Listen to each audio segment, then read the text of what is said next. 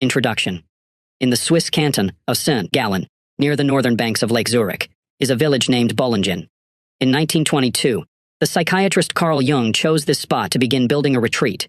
He began with a basic 2-story stone house he called the Tower, after returning from a trip to India, where he observed the practice of adding meditation rooms to homes. He expanded the complex to include a private office. "In my retiring room I am by myself," Jung said of the space. "I keep the key with me all the time. No one else is allowed in there except with my permission." In his book Daily Rituals, journalist Mason Curry sorted through various sources on Jung to recreate the psychiatrist's work habits at the Tower. Jung would rise at 7 a.m., Curry reports, and after a big breakfast, he would spend 2 hours of undistracted writing time in his private office. His afternoons would often consist of meditation or long walks in the surrounding countryside. There was no electricity at the Tower, so his day gave way to night. Light came from oil lamps, and heat from the fireplace. Jung would retire to bed by 10 p.m. "The feeling of repose and renewal that I had in this tower was intense from the start," he said. Though it's tempting to think of Bollingen Tower as a vacation home, if we put it into the context of Jung's career at this point, it's clear that the lakeside retreat was not built as an escape from work. In 1922, when Jung bought the property, he could not afford to take a vacation. Only 1 year earlier, in 1921, he had published Psychological Types, a seminal book that solidified many differences that had been long developing between Jung's thinking and the ideas of his one-time friend and mentor, Sigmund Freud. To disagree with Freud in the 1920s was a bold move. To back up his book, Jung needed to stay sharp and produce a stream of smart articles and books further supporting and establishing analytical psychology, the eventual name for his new school of thought. Jung's lectures and counseling practice kept him busy in Zurich. This is clear, but he wasn't satisfied with busyness alone. He wanted to change the way we understood the unconscious, and this goal required deeper, more careful thought than he could manage amid his hectic city lifestyle. Jung retreated to Bollingen, not to escape his professional life, but instead to advance it. Carl Jung went on to become one of the most influential thinkers of the 20th century. There are, of course, many reasons for his eventual success. In this book, however, I'm interested in his commitment to the following skill, which almost certainly played a key role in his accomplishments. Deep work. Professional activities performed in a state of distraction-free concentration that push your cognitive capabilities to their limit. These efforts create new value, improve your skill, and are hard to replicate. Deep work is necessary to wring every last drop of value out of your current intellectual capacity. We now know from decades of research in both psychology and neuroscience that the state of mental strain that accompanies deep work is also necessary to improve your abilities. Deep work, in other words, was exactly the type of effort needed to stand out in a cognitively demanding field like academic psychiatry in the early 20th century. The term deep work is my own, and is not something Carl Jung would have used, but his actions during this period were those of someone who understood the underlying concept. Jung built a tower out of stone in the woods to promote deep work in his professional life, a task that required time, energy, and money. It also took him away from more immediate pursuits. As Mason Curry writes, Jung's regular journeys to Bollingen reduced the time he spent on his clinical work, noting, although he had many patients who relied on him, Jung was not shy about taking time off. Deep work, though a burden to prioritize, was crucial for his goal of changing the world. Indeed, if you study the lives of other influential figures from both distant and recent history, you'll find that a commitment to deep work is a common theme. The 16th century essayist, Michel de Montaigne, for example, prefigured Jung by working in a private library he built in the southern tower guarding the stone walls of his French chateau. While Mark Twain wrote much of the adventures of Tom Sawyer in a shed on the property of the Quarry Farm in New York, where he was spending the summer, Twain's study was so isolated from the main house that his family took to blowing a horn to attract his attention for meals. Moving forward in history, consider the screenwriter and director Woody Allen. In the 44-year period between 1969 and 2013, Woody Allen wrote and directed 44 films that received 23 Academy Award nominations, an absurd rate of artistic productivity. Throughout this period, Allen never owned a computer, instead completing all his writing, free from electronic distraction, on a German Olympia SM3 manual typewriter. Allen is joined in his rejection of computers by Peter Higgs, a theoretical physicist who performs his work in such disconnected isolation that journalists couldn't find him after it was announced he had won the Nobel Prize. J.K. Rowling, on the other hand, does use a computer, but was famously absent from social media during the writing of her Harry Potter novels. Even though this period coincided with the rise of the technology and its popularity among media figures, Rowling's staff finally started a Twitter account in her name in the fall of 2009, as she was working on The Casual Vacancy, and for the first year and a half her only tweet read, "This is the real me. But you won't be hearing from me often, I'm afraid, as pen and paper is my priority at the moment. Deep work, of course, is not limited to the historical or technophobic. Microsoft CEO Bill Gates famously conducted Think Weeks twice a year, during which he would isolate himself, often in a lakeside cottage, to do nothing but read and think big thoughts. It was during a 1995 Think Week that Gates wrote his famous Internet tidal wave memo that turned Microsoft's attention to an upstart company called Netscape Communications. And in an ironic twist, Neil Stephenson, the acclaimed cyberpunk author who helped form our popular conception of the Internet age, is near impossible to reach electronically. His website offers no email address and features an essay about why he is purposefully bad at using social media. Here's how he once explained the omission. If I organize my life in such a way that I get lots of long, consecutive, uninterrupted time chunks, I can write novels. If I instead get interrupted a lot, what replaces it? Instead of a novel that will be around for a long time, there is a bunch of email messages that I have sent out to individual persons. The ubiquity of deep work among influential individuals is important to emphasize because it stands in sharp contrast to the behavior of most modern knowledge workers, a group that's rapidly forgetting the value of going deep. The reason knowledge workers are losing their familiarity with deep work is well established: network tools. This is a broad category that captures communication services like email and SMS, social media networks like Twitter and Facebook, and the shiny tangle of infotainment sites like BuzzFeed and Reddit. In aggregate, the rise of these tools, combined with ubiquitous access to them through smartphones and networked office computers, has fragmented most knowledge workers' attention into slivers. A 2012 McKinsey study found that the average knowledge worker now spends more than 60% of the workweek engaged in electronic communication and internet searching, with close to 30% of a worker's time dedicated to reading and answering email alone. This state of fragmented attention cannot accommodate deep work, which requires long periods of uninterrupted thinking. At the same time, however, modern knowledge workers are not loafing. In fact, they report that they are as busy as ever. What explains the discrepancy? A lot can be explained by another type of effort, which provides a counterpart to the idea of deep work: shallow work, non-cognitively demanding, logistical-style tasks, often performed while distracted. These efforts tend to not create much new value in the world and are easy to replicate. In an age of network tools, in other words, knowledge workers increasingly replace deep work with a shallow alternative, constantly sending and receiving email messages like human network routers, with frequent breaks for quick hits of distraction. Larger efforts that would be well served by deep thinking, such as forming a new business strategy or writing an important grant application, get fragmented into distracted dashes that produce muted quality. To make matters worse for depth, there's increasing evidence that this shift toward the shallow is not a choice that can be easily reversed. Spend enough time in a state of frenetic shallowness, and you permanently reduce your capacity to perform deep work.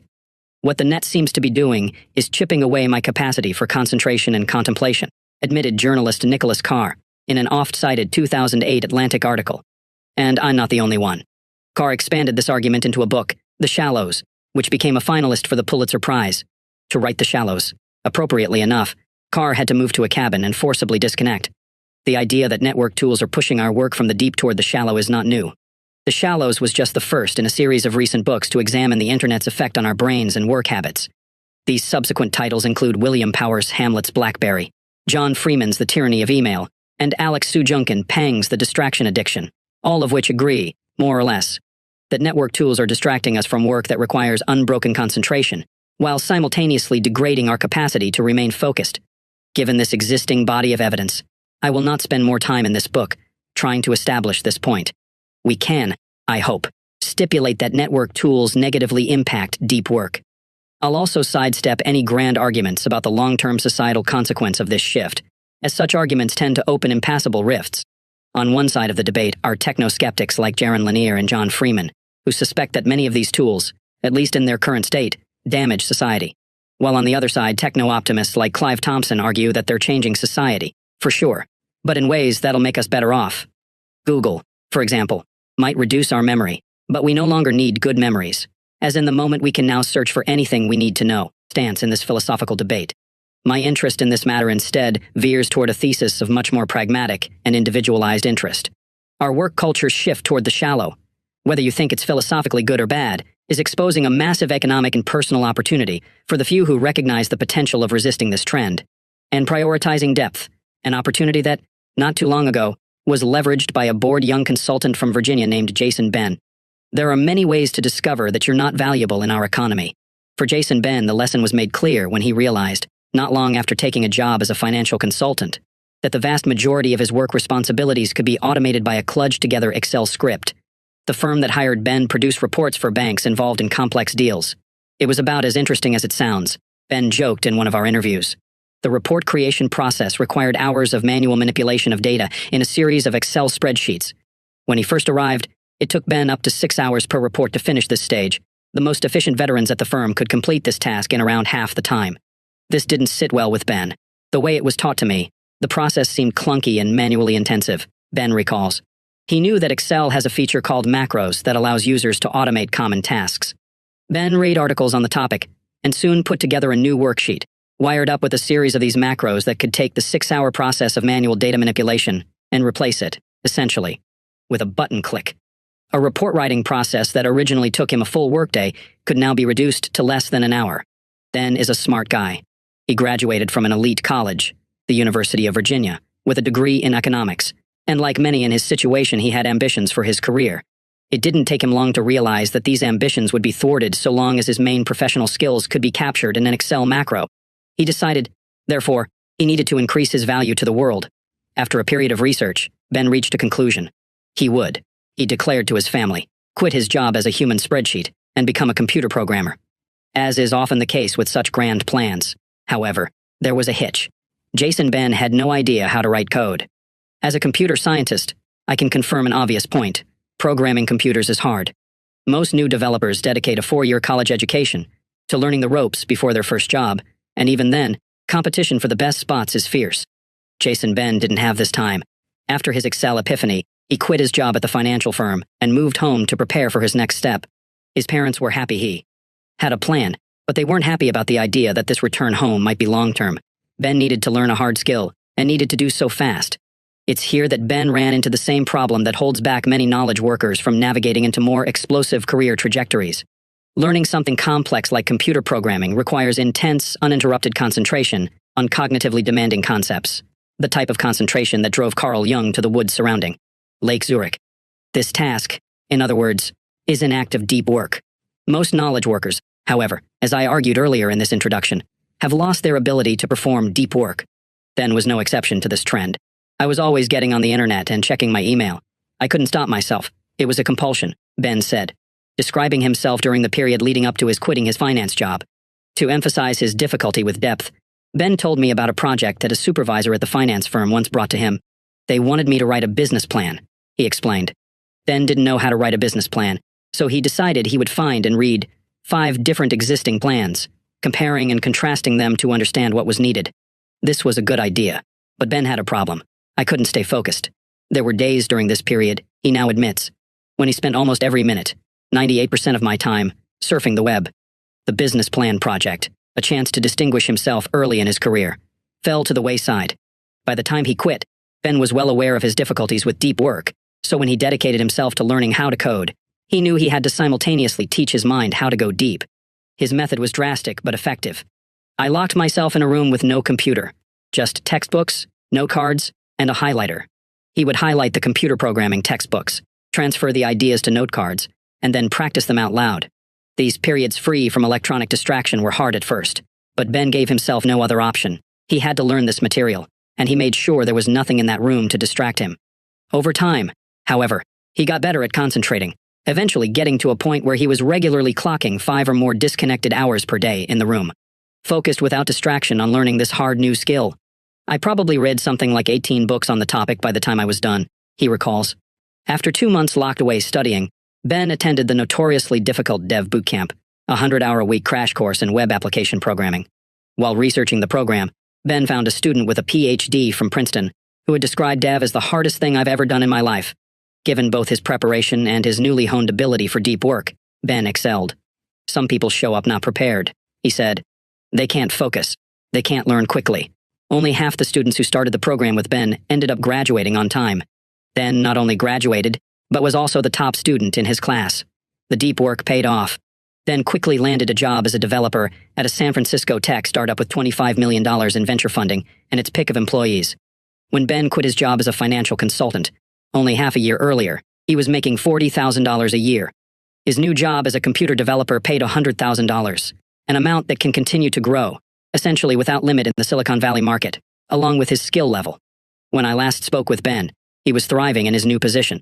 A newfound devotee of deep work, he rented an apartment across the street from his office, allowing him to show up early in the morning before anyone else arrived and work without distraction. On good days, I can get in 4 hours of focus before the first meeting, he told me. Then maybe another 3 to 4 hours in the afternoon. And I do mean focus. No email, no hacker news, a website popular among tech types, just programming. For someone who admitted to sometimes spending up to 98% of his day in his old job surfing the web, Jason Ben's transformation is nothing short of astonishing. Jason Ben's story highlights a crucial lesson. Deep work is not some nostalgic affectation of writers and early 20th century philosophers. It's instead a skill that has great value today. There are 2 reasons for this value. The first has to do with learning. We have an information economy that's dependent on complex systems that change rapidly. Some of the computer languages Ben learned, for example, didn't exist 10 years ago and will likely be outdated 10 years from now. Similarly, someone coming up in the field of marketing in the 1990s probably had no idea that today they'd need to master digital analytics. To remain valuable in our economy, therefore, you must master the art of quickly learning complicated things. This task requires deep work. If you don't cultivate this ability, you're likely to fall behind as technology advances. The second reason that deep work is valuable is because the impacts of the digital network revolution cut both ways. If you can create something useful, its reachable audience, e.g., employers or customers, is essentially limitless, which greatly magnifies your reward. On the other hand, if what you're producing is mediocre, then you're in trouble, as it's too easy for your audience to find a better alternative online. Whether you're a computer programmer, writer, marketer, consultant, or entrepreneur, your situation has become similar to Jung trying to outwit Freud, or Jason Ben trying to hold his own in a hot startup. To succeed, you have to produce the absolute best stuff you're capable of producing, a task that requires depth. The growing necessity of deep work is new. In an industrial economy, there was a small skilled labor and professional class for which deep work was crucial. But most workers could do just fine without ever cultivating an ability to concentrate without distraction. They were paid to crank widgets, and not much about their job would change in the decades they kept it. But as we shift to an information economy, more and more of our population are knowledge workers, and deep work is becoming a key currency, even if most haven't yet recognized this reality. Deep work is not, in other words, an old-fashioned skill falling into irrelevance. It's instead a crucial ability for anyone looking to move ahead in a globally competitive information economy that tends to chew up and spit out those who aren't earning their keep. The real rewards are reserved not for those who are comfortable using Facebook, a shallow task, easily replicated, but instead for those who are comfortable building the innovative distributed systems that run the service, a decidedly deep task, hard to replicate. Deep work is so important that we might consider it, to use the phrasing of business writer Eric Barker, the superpower of the 21st century. We have now seen 2 strands of thought, one about the increasing scarcity of deep work and the other about its increasing value, which we can combine into the idea that provides the foundation for everything that follows in this book, the deep work hypothesis. The ability to perform deep work is becoming increasingly rare at exactly the same time it is becoming increasingly valuable in our economy. As a consequence, the few who cultivate this skill and then make it the core of their working life will thrive. This book has 2 goals, pursued in 2 parts. The first, tackled in part 1, is to convince you that the deep work hypothesis is true. The second, tackled in part 2, is to teach you how to take advantage of this reality by training your brain and transforming your work habits to place deep work at the core of your professional life. Before diving into these details, however, I'll take a moment to explain how I became such a devotee of depth. I've spent the past decade cultivating my own ability to concentrate on hard things.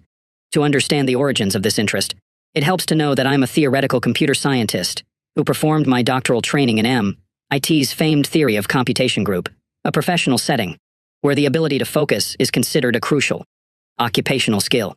During these years, I shared a graduate student office down the hall from a MacArthur Genius Grant winner, a professor who was hired at MIT before he was old enough to legally drink. It wasn't uncommon to find this theoretician sitting in the common space, staring at markings on a whiteboard, with a group of visiting scholars arrayed around him, also sitting quietly and staring. This could go on for hours. I'd go to lunch. I'd come back, still staring. This particular professor is hard to reach. He's not on Twitter, and if he doesn't know you, he's unlikely to respond to your email. Last year, he published 16 papers. This type of fierce concentration permeated the atmosphere during my student years. Not surprisingly, I soon developed a similar commitment to depth. To the chagrin of both my friends and the various publicists I've worked with on my books, I've never had a Facebook or Twitter account, or any other social media presence outside of a blog. I don't web surf and get most of my news from my home-delivered Washington Post and NPR. I'm also generally hard to reach. My author website doesn't provide a personal email address, and I didn't own my first smartphone until 2012, when my pregnant wife gave me an ultimatum. You have to have a phone that works before our son is born. On the other hand, my commitment to depth has rewarded me. In the 10-year period following my college graduation, I published 4 books, earned a PhD, wrote peer-reviewed academic papers at a high rate, and was hired as a tenure-track professor at Georgetown University. I maintained this voluminous production while rarely working past 5 or 6 p.m. during the work week. This compressed schedule is possible because I've invested significant effort to minimize the shallow in my life while making sure I get the most out of the time this frees up. I build my days around a core of carefully chosen deep work. With the shallow activities I absolutely cannot avoid batched into smaller bursts at the peripheries of my schedule. 3 to 4 hours a day, 5 days a week, of uninterrupted and carefully directed concentration, it turns out, can produce a lot of valuable output. My commitment to depth has also returned non-professional benefits. For the most part, I don't touch a computer between the time when I get home from work and the next morning when the new workday begins. The main exception being blog posts, which I like to write after my kids go to bed. This ability to fully disconnect, as opposed to the more standard practice of sneaking in a few quick work email checks, or giving into frequent surveys of social media sites, allows me to be present with my wife and 2 sons in the evenings, and read a surprising number of books for a busy father of 2. More generally, the lack of distraction in my life tones down that background hum of nervous mental energy that seems to increasingly pervade people's daily lives.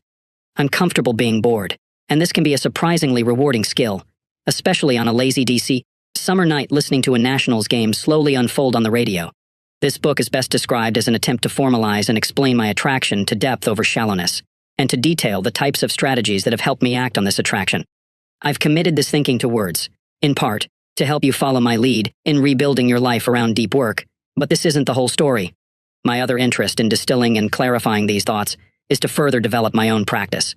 My recognition of the deep work hypothesis has helped me thrive, but I'm convinced that I haven't yet reached my full value-producing potential. As you struggle and ultimately triumph with the ideas and rules in the chapters ahead, you can be assured that I'm following suit, ruthlessly culling the shallow and painstakingly cultivating the intensity of my depth. You'll learn how I fare in this book's conclusion. When Carl Jung wanted to revolutionize the field of psychiatry, he built a retreat in the woods. Jung's Bollingen Tower became a place where he could maintain his ability to think deeply, and then apply the skill to produce work of such stunning originality that it changed the world. In the pages ahead, I'll try to convince you to join me in the effort to build our own personal Bollingen Towers, to cultivate an ability to produce real value in an increasingly distracted world, and to recognize a truth embraced by the most productive and important personalities of generations past. A deep life is a good life. Part 1. The Idea. Chapter 1. Deep work is valuable. As Election Day loomed in 2012, traffic at the New York Times website spiked, as is normal during moments of national importance. But this time, something was different. A wildly disproportionate fraction of this traffic, more than 70% by some reports, was visiting a single location in the sprawling domain. It wasn't a front-page breaking news story, and it wasn't commentary from one of the paper's Pulitzer Prize-winning columnists. It was instead a blog run by a baseball stats geek turned election forecaster named Nate Silver. Less than a year later, ESPN and ABC News lured Silver away from the Times, which tried to retain him by promising a staff of up to a dozen writers, in a major deal that would give Silver's operation a role in everything from sports to weather to network news segments to, improbably enough, Academy Awards telecasts. Though there's debate about the methodological rigor of Silver's hand-tuned models, there are few who deny that in 2012 this 35-year-old data whiz was a winner in our economy. Another winner is David Heimeyer Hansen, a computer programming star who created the Ruby on Rails website development framework, which currently provides the foundation for some of the web's most popular destinations, including Twitter and Hulu. Hansen is a partner in the influential development firm Basecamp, called Signals until 2014. Hansen doesn't talk publicly about the magnitude of his profit share from Basecamp or his other revenue sources, but we can assume they're lucrative given that Hansen splits his time between Chicago, Malibu, and Marbella, Spain, where he dabbles in high-performance race car driving. Our third and final example of a clear winner in our economy is John Doerr, a general partner in the famed Silicon Valley venture capital fund Kleiner Perkins Caulfield and Damp Buyers. Doerr helped fund many of the key companies fueling the current technological revolution, including Twitter, Google, Amazon, Netscape, and Sun Microsystems. The return on these investments has been astronomical. Doerr's net worth, as of this writing, is more than $3 billion. Why have Silver, Hansen, and Doerr done so well? There are two types of answers to this question.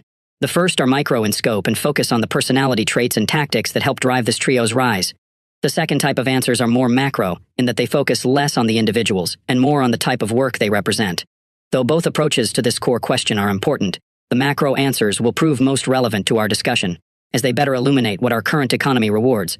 To explore this macro perspective, we turn to a pair of MIT economists, Eric Brynjolfsson and Andrew McAfee, who in their influential 2011 book, Race Against the Machine, provide a compelling case that among various forces at play, it's the rise of digital technology in particular that's transforming our labor markets in unexpected ways. We are in the early throes of a great restructuring. Brynjolfsson and McAfee explain early in their book. Our technologies are racing ahead, but many of our skills and organizations are lagging behind. For many workers, this lag predicts bad news. As intelligent machines improve, and the gap between machine and human abilities shrinks, employers are becoming increasingly likely to hire new machines instead of new people.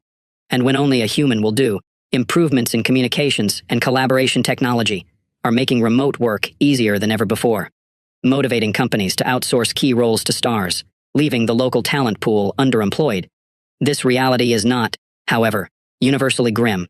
As Brynjolfsson and McAfee emphasize, this great restructuring is not driving down all jobs, but is instead dividing them. Though an increasing number of people will lose in this new economy, as their skill becomes automatable or easily outsourced, there are others who will not only survive, but thrive, becoming more valued, and therefore more rewarded, than before. Brynjolfsson and McAfee aren't alone in proposing this bimodal trajectory for the economy. In 2013, for example, the George Mason economist Tyler Cowen published Average is Over, a book that echoes this thesis of a digital division. But what makes Brynjolfsson and McAfee's analysis particularly useful is that they proceed to identify three specific groups that will fall on the lucrative side of this divide and reap a disproportionate amount of the benefits of the intelligent machine age. Not surprisingly, it's to these three groups that Silver, Hansen, and Doerr happen to belong. Let's touch on each of these groups in turn to better understand why they're suddenly so valuable. The high-skilled workers. Brynjolfsson and McAfee call the group personified by Nate Silver the high-skilled workers. Advances such as robotics and voice recognition are automating many low-skilled positions, but as these economists emphasize, other technologies like data visualization, analytics, high-speed communications, and rapid prototyping have augmented the contributions of more abstract and data-driven reasoning, increasing the values of these jobs. In other words, those with the oracular ability to work with and tease valuable results out of increasingly complex machines will thrive. Tyler Cowen summarizes this reality more bluntly. The key question will be, are you good at working with intelligent machines or not? Nate Silver, of course, with his comfort in feeding data into large databases, then siphoning it out into his mysterious Monte Carlo simulations, is the epitome of the high-skilled worker. Intelligent machines are not an obstacle to Silver's success, but instead provide its precondition. The superstars. The ace programmer David Heinemeier Hansen provides an example of the second group that Brynjolfsson and McAfee predict will thrive in our new economy. Superstars. High-speed data networks and collaboration tools like email and virtual meeting software have destroyed regionalism in many sectors of knowledge work.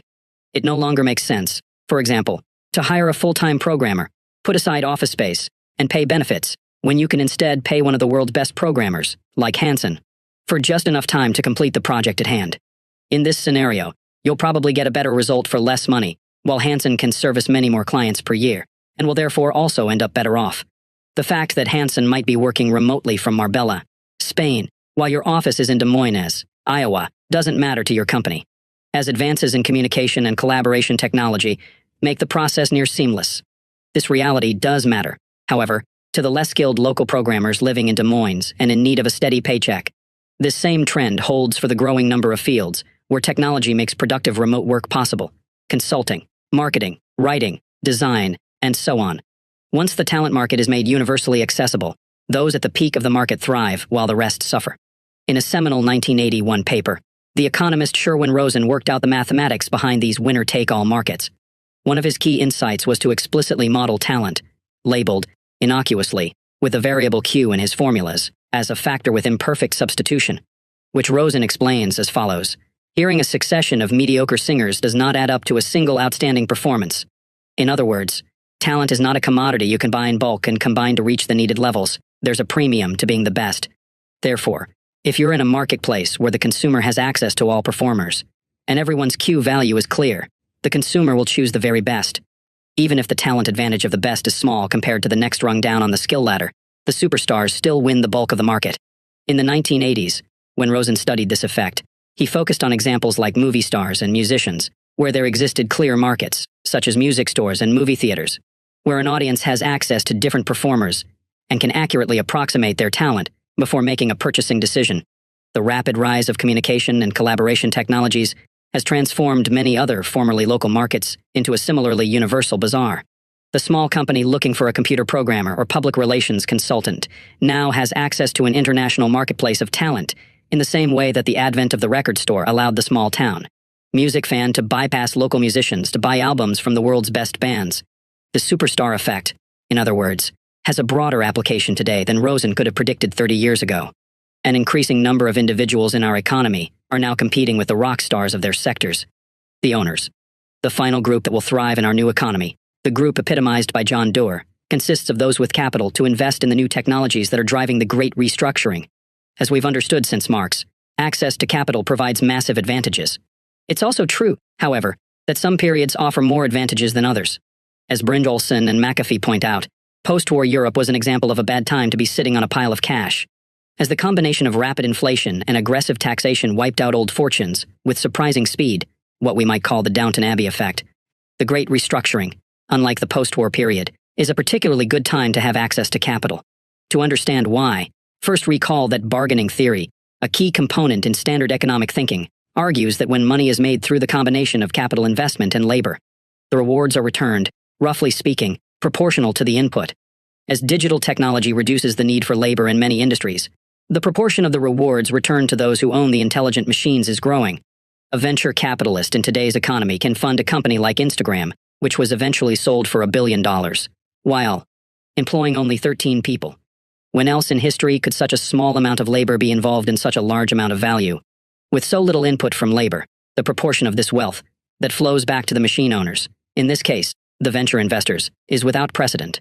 It's no wonder that a venture capitalist I interviewed for my last book admitted to me with some concern, "Everyone wants my job." Let's pull together the threads spun so far. Current economic thinking, as I've surveyed, argues that the unprecedented growth and impact of technology are creating a massive restructuring of our economy. In this new economy, three groups will have a particular advantage: those who can work well and creatively with intelligent machines, those who are the best at what they do, and those with access to capital. To be clear, this great restructuring identified by economists like Brynjolfsson, McAfee, and Cowan is not the only economic trend of importance at the moment. And the three groups mentioned previously are not the only groups who will do well. But what's important for this book's argument is that these trends, even if not alone, are important, and these groups, even if they are not the only such groups, will thrive. If you can join any of these groups, therefore, you'll do well. If you cannot, you might still do well, but your position is more precarious. The question we must now face is the obvious one. How does one join these winners? At the risk of quelling your rising enthusiasm, I should first confess that I have no secret for quickly amassing capital and becoming the next John Doerr. If I had such secrets, it's unlikely I'd share them in a book. The other two winning groups, however, are accessible. How to access them is the goal we tackle next. How to become a winner in the new economy. I just identified two groups that are poised to thrive and that I claim are accessible. Those who can work creatively with intelligent machines and those who are stars in their field. What's the secret to landing in these lucrative sectors of the widening digital divide? I argue that the following two core abilities are crucial. Two core abilities for thriving in the new economy. 1. The ability to quickly master hard things. 2. The ability to produce at an elite level in terms of both quality and speed. Let's begin with the first ability. To start, we must remember that we've been spoiled by the intuitive and drop-dead simple user experience of many consumer-facing technologies, like Twitter and the iPhone. These examples, however, are consumer products, not serious tools. Most of the intelligent machines driving the great restructuring are significantly more complex to understand and master. Consider Nate Silver, our earlier example of someone who thrives by working well with complicated technology. If we dive deeper into his methodology, we discover that generating data-driven election forecasts is not as easy as typing "who will win more votes" into a search box. He instead maintains a large database of poll results, thousands of polls from more than 250 pollsters, that he feeds into Stata, a popular statistical analysis system produced by a company called StataCorp. These are not easy tools to master. Here, for example, is the type of command you need to understand to work with a modern database like Silver uses. Create view cities as select name, population, altitude from capitals union select. Name, population, altitude from non-capitals. Databases of this type are interrogated in a language called SQL. You send them commands like the one shown here to interact with their stored information. Understanding how to manipulate these databases is subtle. The example command, for example, creates a view, a virtual database table that pulls together data from multiple existing tables, and that can then be addressed by the SQL commands like a standard table. When to create views and how to do so well is a tricky question, one of many that you must understand and master to tease reasonable results out of real-world databases. Sticking with our Nate Silver case study, consider the other technology he relies on, Stata. This is a powerful tool, and definitely not something you can learn intuitively after some modest tinkering. Here, for example, is a description of the features added to the most recent version of this software. Stata 13 adds many new features such as treatment effects, multi-level GLM, power and sample size, generalized SEM, forecasting, effect sizes, project manager, long strings and blobs, and much more. Silver uses this complex software, with its generalized SEM and blobs, to build intricate models with interlocking parts, multiple regressions, conducted on custom parameters, which are then referenced as custom weights used in probabilistic expressions, and so on. The point of providing these details is to emphasize that intelligent machines are complicated and hard to master. To join the group of those who can work well with these machines, therefore, requires that you hone your ability to master hard things. And because these technologies change rapidly, this process of mastering hard things never ends. You must be able to do it quickly, again and again. This ability to learn hard things quickly, of course, isn't just necessary for working well with intelligent machines. It also plays a key role in the attempt to become a superstar in just about any field, even those that have little to do with technology. To become a world-class yoga instructor, for example, requires that you master an increasingly complex set of physical skills.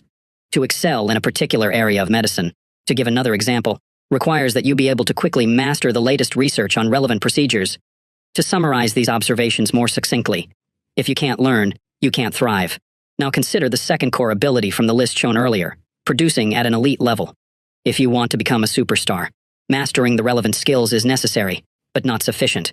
You must then transform that latent potential into tangible results that people value.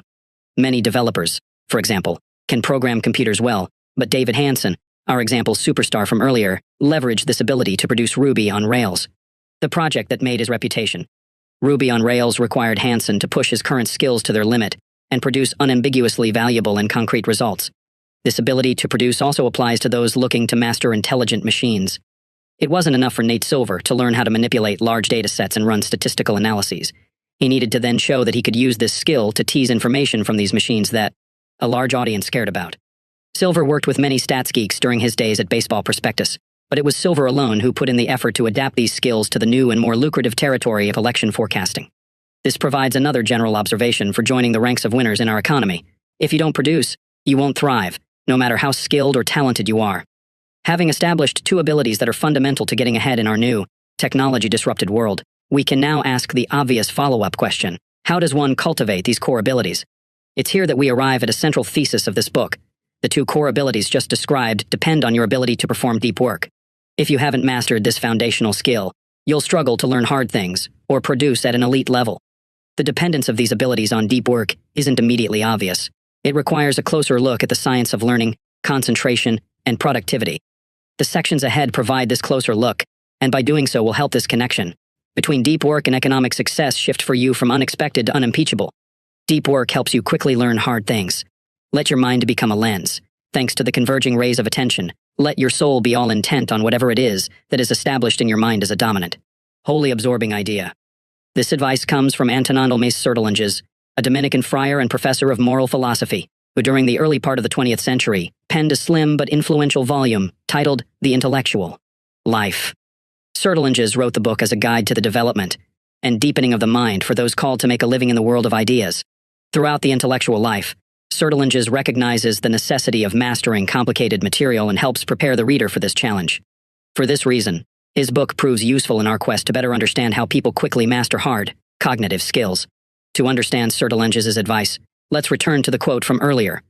In these words, which are echoed in many forms in The Intellectual Life, Sertalinges argues that to advance your understanding of your field, you must tackle the relevant topics systematically. allowing your converging rays of attention to uncover the truth latent in each. In other words, he teaches, to learn requires intense concentration.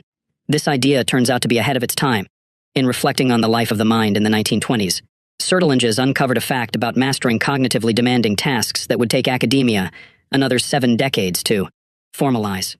This task of formalization began in earnest in the 1970s, when a branch of psychology, sometimes called performance psychology, began to systematically explore what separates experts, in many different fields, from everyone else. In the early 1990s, K. Anders Ericsson, a professor at Florida State University, pulled together these strands into a single coherent answer, consistent with the growing research literature, that he gave a punchy name, deliberate practice. Ericsson opens his seminal paper on the topic with a powerful claim. We deny that these differences between expert performers and normal adults are immutable. Instead, we argue that the differences between expert performers and normal adults reflect a lifelong period of deliberate effort to improve performance in a specific domain. American culture, in particular, loves the storyline of the prodigy. Do you know how easy this is for me? Matt Damon's character famously cries in the movie Good Will Hunting as he makes quick work of proofs that stymie the world's top mathematicians. The line of research promoted by Ericsson, and now widely accepted with caveats, destabilizes these myths. To master a cognitively demanding task requires this specific form of practice. There are few exceptions made for natural talent. On this point, too, Sertilinges seems to have been ahead of his time, arguing in the intellectual life. Men of genius themselves were great only by bringing all their power to bear on the point on which they had decided to show their full measure. Ericsson couldn't have said it better. This brings us to the question of what deliberate practice actually requires. Its core components are usually identified as follows. 1. Your attention is focused tightly on a specific skill you're trying to improve, or an idea you're trying to master. 2. You receive feedback so you can correct your approach to keep your attention exactly where it's most productive. The first component is of particular importance to our discussion, as it emphasizes that deliberate practice cannot exist alongside distraction, and that it instead requires uninterrupted concentration. As Ericsson emphasizes, diffused attention is almost antithetical to the focused attention required by deliberate practice. Emphasis mine. As psychologists, Ericsson and the other researchers in his field are not interested in why deliberate practice works. They're just identifying it as an effective behavior. In the intervening decades since Ericsson's first major papers on the topic, however, neuroscientists have been exploring the physical mechanisms that drive people's improvements on hard tasks. As the journalist Daniel Coyle surveys in his 2009 book, The Talent Code, these scientists increasingly believe the answer includes myelin, a layer of fatty tissue that grows around neurons, acting like an insulator that allows the cells to fire faster and cleaner. To understand the role of myelin in improvement, keep in mind that skills, be they intellectual or physical, eventually reduce down to brain circuits. This new science of performance argues that you get better at a skill as you develop more myelin around the relevant neurons, allowing the corresponding circuit to fire more effortlessly and effectively. To be great at something is to be well myelinated. This understanding is important because it provides a neurological foundation for why deliberate practice works. By focusing intensely on a specific skill, you're forcing the specific relevant circuit to fire, again and again, in isolation. This repetitive use of a specific circuit triggers cells called oligodendrocytes to begin wrapping layers of myelin around the neurons in the circuits, effectively cementing the skill. The reason, therefore, why it's important to focus intensely on the task at hand while avoiding distraction is because this is the only way to isolate the relevant neural circuit enough to trigger useful myelination. By contrast, if you're trying to learn a complex new skill, say, SQL database management, in a state of low concentration, perhaps you also have your Facebook feed open. You're firing too many circuits simultaneously and haphazardly to isolate the group of neurons you actually want to strengthen. In the century that has passed, since Antonundel Mace Sertilinges first wrote about using the mind like a lens to focus rays of attention, we have advanced from this elevated metaphor to a decidedly less poetic explanation expressed in terms of oligodendrocyte cells. But this sequence of thinking about thinking points to an inescapable conclusion. To learn hard things quickly, you must focus intensely without distraction. To learn, in other words, is an act of deep work. If you're comfortable going deep, you'll be comfortable mastering the increasingly complex systems and skills needed to thrive in our economy. If you instead remain one of the many for whom depth is uncomfortable and distraction ubiquitous, you shouldn't expect these systems and skills to come easily to you. Deep work helps you produce at an elite level. Adam Grant produces at an elite level. When I met Grant in 2013, he was the youngest professor to be awarded tenure at the Wharton School of Business at Penn.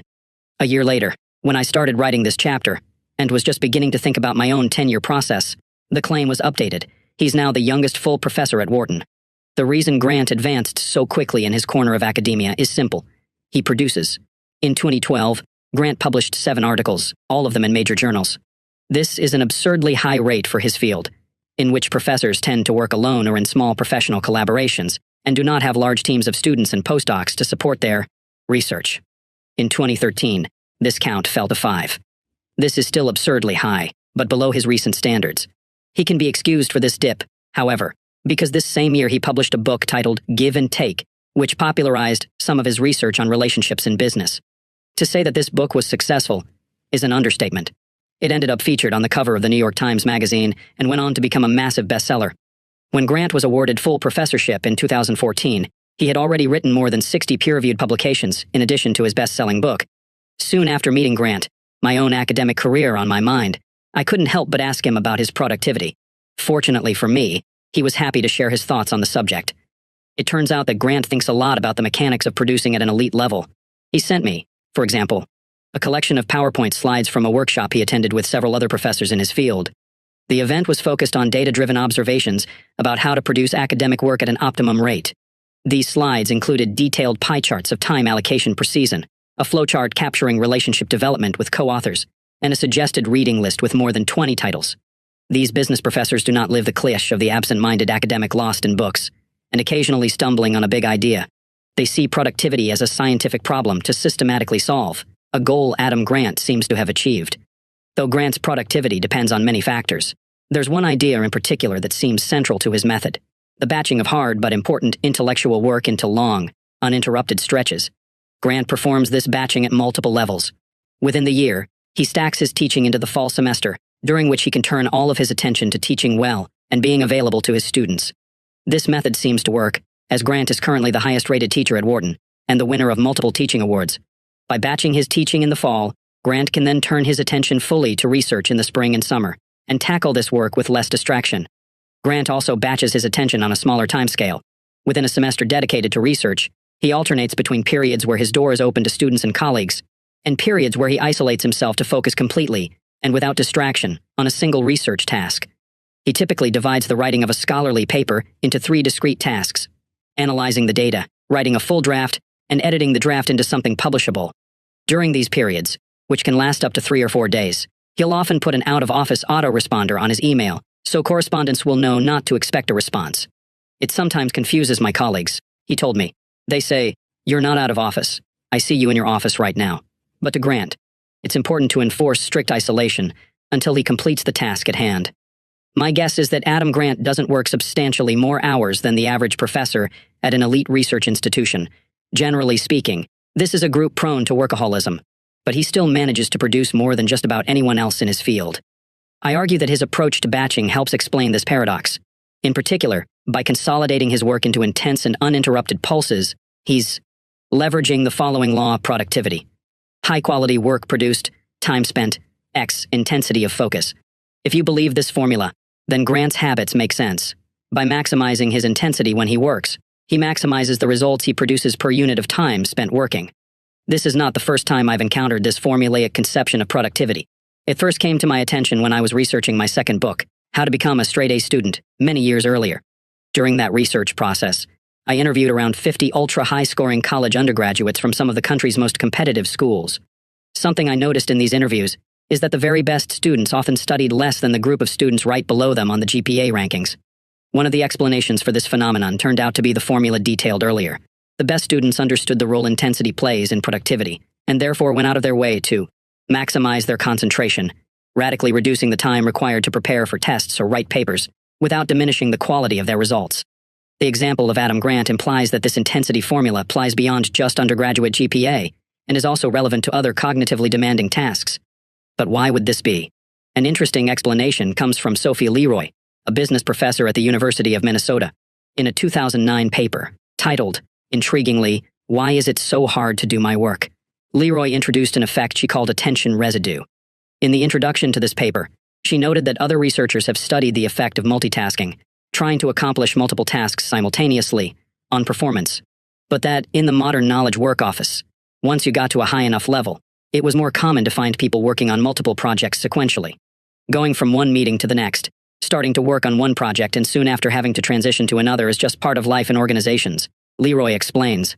The problem this research identifies with this work strategy is that when you switch from some task A to another task B, your attention doesn't immediately follow. A residue of your attention remains stuck thinking about the original task. This residue gets especially thick if your work on task A was unbounded and of low intensity before you switched, but even if you finish task A before moving on, your attention remains divided for a while. Leroy studied the effect of this attention residue on performance by forcing task switches in the laboratory. In one such experiment, for example, she started her subjects working on a set of word puzzles. In one of the trials, she would interrupt them and tell them that they needed to move on to a new and challenging task, in T's case, reading our sums and making hypothetical hiring day. In other trials, she let the subjects finish the puzzles before giving them the next task. In between puzzling and hiring, she would deploy a quick lexical decision game to quantify the amount of residue left from the first task. The results from this and her similar experiments were clear.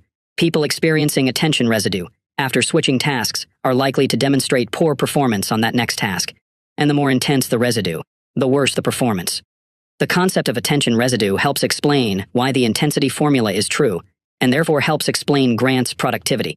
By working on a single hard task for a long time without switching, Grant minimizes the negative impact of attention residue from his other obligations, allowing him to maximize performance on this one task. When Grant is working for days in isolation on a paper, in other words, he's doing so at a higher level of effectiveness than the standard professor following a more distracted strategy in which the work is repeatedly interrupted by residue slathering interruptions. Even if you're unable to fully replicate Grant's extreme isolation, we'll tackle different strategies for scheduling depth in Part 2. The attention residue concept is still telling because it implies that the common habit of working in a state of semi-distraction is potentially devastating to your performance. It might seem harmless to take a quick glance at your inbox every 10 minutes or so. Indeed, many justify this behavior as better than the old practice of leaving an inbox open on the screen at all times, a straw man habit that few follow anymore. But Leroy teaches us that this is not in fact much of an improvement. That quick check introduces a new target for your attention. Even worse, by seeing messages that you cannot deal with at the moment, which is almost always the case, you'll be forced to turn back to the primary task with a secondary task left unfinished. The attention residue left by such unresolved switches dampens your performance. When we step back from these individual observations, we see a clear argument form. To produce at your peak level, you need to work for extended periods with full concentration on a single task free from distraction. Put another way, the type of work that optimizes your performance is deep work. If you're not comfortable going deep for extended periods of time, it'll be difficult to get your performance to the peak levels of quality and quantity increasingly necessary to thrive professionally. Unless your talent and skills absolutely dwarf those of your competition, the deep workers among them will outproduce you. What about Jack Dorsey? I've now made my argument for why deep work supports abilities that are becoming increasingly important in our economy. Before we accept this conclusion, however, we must face a type of question that often arises when I discuss this topic. What about Jack Dorsey? Jack Dorsey helped found Twitter. After stepping down as CEO, he then launched the payment processing company Square. To quote a Forbes profile, he is a disruptor on a massive scale and a repeat offender. He is also someone who does not spend a lot of time in a state of deep work. Dorsey doesn't have the luxury of long periods of uninterrupted thinking because, at the time when the Forbes profile was written, he maintained management duties at both Twitter, where he remained chairman, and Square, leading to a tightly calibrated schedule that ensures that the companies have a predictable weekly cadence, and that also ensures that Dorsey's time and attention are severely fractured. Dorsey reports, for example, that he ends the average day with 30 to 40 sets of meeting notes that he reviews and filters at night. In the small spaces between all these meetings, he believes in serendipitous availability. I do a lot of my work at stand-up tables, which anyone can come up to, Dorsey said. I get to hear all these conversations around the company. This style of work is not deep. To use a term from our previous section, Dorsey's attention residue is likely slathered on thick as he darts from one meeting to another, letting people interrupt him freely in the brief interludes in between. And yet, we cannot say that Dorsey's work is shallow, because shallow work, as defined in the introduction, is low value and easily replicable. While what Jack Dorsey does is incredibly valuable and highly rewarded in our economy, as of this writing, he was among the top 1,000 richest people in the world, with a net worth over $1.1 billion. Jack Dorsey is important to our discussion because he's an exemplar of a group we cannot ignore, individuals who thrive without depth. When I titled the motivating question of this section, "What about Jack Dorsey?" I was providing a specific example of a more general query. If deep work is so important, why are there distracted people who do well? To conclude this chapter, I want to address this question so it doesn't nag at your attention as we dive deeper into the topic of depth in the pages ahead. To start, we must first note that Jack Dorsey is a high-level executive of a large company. 2 companies, in fact. Individuals with such positions play a major role in the category of those who thrive without depth, because the lifestyle of such executives is famously and unavoidably distracted. Here's Cary Trainer, CEO of Vimeo, trying to answer the question of how long he can go without email. I can go a good solid Saturday without, well, most of the daytime without it. I mean, I'll check it, but I won't necessarily respond. At the same time, of course, these executives are better compensated and more important in the American economy today than in any other time in history. Jack Dorsey's success without depth is common at this elite level of management. Once we've stipulated this reality, we must then step back to remind ourselves that it doesn't undermine the general value of depth. Why? Because the necessity of distraction in these executives' work lives is highly specific to their particular jobs. A good chief executive is essentially a hard-to-automate decision engine, not unlike IBM's Jeopardy! Playing Watson's system. They have built up a hard-won repository of experience and have honed and proved an instinct for their market. They're then presented inputs throughout the day, in the form of emails, meetings, site visits, and the like, that they must process and act on. To ask a CEO to spend 4 hours thinking deeply about a single problem is a waste of what makes him or her valuable. It's better to hire 3 smart subordinates to think deeply about the problem and then bring their solutions to the executive for a final decision. This specificity is important because it tells us that if you're a high-level executive at a major company, you probably don't need the advice in the pages that follow. On the other hand, it also tells us that you cannot extrapolate the approach of these executives to other jobs. The fact that Dorsey encourages interruption or Cary Trainer checks his email constantly doesn't mean that you'll share their success if you follow suit. Their behaviors are characteristic of their specific roles as corporate officers. This rule of specificity should be applied to similar counterexamples that come to mind while reading the rest of this book. There are, we must continually remember, certain corners of our economy where depth is not valued. In addition to executives, we can also include, for example, certain types of salesmen and lobbyists, for whom constant connection is their most valued currency. There are even those who manage to grind out distracted success in fields where depth would help. But at the same time, don't be too hasty to label your job as necessarily non-deep. Just because your current habits make deep work difficult doesn't mean that this lack of depth is fundamental to doing your job well. In the next chapter, for example, I tell the story of a group of high-powered management consultants who were convinced that constant email connectivity was necessary for them to service their clients. When a Harvard professor forced them to disconnect more regularly, as part of a research study, they found, to their surprise, that this connectivity didn't matter nearly as much as they had assumed. The clients didn't really need to reach them at all times, and their performance, as consultants, improved once their attention became less fractured. Similarly, several managers I know tried to convince me that they're most valuable when they're able to respond quickly to their team's problems, preventing project logjams. They see their role as enabling others' productivity, not necessarily protecting their own. Follow-up discussions, however, soon uncovered that this goal didn't really require attention-fracturing connectivity. Indeed, many software companies now deploy the Scrum project management methodology, which replaces a lot of this ad hoc messaging with regular, highly structured, and ruthlessly efficient status meetings, often held standing up to minimize the urge to bloviate. This approach frees up more managerial time for thinking deeply about the problems their teams are tackling, often improving the overall value of what they produce. Put another way, deep work is not the only skill valuable in our economy, and it's possible to do well without fostering this ability, but the niches where this is advisable are increasingly rare. Unless you have strong evidence that distraction is important for your specific profession, you're best served, for the reasons argued earlier in this chapter, by giving serious consideration to depth. Chapter 2. Deep work is rare. In 2012, Facebook unveiled the plans for a new headquarters designed by Frank Gehry. At the center of this new building is what CEO Mark Zuckerberg called the largest open floor plan in the world. More than 3,000 employees will work on movable furniture, spread over a 10-acre expanse. Facebook, of course, is not the only Silicon Valley heavyweight to embrace the open office concept. When Jack Dorsey, whom we met at the end of the last chapter, bought the old San Francisco Chronicle building to house Square, he configured the space so that his developers work in common spaces on long shared desks. We encourage people to stay out in the open because we believe in serendipity and people walking by each other teaching new things, Dorsey explained. Another big business trend in recent years is the rise of instant messaging. A Times article notes that this technology is no longer the province of chatty teenagers and is now helping companies benefit from new productivity gains and improvements in customer response time. A senior product manager at IBM boasts, "We send 2.5 million IMs within IBM each day. One of the more successful recent entrants into the business instant message space is Hall, a Silicon Valley startup that helps employees move beyond just chat and engage in real-time collaboration. A San Francisco-based developer I know described to me what it was like to work in a company that uses Hall. The most efficient employees, he explained, set up their text editor to flash an alert on their screen when a new question or comment is posted to the company's Hall account. They can then, with a sequence of practiced keystrokes, jump over to Hall, type in their thoughts, and then jump back to their coding with barely a pause. My friend seemed impressed when describing their speed. A third trend is the push for content producers of all types to maintain a social media presence.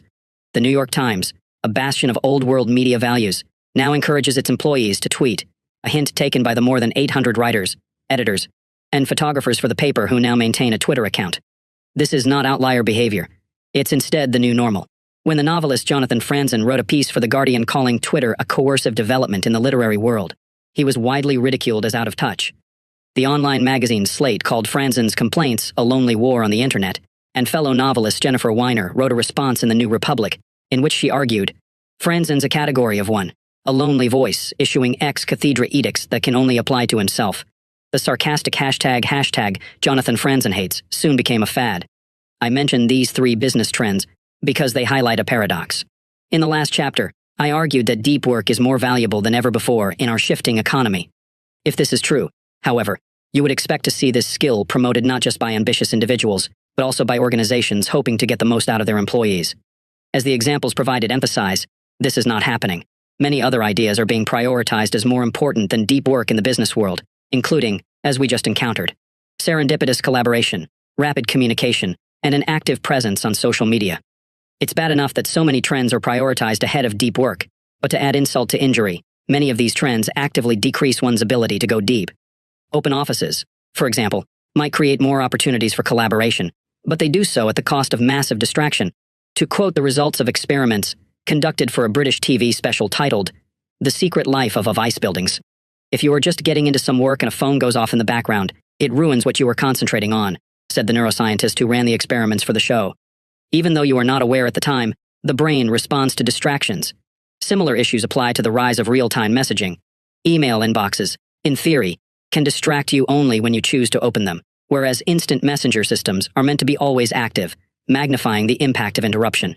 Gloria Mark, a professor of informatics at the University of California, Irvine, is an expert on the science of attention fragmentation. In a well-cited study, Mark and her co-authors observed knowledge workers in real offices and found that an interruption, even if short, delays the total time required to complete a task by a significant fraction. This was reported by subjects as being very detrimental, she summarized with typical academic understatement. Forcing content producers onto social media also has negative effects on the ability to go deep. Serious journalists, for example, need to focus on doing serious journalism, diving into complicated sources, pulling out connective reads, crafting persuasive prose, so to ask them to interrupt this deep thinking throughout the day to party. In the frothy back and forth of online tittering seems irrelevant, and somewhat demeaning, at best, and devastatingly distracting at worst. The respected New Yorker staff writer George Packer captured this fear well in an essay about why he does not tweet. Twitter is crack for media addicts. It scares me, not because I'm morally superior to it, but because I don't think I could handle it. I'm afraid I'd end up letting my son go hungry. Tellingly, when he wrote that essay, Packer was busy writing his book The Unwinding, which came out soon after, and promptly won the National Book Award, despite, or perhaps, aided by, his lack of social media use.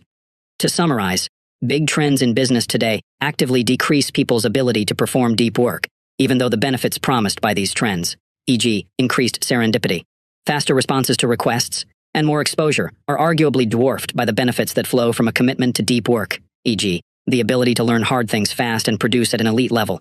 The goal of this chapter is to explain this paradox.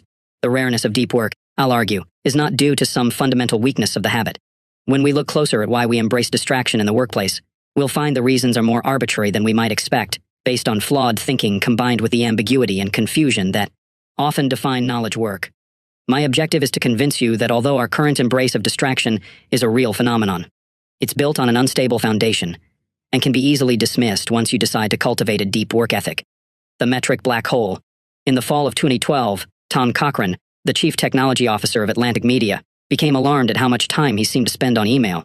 So like any good techie, he decided to quantify this unease. Observing his own behavior, He measured that in a single week he received 511 email messages and sent 284. This averaged to around 160 emails per day over a 5-day workweek. Calculating further, Cochrane noted that even if he managed to spend only 30 seconds per message on average, this still added up to almost an hour and a half per day, dedicated to moving information around like a human network router. This seemed like a lot of time spent on something that wasn't a primary piece of his job description. As Cochrane recalls in a blog post he wrote about his experiment for the Harvard Business Review, these simple statistics got him thinking about the rest of his company. Just how much time were employees of Atlantic Media spending moving around information, instead of focusing on the specialized tasks they were hired to perform? Determined to answer this question, Cochrane gathered company-wide statistics on emails sent per day and the average number of words per email. He then combined these numbers with the employee's average typing speed, reading speed, and salary. The result: he discovered that Atlantic Media was spending well over $1 million a year to pay people to process emails, with every message sent or received tapping the company for around 95 cents of labor costs. A free and frictionless method of communication, Cochrane summarized, had soft costs equivalent to procuring a small company Learjet. Tom Cochrane's experiment yielded an interesting result about the literal cost of a seemingly harmless behavior. But the real importance of this story is the experiment itself, and in particular, its complexity. It turns out to be really difficult to answer a simple question such as, what's the impact of our current email habits on the bottom line? Cochrane had to conduct a company-wide survey and gather statistics from the IT infrastructure. He also had to pull together salary data and information on typing and reading speed, and run the whole thing through a statistical model to spit out his final result. And even then, the outcome is fungible, as it's not able to separate out, for example, how much value was produced by this frequent, expensive email use to offset some of its cost. This example generalizes to most behaviors that potentially impede or improve deep work. Even though we abstractly accept that distraction has costs and depth has value, these impacts, as Tom Cochrane discovered, are difficult to measure. This isn't a trait unique to habits related to distraction and depth. Generally speaking, as knowledge work makes more complex demands of the labor force, it becomes harder to measure the value of an individual's efforts. The French economist Thomas Piketty made this point explicit in his study of the extreme growth of executive salaries. The enabling assumption driving his argument is that it is objectively difficult to measure individual contributions to a firm's output. In the absence of such measures, irrational outcomes, such as executive salaries way out of proportion to the executive's marginal productivity, can occur.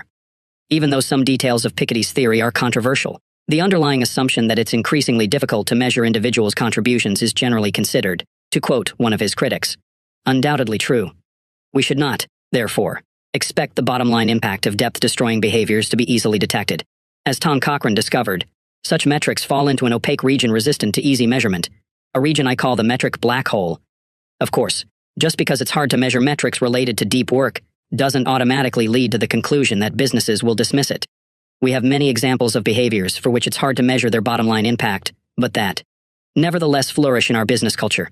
Think, for example, of the 3 trends that opened this chapter, or the outsized executive salaries that puzzled Thomas Piketty. But without clear metrics to support it, any business behavior is vulnerable to unstable whim and shifting forces, and in this volatile scrum deep work has fared particularly poorly.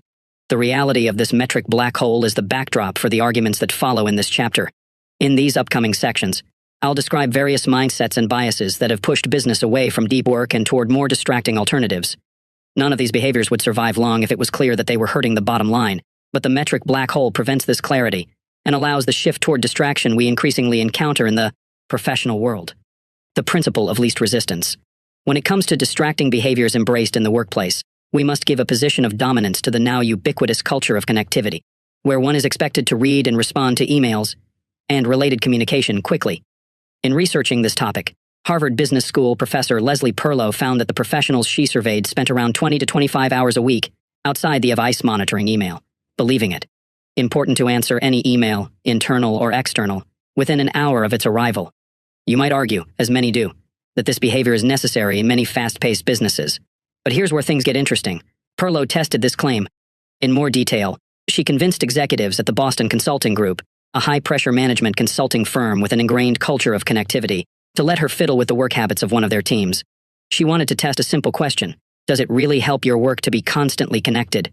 To do so, she did something extreme. She forced each member of the team to take one day out of the work week, completely off, no connectivity to anyone inside or outside the company.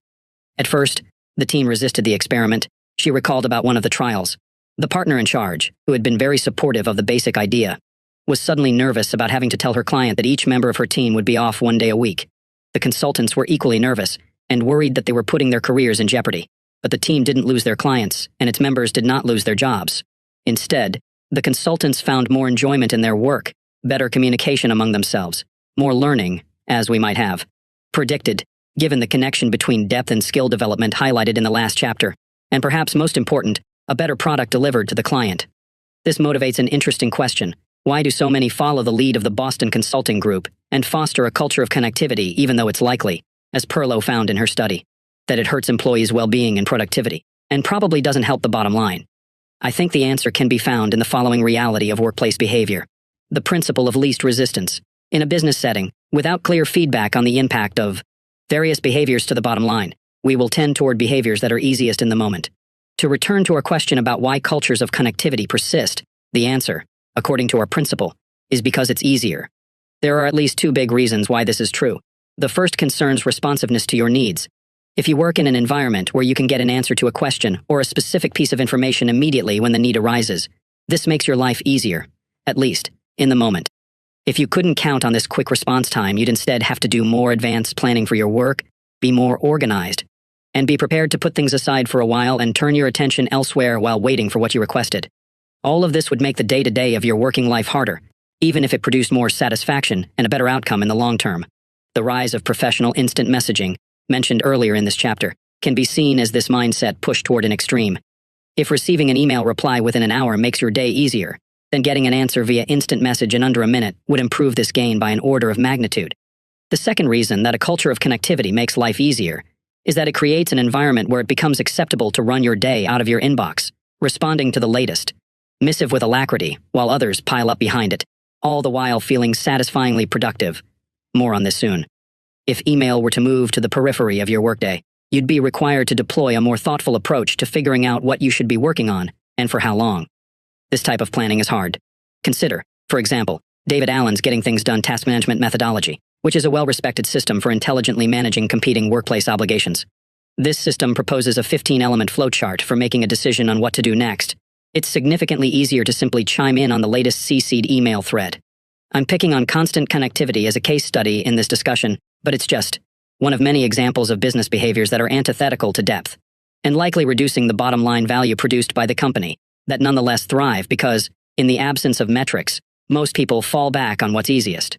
To name another example, consider the common practice of setting up regularly occurring meetings for projects. These meetings tend to pile up and fracture schedules to the point where sustained focus during the day becomes impossible. Why do they persist? They're easier. For many, these standing meetings become a simple but blunt form of personal organization. Instead of trying to manage their time and obligations themselves, they let the impending meeting each week force them to take some action on a given project, and more generally provide a highly visible simulacrum of progress. Also consider the frustratingly common practice of forwarding an email to one or more colleagues, labeled with a short, open-ended interrogative, such as, thoughts. These emails take the sender only a handful of seconds to write, but can command many minutes, if not hours, in some cases, of time and attention from their recipients to work toward a coherent response. A little more care in crafting the message by the sender could reduce the overall time spent by all parties by a significant fraction. So why are these easily avoidable and time-sucking emails so common? From the sender's perspective, they're easier. It's a way to clear something out of their inbox, at least temporarily, with a minimum amount of energy invested. The principle of least resistance, protected from scrutiny by the metric black hole, supports work cultures that save us from the short-term discomfort of concentration and planning, at the expense of long-term satisfaction and the production of real value. By doing so, this principle drives us towards shallow work in an economy that increasingly rewards depth. It's not, however, the only trend that leverages the metric black hole to reduce depth. We must also consider the always present and always vexing demand toward productivity, the topic we'll turn our attention to next. Busyness as a proxy for productivity. There are a lot of things difficult about being a professor at a research-oriented university, but one benefit that this profession enjoys is clarity. How well or how poorly you're doing as an academic researcher can be boiled down to a simple question: are you publishing important papers? The answer to this question can even be quantified as a single number, such as the H-index, a formula named for its inventor, Jorge Hirsch, that processes your publication and citation counts into a single value that approximates your impact on your field. In computer science, for example, an H-index score above 40 is difficult to achieve, and once reached is considered the mark of a strong long-term career. On the other hand, if your H-index is in single digits, when your case goes up for tenure review, you're probably in trouble. Google Scholar, a tool popular among academics for finding research papers, even calculates your H-index automatically so you can be reminded, multiple times per week, precisely where you stand. In case you're wondering, as of the morning when I'm writing this chapter, I'm at 21. This clarity simplifies decisions about what work habits a professor adopts or abandons. Here, for example, is the late Nobel Prize, winning physicist Richard Feynman explaining in an interview one of his less orthodox productivity strategies. To do real good physics work, you do need absolute solid lengths of time. It needs a lot of concentration. If you have a job administrating anything, you don't have the time. So I have invented another myth for myself, that I'm irresponsible. I'm actively irresponsible. I tell everyone I don't do anything. If anyone asks me to be on a committee for admissions, no. I tell them, I'm irresponsible. Feynman was adamant in avoiding administrative duties because he knew they would only decrease his ability to do the one thing that mattered most in his professional life, to do real good physics work. Feynman, we can assume, was probably bad at responding to emails and would likely switch universities if you had tried to move him into an open office or demand that he tweet. Clarity about what matters provides clarity about what does not. I mention the example of professors because they're somewhat exceptional among knowledge workers, most of whom don't share this transparency regarding how well they're doing their job. Here's the social critic Matthew Crawford's description of this uncertainty. Managers themselves inhabit a bewildering psychic landscape and are made anxious by the vague imperatives they must answer to. Though Crawford was speaking specifically to the plight of the knowledge work middle manager, the bewildering psychic landscape he references applies to many positions in this sector. As Crawford describes in his 2009 Ode to the Trades, shop class is soulcraft. He quit his job as a Washington, D.C. think tank director to open a motorcycle repair shop exactly to escape this bewilderment. The feeling of taking a broken machine, struggling with it, then eventually enjoying a tangible indication that he had succeeded, the bike driving out of the shop under its own power, provides a concrete sense of accomplishment he struggled to replicate when his day revolved vaguely around reports and communication strategies. A similar reality creates problems for many knowledge workers. They want to prove that they're productive members of the team and are earning their keep, but they're not entirely clear what this goal constitutes. They have no rising H-index or rack of repaired motorcycles to point to as evidence of their worth. To overcome this gap, many seem to be turning back to the last time when productivity was more universally observable, the industrial age. To understand this claim, recall that with the rise of assembly lines came the rise of the efficiency movement, identified with its founder, Frederick Taylor, who would famously stand with a stopwatch, monitoring the efficiency of worker movements, looking for ways to increase the speed at which they accomplished their tasks. In Taylor's era, productivity was unambiguous, widgets created per unit of time. It seems that in today's business landscape, many knowledge workers, bereft of other ideas, are turning toward this old definition of productivity in trying to solidify their value in the otherwise bewildering landscape of their professional lives. David Allen, for example, even uses the specific phrase cranking widgets to describe a productive workflow. Knowledge workers, I'm arguing, are tending toward increasingly visible busyness because they lack a better way to demonstrate their value. Let's give this tendency a name. Busyness as proxy for productivity, in the absence of clear indicators of what it means to be productive and valuable in their jobs. Many knowledge workers turn back toward an industrial indicator of productivity, doing lots of stuff in a visible manner. This mindset provides another explanation for the popularity of many depth-destroying behaviors. If you send and answer emails at all hours, if you schedule and attend meetings constantly, if you weigh in on instant message systems like Hall within seconds when someone poses a new question, or if you roam your open office bouncing ideas off all whom you encounter, all of these behaviors make you seem busy in a public manner. If you're using busyness as a proxy for productivity, then these behaviors can seem crucial for convincing yourself and others that you're doing your job well. This mindset is not necessarily irrational. For some, their jobs really do depend on such behavior. In 2013, for example, Yahoo's new CEO Marissa Mayer banned employees from working at home. She made this decision after checking the server logs for the virtual private network that Yahoo employees use to remotely log into company servers. Mayer was upset because the employees working from home didn't sign in enough throughout the day. She was, in some sense, punishing her employees for not spending more time checking email, one of the primary reasons to log into the servers. If you're not visibly busy, she signaled, I'll assume you're not productive. Viewed objectively, however, this concept is anachronistic. Knowledge work is not an assembly line, and extracting value from information is an activity that's often at odds with busyness, not supported by it. Remember, for example, Adam Grant, the academic from our last chapter, who became the youngest full professor at Wharton by repeatedly shutting himself off from the outside world to concentrate on writing. Such behavior is the opposite of being publicly busy. If Grant worked for Yahoo, Marissa Mayer might have fired him, but this deep strategy turned out to produce a massive amount of value. We could, of course, eliminate this anachronistic commitment to busyness if we could easily demonstrate its negative impact on the bottom line. But the metric black hole enters the scene at this point and prevents such clarity. This potent mixture of job ambiguity and lack of metrics to measure the effectiveness of different strategies allows behavior that can seem ridiculous when viewed objectively to thrive in the increasingly bewildering psychic landscape of our daily work. As we'll see next, however, even those who have a clear understanding of what it means to succeed in their knowledge work job can still be lured away from depth. All it takes is an ideology seductive enough to convince you to discard common sense. The cult of the internet. Consider Alyssa Rubin. She's the New York Times bureau chief in Paris.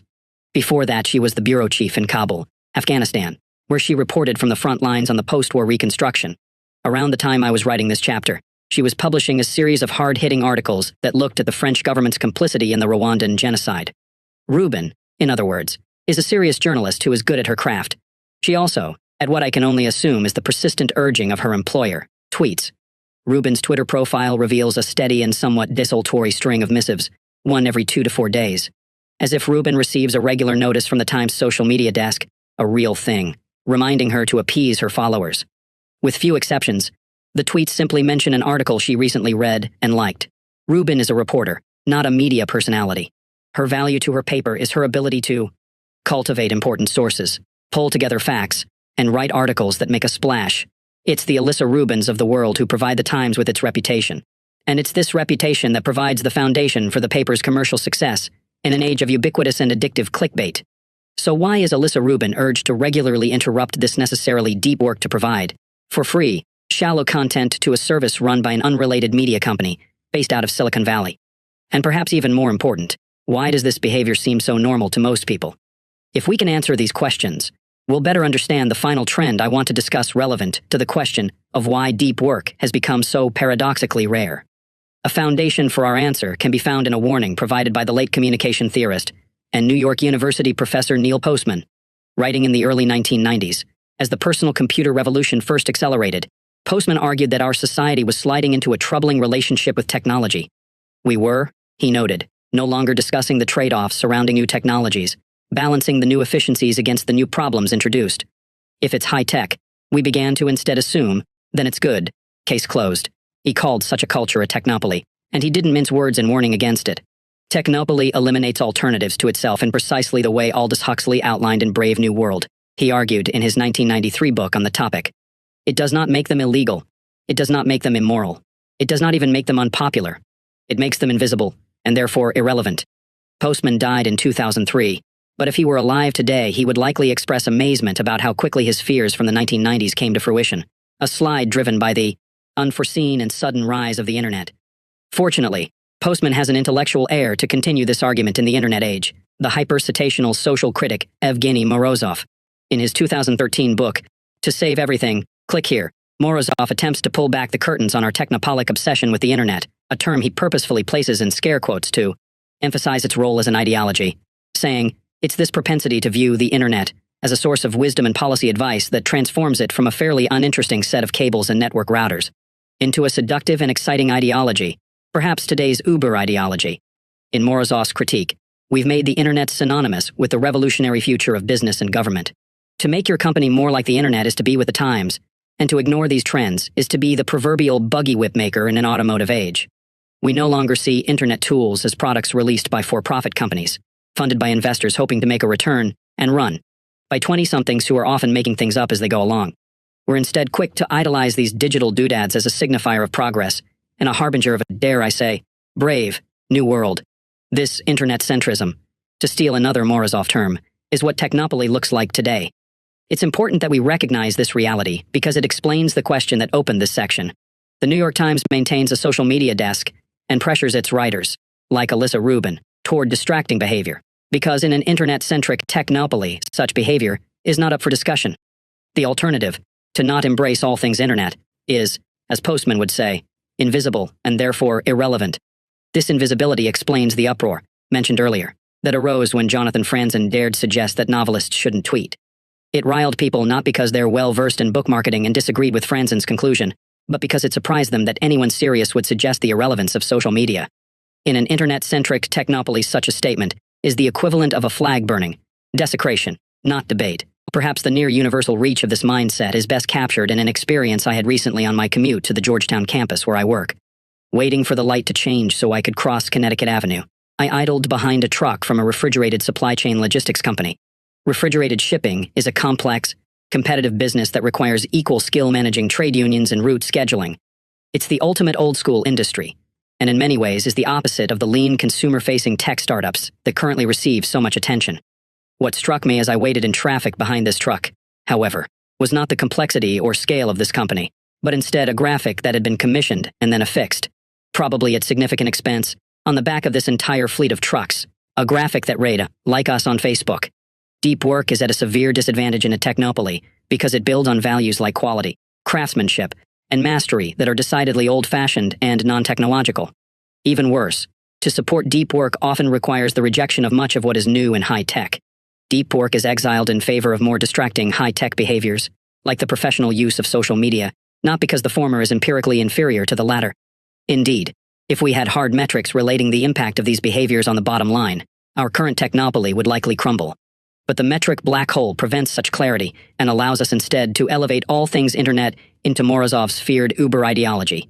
In such a culture, we should not be surprised that deep work struggles to compete against the shiny thrum of tweets, likes, tagged photos, walls, posts, and all the other behaviors that we're now taught are necessary for no other reason than that they exist. Dad for business. Good for you. Deep work should be a priority in today's business climate, but it's not. I've just summarized various explanations for this paradox. Among them are the realities that deep work is hard and shallow work is easier, that in the absence of clear goals for your job, the visible busyness that surrounds shallow work becomes self-preserving, and that our culture has developed a belief that if a behavior relates to the internet, then it's good, regardless of its impact on our ability to produce valuable things. All of these trends are enabled by the difficulty of directly measuring the value of depth, or the cost of ignoring it. If you believe in the value of depth, this reality spells bad news for businesses in general, as it's leading them to miss out on potentially massive increases in their value production. But, for you, as an individual, good news lurks. The myopia of your peers and employers uncovers a great personal advantage. Assuming the trends outlined here continue, depth will become increasingly rare and therefore increasingly valuable. Having just established that there's nothing fundamentally flawed about deep work and nothing fundamentally necessary about the distracting behaviors that displace it, you can therefore continue with confidence with the ultimate goal of this book, to systematically develop your personal ability to go deep, and by doing so, reap great rewards. Chapter 3. Deep work is meaningful. Rick Furr is a blacksmith. He specializes in ancient and medieval metalworking practices, which he painstakingly recreates in his shop, Door County Forge Works. I do all my work by hand, and use tools that multiply my force without limiting my creativity or interaction with the material, he explains in his artist's statement. What may take me 100 blows by hand can be accomplished in one by a large swaging machine. This is the antithesis of my goal, and to that end all my work shows evidence of the two hands that made it. A 2012 PBS documentary provides a glimpse into Furr's world. We learn that he works in a converted barn in Wisconsin farm country, not far inland from the scenic Sturgeon Bay of Lake Michigan. Furr often leaves the barn doors open to vent the heat of the forges, one suspects, his efforts framed by farm fields stretching to the horizon. The setting is idyllic, but the work can seem, at first encounter, brutish. In the documentary, Furr is trying to recreate a Viking-era sword. He begins by using a 1,500-year-old technique to smelt crucible steel, an unusually pure, for the period, form of the metal. The result is an ingot, not much bigger than 3 or 4 stacked smartphones. This dense ingot must then be shaped and polished into a long and elegant sword blade. This part, the initial breakdown, is terrible, Furr says to the camera as he methodically heats the ingot, hits it with a hammer, turns it, hits it, then puts it back in the flames to start over. The narrator reveals that it will take 8 hours of this hammering to complete the shaping. As you watch Furr work, however, the sense of the labor shifts. It becomes clear that he's not drearily whacking at the metal like a miner with a pickaxe. Every hit, though forceful, is carefully controlled. He peers intently at the metal, through thin-framed intellectual glasses, which seem out of place perched above his heavy beard and broad shoulders, turning it just so for each impact. You have to be very gentle with it, or you will crack it, he explains. After a few more hammer strikes, he adds, you have to nudge it. Slowly it breaks down. Then you start to enjoy it. At one point about halfway through the smithing, after Fur has finished hammering out the desired shape, he begins rotating the metal carefully in a narrow trough of burning charcoal. As he stares at the blade, something clicks. It's ready. He lifts the sword, red with heat, holding it away from his body as he strides swiftly toward a pipe filled with oil and plunges in the blade to cool it. After a moment of relief that the blade did not crack into pieces, a common occurrence at this step, Fur pulls it from the oil. The residual heat of the metal lights the fuel, engulfing the sword's full length in yellow flames. Fur holds the burning sword up above his head with a single powerful arm and stares at it a moment before blowing out the fire. During this brief pause, the flames illuminate his face, and his admiration is palpable. To do it right, it is the most complicated thing I know how to make, Fur explains, and it's that challenge that drives me. I don't need a sword, but I have to make them. Rick Fur is a master craftsman whose work requires him to spend most of his day in a state of depth. Even a small slip in concentration can ruin dozens of hours of effort. He's also someone who clearly finds great meaning in his profession. This connection between deep work and a good life is familiar and widely accepted when considering the world of craftsmen. The satisfactions of manifesting oneself, concretely in the world through manual competence, have been known to make a man quiet and easy, explains Matthew Crawford. And we believe him. But when we shift our attention to knowledge work, this connection is muddied. Part of the issue is clarity. Craftsmen like Fur tackle professional challenges that are simple to define but difficult to execute, a useful imbalance when seeking purpose. Knowledge work exchanges this clarity for ambiguity. It can be hard to define exactly what a given knowledge worker does and how it differs from another. On our worst days, it can seem that all knowledge work boils down to the same exhausting roil of emails and PowerPoint, with only the charts used in the slides differentiating one career from another. Fur himself identifies this blandness when he writes, "The world of information superhighways and cyberspace has left me rather cold and disenchanted." Another issue muddying the connection between depth and meaning in knowledge work is the cacophony of voices attempting to convince knowledge workers to spend more time engaged in shallow activities. As elaborated in the last chapter, we live in an era where anything internet-related is understood by default to be innovative and necessary. Depth-destroying behaviors such as immediate email responses and an active social media presence are lauded, while avoidance of these trends generates suspicion. No one would fault Rick Furrer for not using Facebook, but if a knowledge worker makes this same decision, then he's labeled an eccentric, as I've learned from personal experience.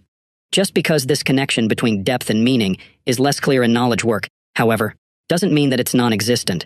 The goal of this chapter is to convince you that deep work can generate as much satisfaction in an information economy as it so clearly does in a craft economy. In the sections ahead, I'll make 3 arguments to support this claim. These arguments roughly follow a trajectory from the conceptually narrow to broad, starting with a neurological perspective, moving to the psychological, and ending with the philosophical. I'll show that regardless of the angle from which you attack the issue of depth and knowledge work, it's clear that by embracing depth over shallowness, you can tap the same veins of meaning that drive craftsmen like Rick Furrer. The thesis of this final chapter in Part 1, therefore, is that a deep life is not just economically lucrative, but also a life well lived. A neurological argument for depth. The science writer Winifred Gallagher stumbled onto a connection between attention and happiness after an unexpected and terrifying event, a cancer diagnosis. Not just cancer, she clarifies, but a particularly nasty, fairly advanced kind. As Gallagher recalls in her 2009 book Wrapped, as she walked away from the hospital after the diagnosis, she formed a sudden and strong intuition. This disease wanted to monopolize my attention, but as much as possible, I would focus on my life instead. The cancer treatment that followed was exhausting and terrible, but Gallagher couldn't help noticing, in that corner of her brain honed by a career in nonfiction writing, that her commitment to focus on what was good in her life, movies, walks, and a 6:30 martini, worked surprisingly well. Her life during this period should have been mired in fear and pity, but it was instead, she noted, often quite pleasant. Her curiosity piqued. Gallagher set out to better understand the role that attention, that is, what we choose to focus on and what we choose to ignore, plays in defining the quality of our life. After 5 years of science reporting, she came away convinced that she was witness to a grand unified theory of the mind.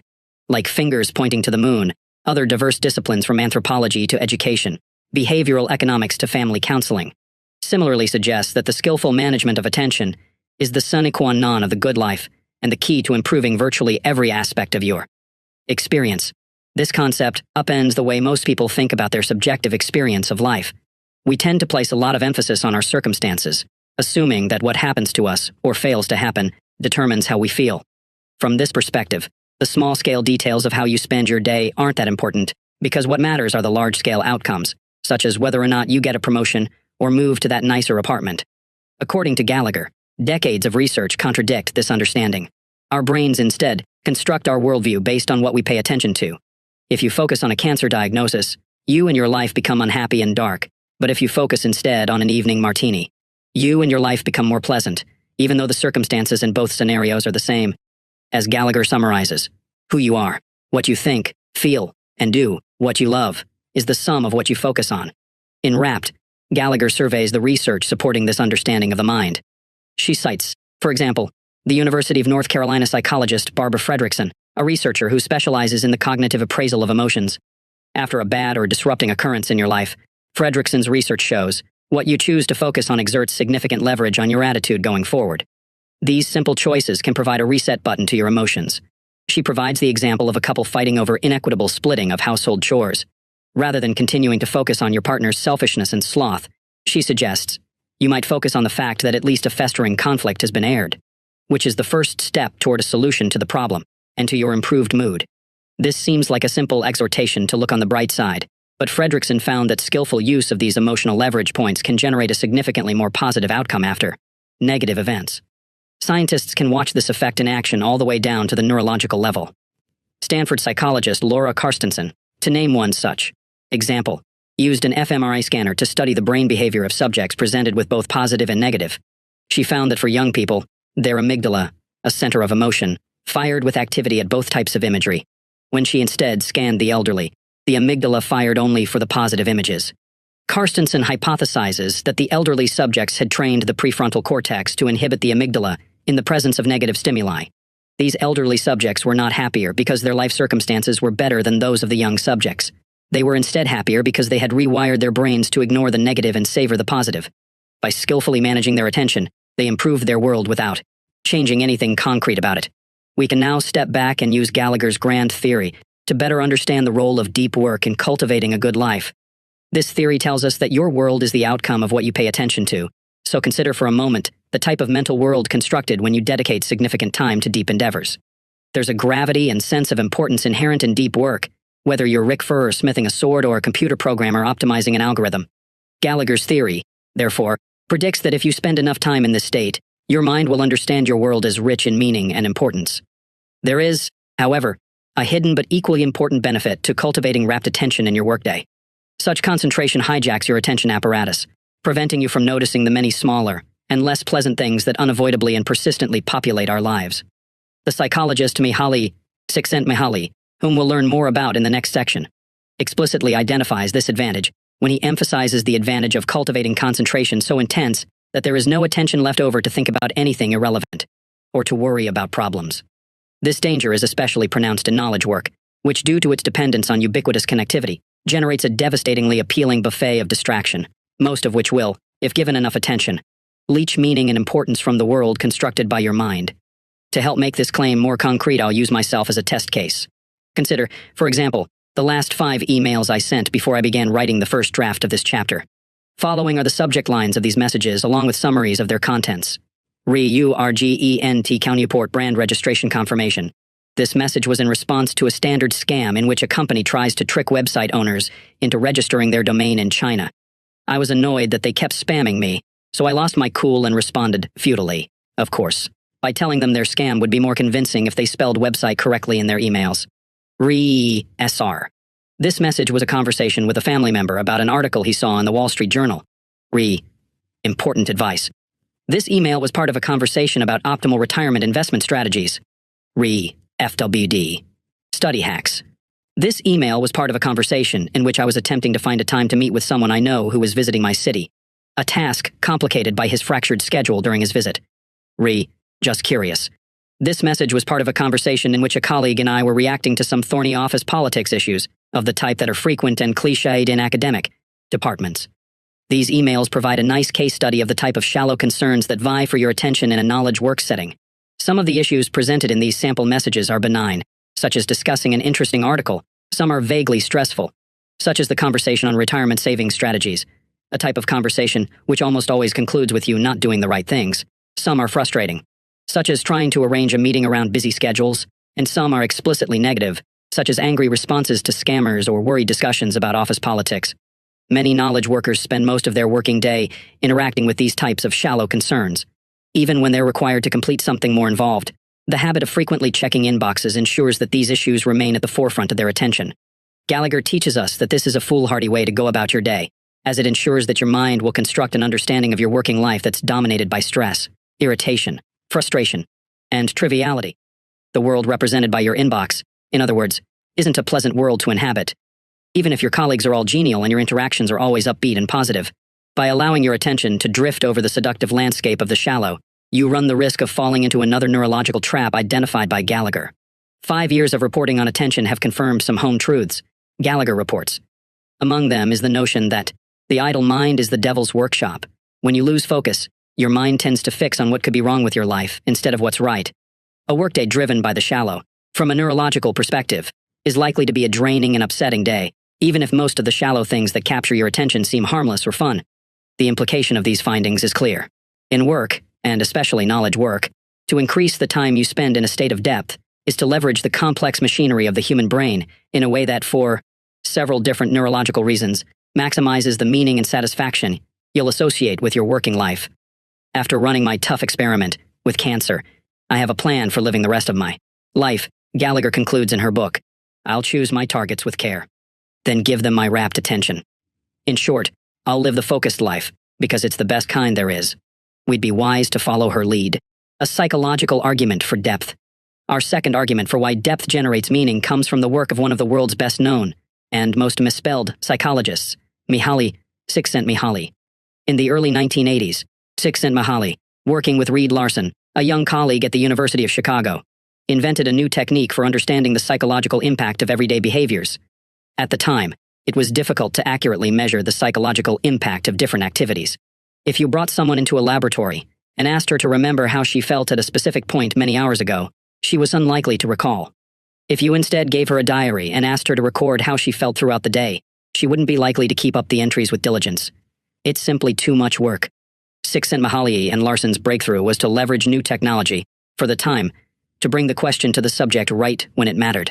In more detail, they outfitted experimental subjects with pagers. These pagers would beep at randomly selected intervals. In modern incarnations of this method, smartphone apps play the same role. When the beeper went off, the subjects would record what they were doing at the exact moment and how they felt. In some cases, they would be provided with a journal in which to record this information, while in others they would be given a phone number to call to answer questions posed by a field worker. Because the beeps were only occasional but hard to ignore, the subjects were likely to follow through with the experimental procedure. And because the subjects were recording responses about an activity at the very moment they were engaged in it, the responses were more accurate. Csikszentmihalyi and Larson called the approach the experience sampling method, ESM, and it provided unprecedented insight into how we actually feel about the beats of our daily lives. Among many breakthroughs, Csikszentmihalyi's work with ESM helped validate a theory he had been developing over the preceding decade. The best moments usually occur when a person's body or mind is stretched to its limits in a voluntary effort to accomplish something difficult and worthwhile. Csikszentmihalyi calls this mental state flow, a term he popularized with a 1990 book of the same title. At the time, this finding pushed back against conventional wisdom. Most people assumed, and still do, that relaxation makes them happy. We want to work less and spend more time in the hammock. But the results from Csikszentmihalyi's ESM studies reveal that most people have this wrong. Ironically, jobs are actually easier to enjoy than free time, because like flow activities, they have built-in goals, feedback rules, and challenges, all of which encourage one to become involved in one's work, to concentrate and lose oneself in it. Free time, on the other hand, is unstructured and requires much greater effort to be shaped into something that can be enjoyed. When measured empirically, people were happier at work and less happy relaxing than they suspected. And as the ESM studies confirmed, the more such flow experiences that occur in a given week, the higher the subject's life satisfaction. Human beings, it seems, are at their best when immersed deeply in something challenging. There is, of course, overlap between the theory of flow and the ideas of Winifred Gallagher, highlighted in the last section. Both point toward the importance of depth over shallowness, but they focus on two different explanations for this importance. Gallagher's writing emphasizes that the content of what we focus on matters. If we give rapt attention to important things, and therefore also ignore shallow negative things, we'll experience our working life as more important and positive. Csikszentmihalyi's theory of flow, by contrast, is mostly agnostic to the content of our attention. Though he would likely agree with the research cited by Gallagher, his theory notes that the feeling of going deep is in itself very rewarding. Our minds like this challenge, regardless of the subject. The connection between deep work and flow should be clear. Deep work is an activity well suited to generate a flow state. The phrases used by Csikszentmihalyi to describe what generates flow include notions of stretching your mind to its limits, concentrating, and losing yourself in an activity, all of which also describe deep work. And as we just learned, flow generates happiness. Combining these two ideas, we get a powerful argument from psychology in favor of depth. Decades of research stemming from Csikszentmihalyi's original ESM experiments validate that the act of going deep orders the consciousness in a way that makes life worthwhile. Csikszentmihalyi even goes so far as to argue that modern companies should embrace this reality, suggesting that jobs should be redesigned so that they resemble as closely as possible flow activities, noting, however, that such a redesign would be difficult and disruptive. See, for example, my arguments from the previous chapter. Csikszentmihalyi then explains that it's even more important that the individual learn how to seek out opportunities for flow.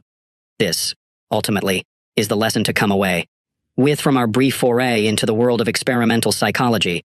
To build your working life around the experience of flow produced by deep work is a proven path to deep satisfaction. A philosophical argument for depth. Our final argument for the connection between depth and meaning requires us to step back from the more concrete worlds of neuroscience and psychology and instead adopt a philosophical perspective. I'll turn for help in this discussion to a pair of scholars who know this topic well: Hubert Dreyfus, who taught philosophy at Berkeley for more than 4 decades, and Sean Dorrance Kelly, who at the time of this writing is the chair of Harvard's philosophy department. In 2011, Dreyfus and Kelly published a book, All Things Shining, which explores how notions of sacredness and meaning have evolved throughout the history of human culture. They set out to reconstruct this history because they're worried about its endpoint in our current era. The world used to be, in its various forms, a world of sacred, shining things, Dreyfus and Kelly explain early in the book. The shining things now seem far away. What happened between then and now? The short answer, the authors argue, is Descartes. From Descartes' skepticism came the radical belief that the individual seeking certainty trumped a god or king bestowing truth. The resulting enlightenment, of course, led to the concept of human rights and freed many from oppression. But as Dreyfus and Kelly emphasize, for all its good in the political arena, in the domain of the metaphysical, this thinking stripped the world of the order and sacredness essential to creating meaning. In a post-Enlightenment world, we have tasked ourselves to identify what's meaningful and what's not, an exercise that can seem arbitrary and induce a creeping nihilism. The Enlightenment's metaphysical embrace of the autonomous individual leads, not just to a boring life, Dreyfus and Kelly worry. It leads almost inevitably to a nearly unlivable one. This problem might at first seem far removed from our quest to understand the satisfaction of depth, but when we proceed to Dreyfus and Kelly's solution, we will discover rich new insights into the sources of meaning in professional pursuits. This connection should seem less surprising when it's revealed that Dreyfus and Kelly's response to modern nihilism builds on the very subject that opened this chapter, the craftsman. Craftsmanship, Dreyfus and Kelly argue in their book's conclusion, provides a key to reopening a sense of sacredness in a responsible manner. To illustrate this claim, they use as an organizing example an account of a master wheelwright, the now lost profession of shaping wooden wagon wheels. Because each piece of wood is distinct, it has its own personality, they write after a passage describing the details of the wheelwright's craft. The woodworker has an intimate relationship with the wood he works. Its subtle virtues call out to be cultivated and cared for. In this appreciation for the subtle virtues of his medium, they note, the craftsman has stumbled onto something crucial in a post-Enlightenment world, a source of meaning sited outside the individual. The wheelwright doesn't decide arbitrarily which virtues of the wood he works are valuable, and which are not. This value is inherent in the wood, and the task it's meant to perform. As Dreyfus and Kelly explain, such sacredness is common to craftsmanship. The task of a craftsman, they conclude, is not to generate meaning, but rather to cultivate in himself the skill of discerning the meanings that are already there. This frees the craftsman of the nihilism of autonomous individualism, providing an ordered world of meaning. At the same time, this meaning seems safer than the sources cited in previous eras. The wheelwright, the authors imply, cannot easily use the inherent quality of a piece of pine to justify a despotic monarchy. Returning to the question of professional satisfaction, Dreyfus and Kelly's interpretation of craftsmanship as a path to meaning provides a nuanced understanding of why the work of those like Rick Furrer resonates with so many of us. The look of satisfaction on Furrer's face, as he works to extract artistry from crude metals, these philosophers would argue, is a look expressing appreciation for something elusive and valuable in modernity, a glimpse of the sacred. Once understood, we can connect this sacredness inherent in traditional craftsmanship to the world of knowledge work. To do so, there are 2 key observations we must first make. The first might be obvious, but requires emphasis. There's nothing intrinsic about the manual trades when it comes to generating this particular source of meaning. Any pursuit, be it physical or cognitive, that supports high levels of skill can also generate a sense of sacredness. To elaborate this point, let's jump from the old-fashioned examples of carving wood or smithing metal to the modern example of computer programming. Consider this quote from the coding prodigy Santiago Gonzalez describing his work to an interviewer. "Beautiful code is short and concise, so if you were to give that code to another programmer, they would say, 'Oh, that's well-written code.' It's much like as if you were writing a poem." Gonzalez discusses computer programming similarly to the way woodworkers discuss their craft in the passages quoted by Dreyfus and Kelly. The Pragmatic Programmer, a well-regarded book in the computer programming field, makes this connection between code and old-style craftsmanship more directly by quoting the medieval quarry workers' creed in its preface. "We who cut mere stones must always be envisioning cathedrals." The book then elaborates that computer programmers must see their work in the same way. Within the overall structure of a project, there is always room for individuality and craftsmanship. 100 years from now, our engineering may seem as archaic as the techniques used by medieval cathedral builders seem to today's civil engineers, while our craftsmanship will still be honored. You don't, in other words, need to be toiling in an open-air barn for your efforts to be considered the type of craftsmanship that can generate Dreyfus and Kelly's meaning. A similar potential for craftsmanship can be found in most skilled jobs in the information economy. Whether you're a writer, marketer, consultant, or lawyer, your work is craft, and if you hone your ability and apply it with respect and care, then like the skilled wheelwright, you can generate meaning in the daily efforts of your professional life. It's here that some might respond that their knowledge work job cannot possibly become such a source of meaning because their job subject is much too mundane. But this is flawed thinking that our consideration of traditional craftsmanship can help correct. In our current culture, we place a lot of emphasis on job description. Our obsession with the advice to follow your passion, the subject of my last book, for example, is motivated by the flawed idea that what matters most for your career satisfaction is the specifics of the job you choose. In this way of thinking, there are some rarefied jobs that can be a source of satisfaction, perhaps working in a nonprofit or starting a software company, while all others are soulless and bland. The philosophy of Dreyfus and Kelly frees us from such traps. The craftsmen they cite don't have rarefied jobs. Throughout most of human history, to be a blacksmith or a wheelwright wasn't glamorous. But this doesn't matter, as the specifics of the work are irrelevant. The meaning uncovered by such efforts is due to the skill and appreciation inherent in craftsmanship, not the outcomes of their work. Put another way, a wooden wheel is not noble, but its shaping can be. The same applies to knowledge work. You don't need a rarefied job. You need instead a rarefied approach to your work. The second key observation about this line of argument is that cultivating craftsmanship is necessarily a deep task, and therefore requires a commitment to deep work. Recall that I argued in Chapter 1 that deep work is necessary to hone skills and to then apply them at an elite level, the core activities in craft. Deep work, therefore, is key to extracting meaning from your profession in the manner described by Dreyfus and Kelly. It follows that to embrace deep work in your own career, and to direct it toward cultivating your skill, is an effort that can transform a knowledge work job from a distracted, draining obligation into something satisfying, a portal to a world full of shining, wondrous things. Homo sapiens depensis. The first two chapters of Part 1 were pragmatic. They argued that deep work is becoming increasingly valuable in our economy at the same time that it also is becoming increasingly rare for somewhat arbitrary reasons. This represents a classic market mismatch. If you cultivate this skill, you'll thrive professionally. This final chapter, by contrast, has little to add to this practical discussion of workplace advancement, and yet it's absolutely necessary for these earlier ideas to gain traction. The pages ahead describe a rigorous program for transforming your professional life into one centered on depth. This is a difficult transition, and as with many such efforts, well-reasoned, pragmatic arguments can motivate you only to a certain point. Eventually, the goal you pursue needs to resonate at a more human level. This chapter argues that when it comes to the embrace of depth, such resonance is inevitable. Whether you approach the activity of going deep from the perspective of neuroscience, psychology, or lofty philosophy, these paths all seem to lead back to a connection between depth and meaning. It's as if our species has evolved into one that flourishes in depth and wallows in shallowness, becoming what we might call Homo sapiens depensis. I earlier quoted Winifred Gallagher, the converted disciple of depth, saying, "I'll live the focused life, because it's the best kind there is."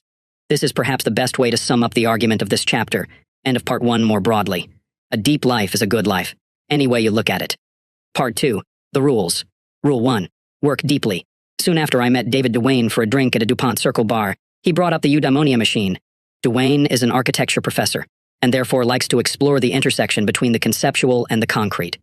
The eudaimonia machine is a good example of this intersection. The machine, which takes its name from the ancient Greek concept of eudaimonia, a state in which you're achieving your full human potential, turns out to be a building. The goal of the machine, David explained, is to create a setting where the users can get into a state of deep human flourishing, creating work that's at the absolute extent of their personal abilities. It is, in other words, a space designed for the sole purpose of enabling the deepest possible deep work. I was, as you might expect, intrigued.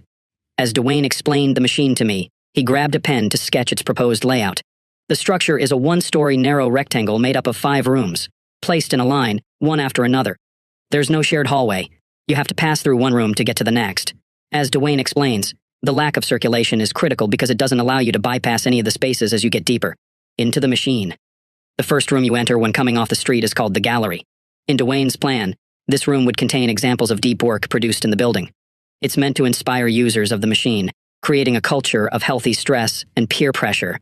As you leave the gallery, you next enter the salon. In here, Dwayne imagines access to high-quality coffee, and perhaps even a full bar. There are also couches and Wi-Fi. The salon is designed to create a mood that hovers between intense curiosity and argumentation. This is a place to debate, brood, and in general work through the ideas that you'll develop deeper in the machine. Beyond the salon, you enter the library. This room stores a permanent record of all work produced in the machine, as well as the books and other resources used in this previous work. There will be copiers and scanners for gathering and collecting the information you need for your project. Dwayne describes the library as the hard drive of the machine. The next room is the office space. It contains a standard conference room with a whiteboard and some cubicles with desks. The office, Dwayne explains, is for low-intensity activity. To use our terminology, this is the space to complete the shallow efforts required by your project. Dwayne imagines an administrator with a desk in the office who could help its users improve their work habits to optimize their efficiency.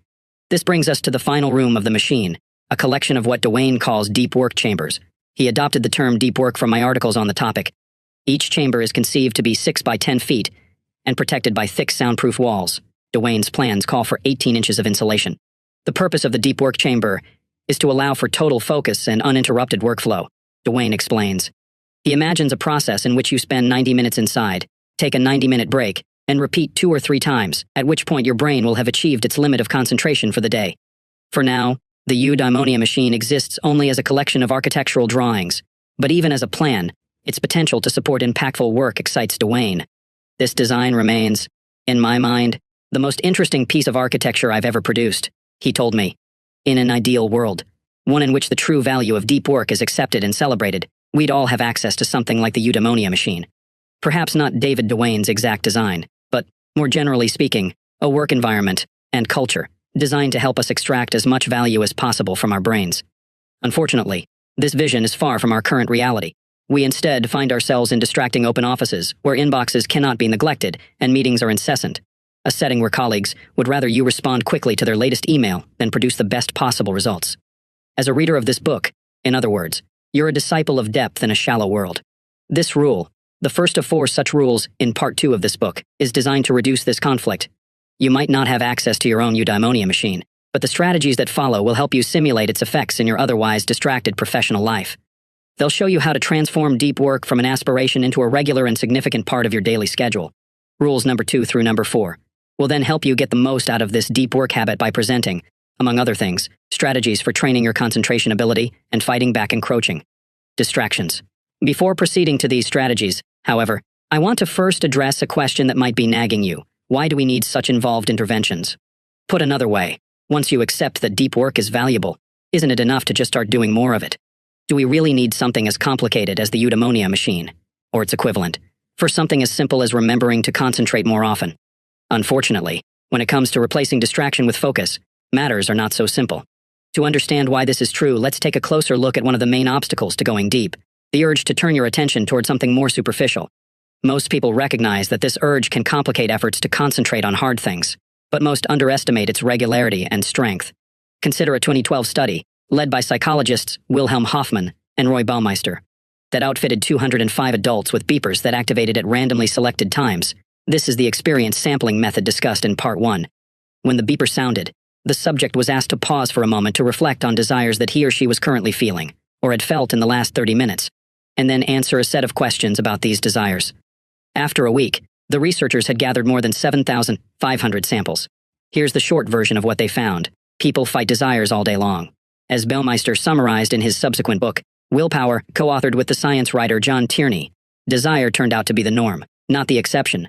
The 5 most common desires these subjects fought include, not surprisingly, eating, sleeping, and sex. But the top 5 list also included desires for taking a break from hard work, checking email and social networking sites, surfing the web, listening to music, or watching television. The lure of the internet and television proved especially strong. The subjects succeeded in resisting these particularly addictive distractions only around half the time. These results are bad news for this rule's goal of helping you cultivate a deep work habit. They tell us that you can expect to be bombarded with the desire to do anything but work deeply throughout the day.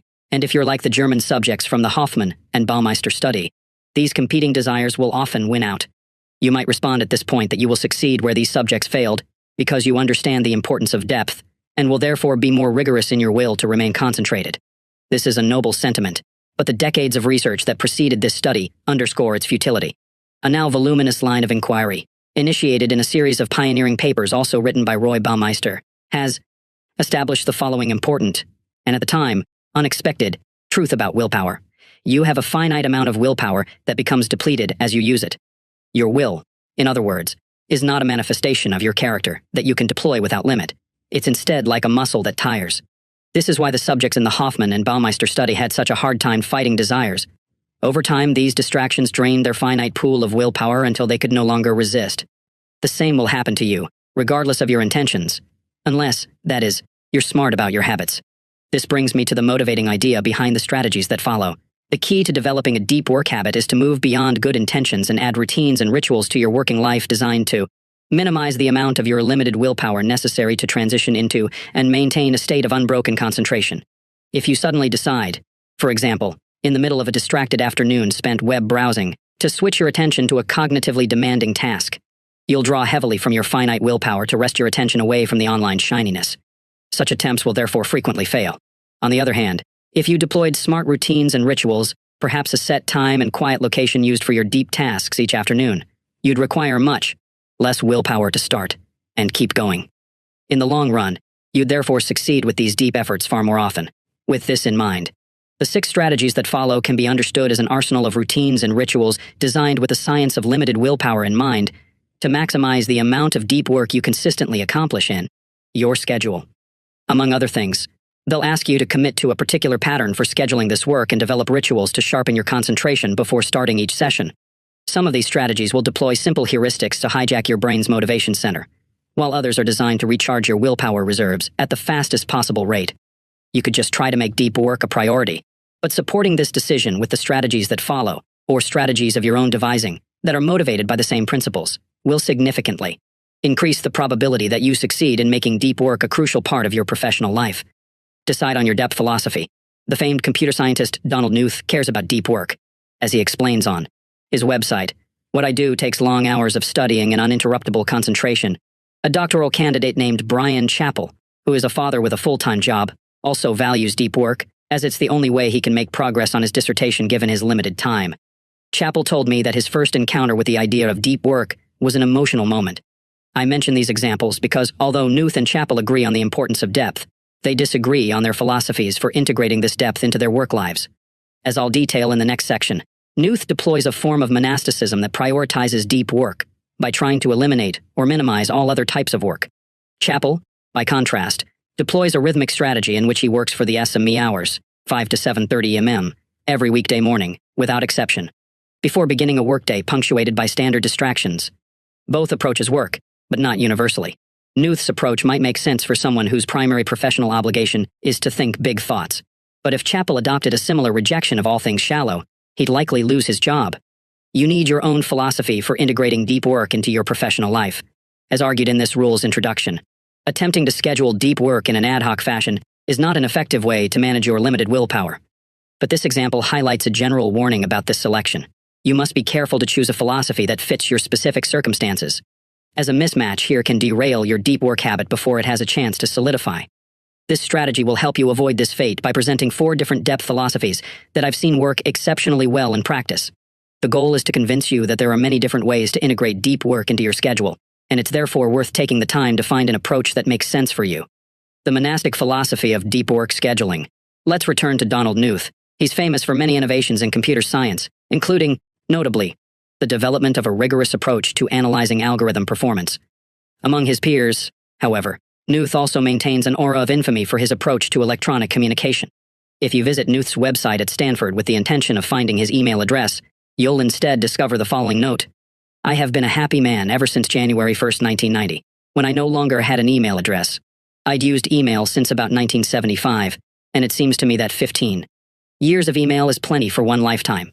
Email is a wonderful thing for people whose role in life is to be on top of things. But not for me. My role is to be on the bottom of things. What I do takes long hours of studying and uninterruptible concentration. Knuth goes on to acknowledge that he doesn't intend to cut himself off completely from the world. He notes that writing his books requires communication with thousands of people, and that he wants to be responsive to questions and comments. His solution. He provides an address, a postal mailing address. He says that his administrative assistant will sort through any letters arriving at that address and put aside those that she thinks are relevant. Anything that's truly urgent she'll bring to Knuth promptly, and everything else he'll handle in a big batch, once every 3 months or so. Knuth deploys what I call the monastic philosophy of deep work scheduling. This philosophy attempts to maximize deep efforts by eliminating or radically minimizing shallow obligations. Practitioners of the monastic philosophy tend to have a well-defined and highly valued professional goal that they're pursuing, and the bulk of their professional success comes from doing this one thing exceptionally well. It's this clarity that helps them eliminate the thicket of shallow concerns that tend to trip up those whose value proposition in the working world is more varied. Knuth, for example, explains his professional goal as follows. I try to learn certain areas of computer science exhaustively, then I try to digest that knowledge into a form that is accessible to people who don't have time for such study. Trying to pitch Knuth on the intangible returns of building an audience on Twitter, or the unexpected opportunities that might come through a more liberal use of email, will fail, as these behaviors don't directly aid his goal to exhaustively understand specific corners of computer science, and then write about them in an accessible manner. Another person committed to monastic deep work is the acclaimed science fiction writer Neal Stephenson. If you visit Stephenson's author website, you'll notice a lack of email or mailing address. We can gain insight into this omission from a pair of essays that Stephenson posted on his early website, hosted on the well, back in the early 2000s, and which have been preserved by the Internet Archive. In one such essay, archived in 2003, Stephenson summarizes his communication policy as follows. Persons who wish to interfere with my concentration are politely requested not to do so and warned that I don't answer email. Lest my communication policies, key message get lost in the verbiage, I will put it. Here succinctly, all of my time and attention are spoken for, several times over. Please do not ask for them. To further justify this policy, Stephenson wrote an essay titled Why I Am a Bad Correspondent. At the core of his explanation for his inaccessibility is the following decision. The productivity equation is a nonlinear one. In other words, this accounts for why I'm a bad correspondent and why I very rarely accept speaking engagements. If I organize my life in such a way that I get lots of long, consecutive, uninterrupted time chunks, I can write novels. But as those chunks get separated and fragmented, my productivity as a novelist drops spectacularly. Stephenson sees two mutually exclusive options. He can write good novels at a regular rate, or he can answer a lot of individual emails and attend conferences, and as a result produce lower quality novels at a slower rate. He chose the former option, and this choice requires him to avoid as much as possible any source of shallow work in his professional life. This issue is so important to Stephenson that he went on to explore its implications, positive and negative, in his 2008 science fiction epic, Anathema, which considers a world where an intellectual elite live in monastic orders, isolated from the distracted masses and technology, thinking deep thoughts. In my experience, the monastic philosophy makes many knowledge workers defensive. The clarity with which its adherents identify their value to the world, I suspect, touches a raw nerve for those whose contribution to the information economy is more complex. Notice, of course, that more complex does not mean lesser. A high-level manager, for example, might play a vital role in the functioning of a billion-dollar company, even if she cannot point to something discrete, like a completed novel, and say, this is what I produced this year. Therefore, the pool of individuals to whom the monastic philosophy applies is limited, and that's okay. If you're outside this pool, its radical simplicity shouldn't evince too much envy. On the other hand, if you're inside this pool, someone whose contribution to the world is discrete, clear, and individualized, then you should give this philosophy serious consideration, as it might be the deciding factor between an average career and one that will be remembered. The bimodal philosophy of deep work scheduling. This book opened with a story about the revolutionary psychologist and thinker Carl Jung. In the 1920s, at the same time that Jung was attempting to break away from the strictures of his mentor, Sigmund Freud, He began regular retreats to a rustic stone house he built in the woods outside the small town of Bologna. When there, Jung would lock himself every morning into a minimally appointed room to write without interruption. He would then meditate and walk in the woods to clarify his thinking in preparation for the next day's writing. These efforts, I argued, were aimed at increasing the intensity of Jung's deep work to a level that would allow him to succeed in intellectual combat with Freud and his many supporters. In recalling this story, I want to emphasize something important. Jung did not deploy a monastic approach to deep work. Donald Knuth and Neil Stephenson, our examples from earlier, attempted to completely eliminate distraction and shallowness from their professional lives. Jung, by contrast, sought this elimination only during the periods he spent at his retreat. The rest of Jung's time was spent in Zurich, where his life was anything but monastic. He ran a busy clinical practice that often had him seeing patients until late at night. He was an active participant in the Zurich coffeehouse culture, and he gave and attended many lectures in the city's respected universities. Einstein received his doctorate from one university in Zurich and later taught at another. He also, interestingly enough, knew Jung, and the two shared several dinners to discuss the key ideas of Einstein's special relativity. Jung's life in Zurich, in other words, is similar in many ways to the modern archetype of the hyper-connected digital age knowledge worker. Replace Zurich with San Francisco and Letter with Tweet, and we could be discussing some hotshot tech CEO. Jung's approach is what I call the bimodal philosophy of deep work. This philosophy asks that you divide your time, dedicating some clearly defined stretches to deep pursuits, and leaving the rest open to everything else. During the deep time, the bimodal worker will act monastically, seeking intense and uninterrupted concentration. During the shallow time, such focus is not prioritized. This division of time between deep and open can happen on multiple scales. For example, on the scale of a week, you might dedicate a 4-day weekend to depth and the rest to open time. Similarly, on the scale of a year, you might dedicate one season to contain most of your deep stretches, as many academics do over the summer or while on sabbatical. The bimodal philosophy believes that deep work can produce extreme productivity, but only if the subject dedicates enough time to such endeavors to reach maximum cognitive intensity, the state in which real breakthroughs occur.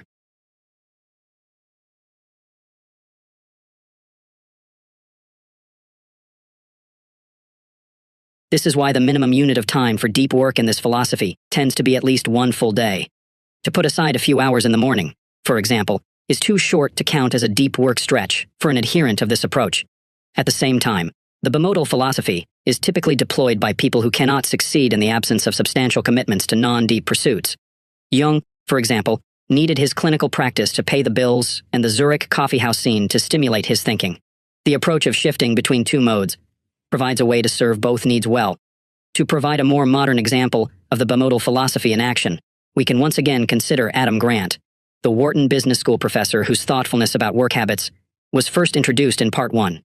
As you might recall, Grant's schedule during his rapid rise through the professorship ranks at Wharton provides a nice bimodality case study.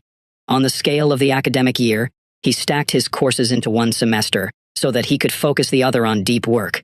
During these deep semesters, he then applied the bimodal approach on the weekly scale. He would, perhaps once or twice a month, take a period of 2 to 4 days to become completely monastic. He would shut his door, put an out-of-office autoresponder on his email, and work on his research without interruption.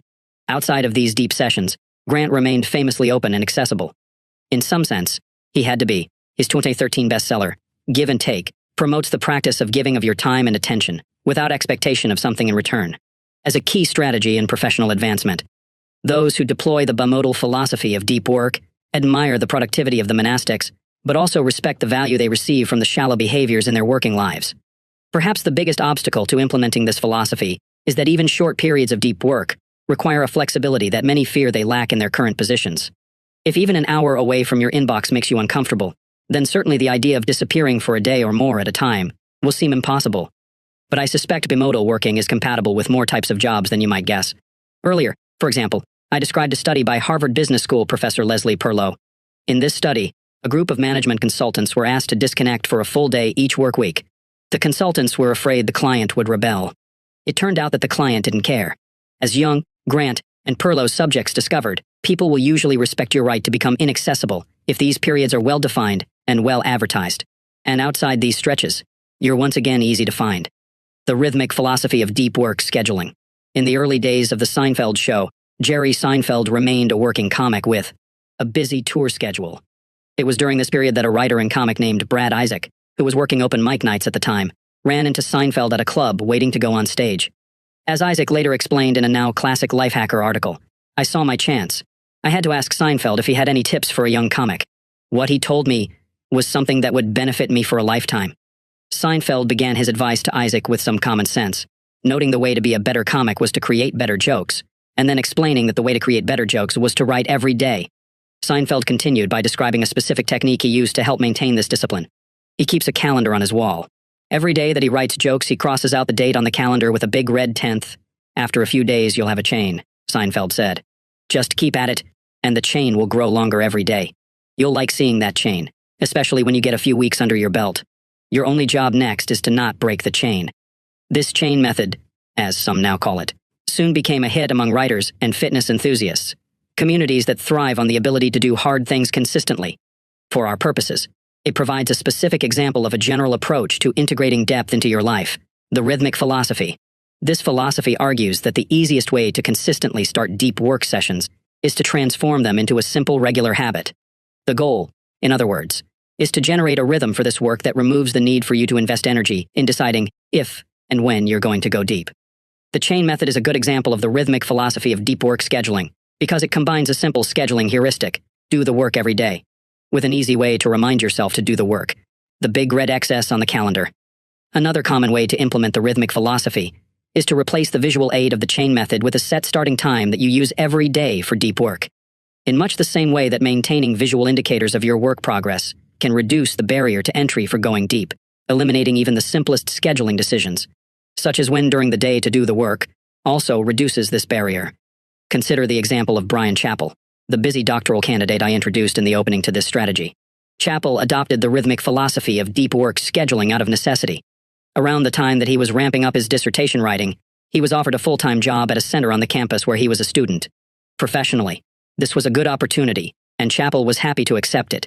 But academically, a full-time job, especially when coupled with the recent arrival of Chappell's first child, made it difficult to find the depth needed to write thesis chapters. Chappell began by attempting a vague commitment to deep work. He made a rule that deep work needed to happen in 90-minute chunks, recognizing correctly that it takes time to ease into a state of concentration, and he decided he would try to schedule these chunks in an ad hoc manner whenever appropriate openings in his schedule arose. Not surprisingly, this strategy didn't yield much productivity. In a dissertation bootcamp Chappell had attended the year before, he'd managed to produce a full thesis chapter in a single week of rigorous deep work. After he accepted his full-time job, he managed to produce only a single additional chapter in the entire first year he was working. It was the glacial writing progress during this year that drove Chappell to embrace the rhythmic method. He made a rule that he would wake up and start working by 5:30 every morning.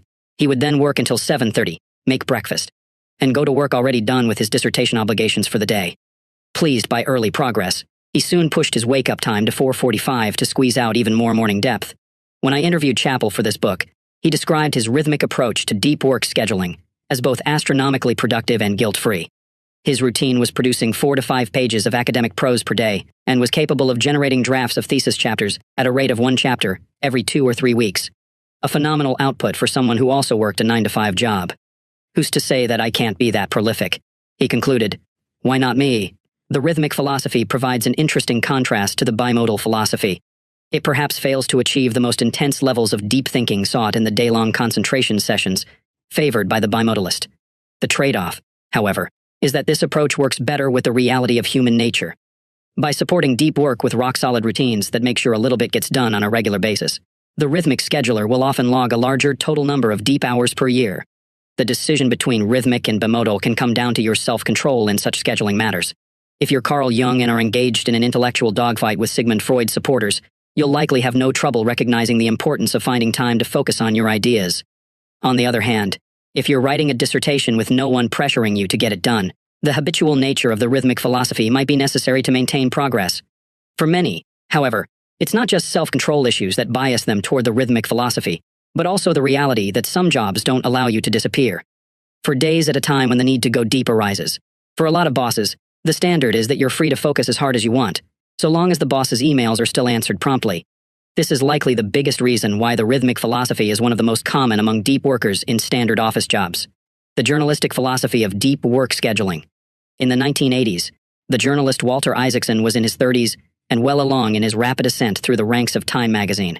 By this point, he was undoubtedly on the radar of the thinking class.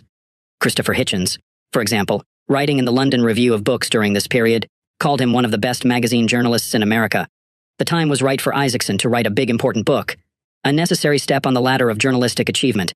So Isaacson chose a complicated topic, an intertwined narrative biography of 6 figures who played an important role in early Cold War policy, and teamed up with a fellow young Time editor, Evan Thomas, to produce an appropriately weighty book, an 864-page epic titled The Wise Men, 6 Friends and the World They Made. This book, which was published in 1986, was well received by the right people. The New York Times called it a richly textured account, while the San Francisco Chronicle exulted that the 2 young writers had fashioned a Cold War Plutarch. Less than a decade later, Isaacson reached the apex of his journalism career when he was appointed editor of Time, which he then followed with a second act as the CEO of a think tank, and an incredibly popular biographer of figures, including Benjamin Franklin, Albert Einstein, and Steve Jobs. What interests me about Isaacson, however, is not what he accomplished with his first book, but how he wrote it. In uncovering this story, I must draw from a fortunate personal connection. As it turns out, in the years leading up to the publication of The Wise Men, my uncle John Paul Newport, who was also a journalist in New York at the time, shared a summer beach rental with Isaacson. To this day, my uncle remembers Isaacson's impressive work habits. It was always amazing. He could retreat up to the bedroom for a while, when the rest of us were chilling on the patio or whatever, to work on his book. He'd go up for 20 minutes or an hour. We'd hear the typewriter pounding, then he'd come down as relaxed as the rest of us. The work never seemed to faze him. He just happily went up to work when he had the spare time. Isaacson was methodic. Anytime he could find some free time, he would switch into a deep work mode and hammer away at his book. This is how, it turns out, one can write a 900-page book on the side while spending the bulk of one's day becoming one of the country's best magazine writers. I call this approach, in which you fit deep work wherever you can into your schedule, the journalist philosophy. This name is a nod to the fact that journalists, like Walter Isaacson, are trained to shift into a writing mode on a moment's notice, as is required by the deadline-driven nature of their profession. This approach is not for the deep work novice. As I established in the opening to this rule, the ability to rapidly switch your mind from shallow to deep mode doesn't come naturally. Without practice, such switches can seriously deplete your finite willpower reserves. This habit also requires a sense of confidence in your abilities, a conviction that what you're doing is important and will succeed. This type of conviction is typically built on a foundation of existing professional accomplishment. Isaacson, for example, likely had an easier time switching to writing mode than, say, a first-time novelist, because Isaacson had worked himself up to become a respected writer by this point. He knew he had the capacity to write an epic biography and understood it to be a key task in his professional advancement. This confidence goes a long way in motivating hard efforts. I'm partial to the journalistic philosophy of deep work because it's my main approach to integrating these efforts into my schedule. In other words, I'm not monastic in my deep work, though I do find myself occasionally jealous of my fellow computer scientist Donald Knuth's unapologetic disconnection. I don't deploy multi-day depth binges like the bimodalists, and though I am intrigued by the rhythmic philosophy, my schedule has a way of thwarting attempts to enforce a daily habit. Instead, in an ode to Isaacson, I face each week as it arrives and do my best to squeeze out as much depth as possible. To write this book, for example, I had to take advantage of free stretches of time wherever they popped up. If my kids were taking a good nap, I'd grab my laptop and lock myself in the home office. If my wife wanted to visit her parents in nearby Annapolis on a weekend day, I'd take advantage of the extra childcare to disappear to a quiet corner of their house to write. If a meeting at work was canceled, or an afternoon left open, I might retreat to one of my favorite libraries on campus to squeeze out a few hundred more words. And so on. I should admit that I'm not pure in my application of the journalist philosophy. I don't, for example, make all my deep work decisions on a moment-to-moment basis. I instead tend to map out when I'll work deeply during each week at the beginning of the week, and then refine these decisions, as needed. At the beginning of each day, see rule number 4 for more details on my scheduling routines. By reducing the need to make decisions about deep work moment by moment, I can preserve more mental energy for the deep thinking itself. In the final accounting, the journalistic philosophy of deep work scheduling remains difficult to pull off. But if you're confident in the value of what you're trying to produce, and practiced in the skill of going deep, a skill we will continue to develop in the strategies that follow, it can be a surprisingly robust way to squeeze out large amounts of depth from an otherwise demanding schedule. Ritualize. An often overlooked observation about those who use their minds to create valuable things is that they're rarely haphazard in their work habits. Consider the Pulitzer Prize winning biographer Robert Caro. As revealed in a 2009 magazine profile, every inch of Caro's New York office is governed by rules. Where he places his books, how he stacks his notebooks, what he puts on his wall, even what he wears to the office. Everything is specified by a routine that has varied little over Caro's long career. I trained myself to be organized, he explained. Charles Darwin had a similarly strict structure for his working life during the period when he was perfecting on the origin of species. As his son Francis later remembered, he would rise promptly at 7 to take a short walk. He would then eat breakfast alone and retire to his study from 8 to 9:30. The next hour was dedicated to reading his letters from the day before, after which he would return to his study from 10:30 until noon. After this session, he would mull over challenging ideas while walking on a prescribed route that started at his greenhouse and then circled a path on his property. He would walk until satisfied with his thinking, then declare his workday done. The journalist Mason Curry, who spent half a decade cataloging the habits of famous thinkers and writers, and from whom I learned the previous two examples, summarized this tendency toward systematization as follows. There is a popular notion that artists work from inspiration, that there is some strike, or bolt, or bubbling up of creative mojo from who knows where, but I hope my work makes clear that waiting for inspiration to strike is a terrible, terrible plan. In fact, perhaps the single best piece of advice I can avr to anyone trying to do creative work is to ignore inspiration. In a New York Times column on the topic, David Brooks summarizes this reality more bluntly. Great creative minds think like artists but work like accountants. This strategy suggests the following. To make the most out of your deep work sessions, build rituals of the same level of strictness and idiosyncrasy as the important thinkers mentioned previously. There's a good reason for this mimicry. Great minds like Caro and Darwin didn't deploy rituals to be weird. They did so because success in their work depended on their ability to go deep. Again and again. There's no way to win a Pulitzer Prize or conceive a grand theory without pushing your brain to its limit. Their rituals minimized the friction in this transition to depth, allowing them to go deep more easily and stay in the state longer. If they had instead waited for inspiration to strike before settling into serious work, their accomplishments would likely have been greatly reduced. There's no one correct deep work ritual. The right fit depends on both the person and the type of project pursued. But there are some general questions that any effective ritual must address. Where you'll work, and for how long. Your ritual needs to specify a location for your deep work efforts. This location can be as simple as your normal office with the door shut and desk cleaned off. A colleague of mine likes to put a hotel-style do not disturb sign on his office door when he's tackling something difficult. If it's possible to identify a location used only for depth, for instance, a conference room or quiet library, the positive effect can be even greater. If you work in an open office plan, this need to find a deep work retreat becomes particularly important. Regardless of where you work, be sure to also give yourself a specific time frame to keep the session a discrete challenge and not an open-ended slog. How you'll work once you start to work. Your ritual needs rules and processes to keep your effort structured. For example, you might institute a ban on any internet use, or maintain a metric such as words produced per 20-minute interval to keep your concentration honed.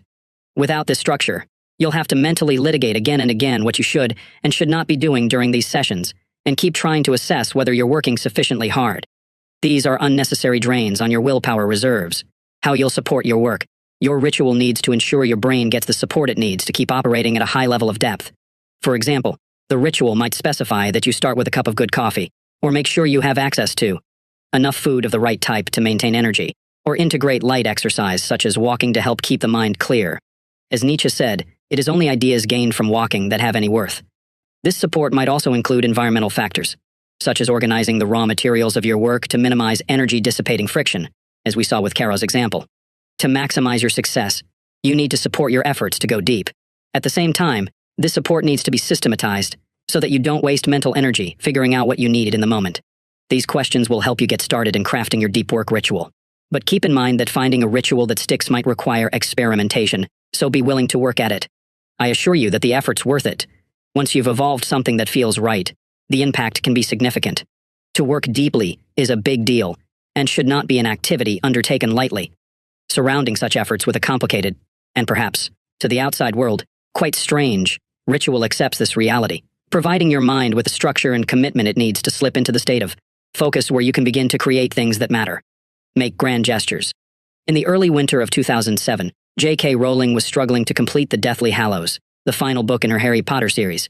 The pressure was intense, as this book bore the responsibility of tying together the six that preceded it in a way that would satisfy the series' hundreds of millions of fans. Rowling needed to work deeply to satisfy these demands, but she was finding unbroken concentration increasingly difficult to achieve at her home office in Edinburgh, Scotland. As I was finishing Deathly Hallows, there came a day where the window cleaner came. The kids were at home. The dogs were barking, Rowling recalled in an interview. It was too much, so J.K. Rowling decided to do something extreme to shift her mindset where it needed to be. She checked into a suite in the 5-star Balmoral Hotel, located in the heart of downtown Edinburgh. So I came to this hotel because it's a beautiful hotel, but I didn't intend to stay here, she explained. But at the first day's writing went well, so I kept coming back, and I ended up finishing the last of the Harry Potter books. Here.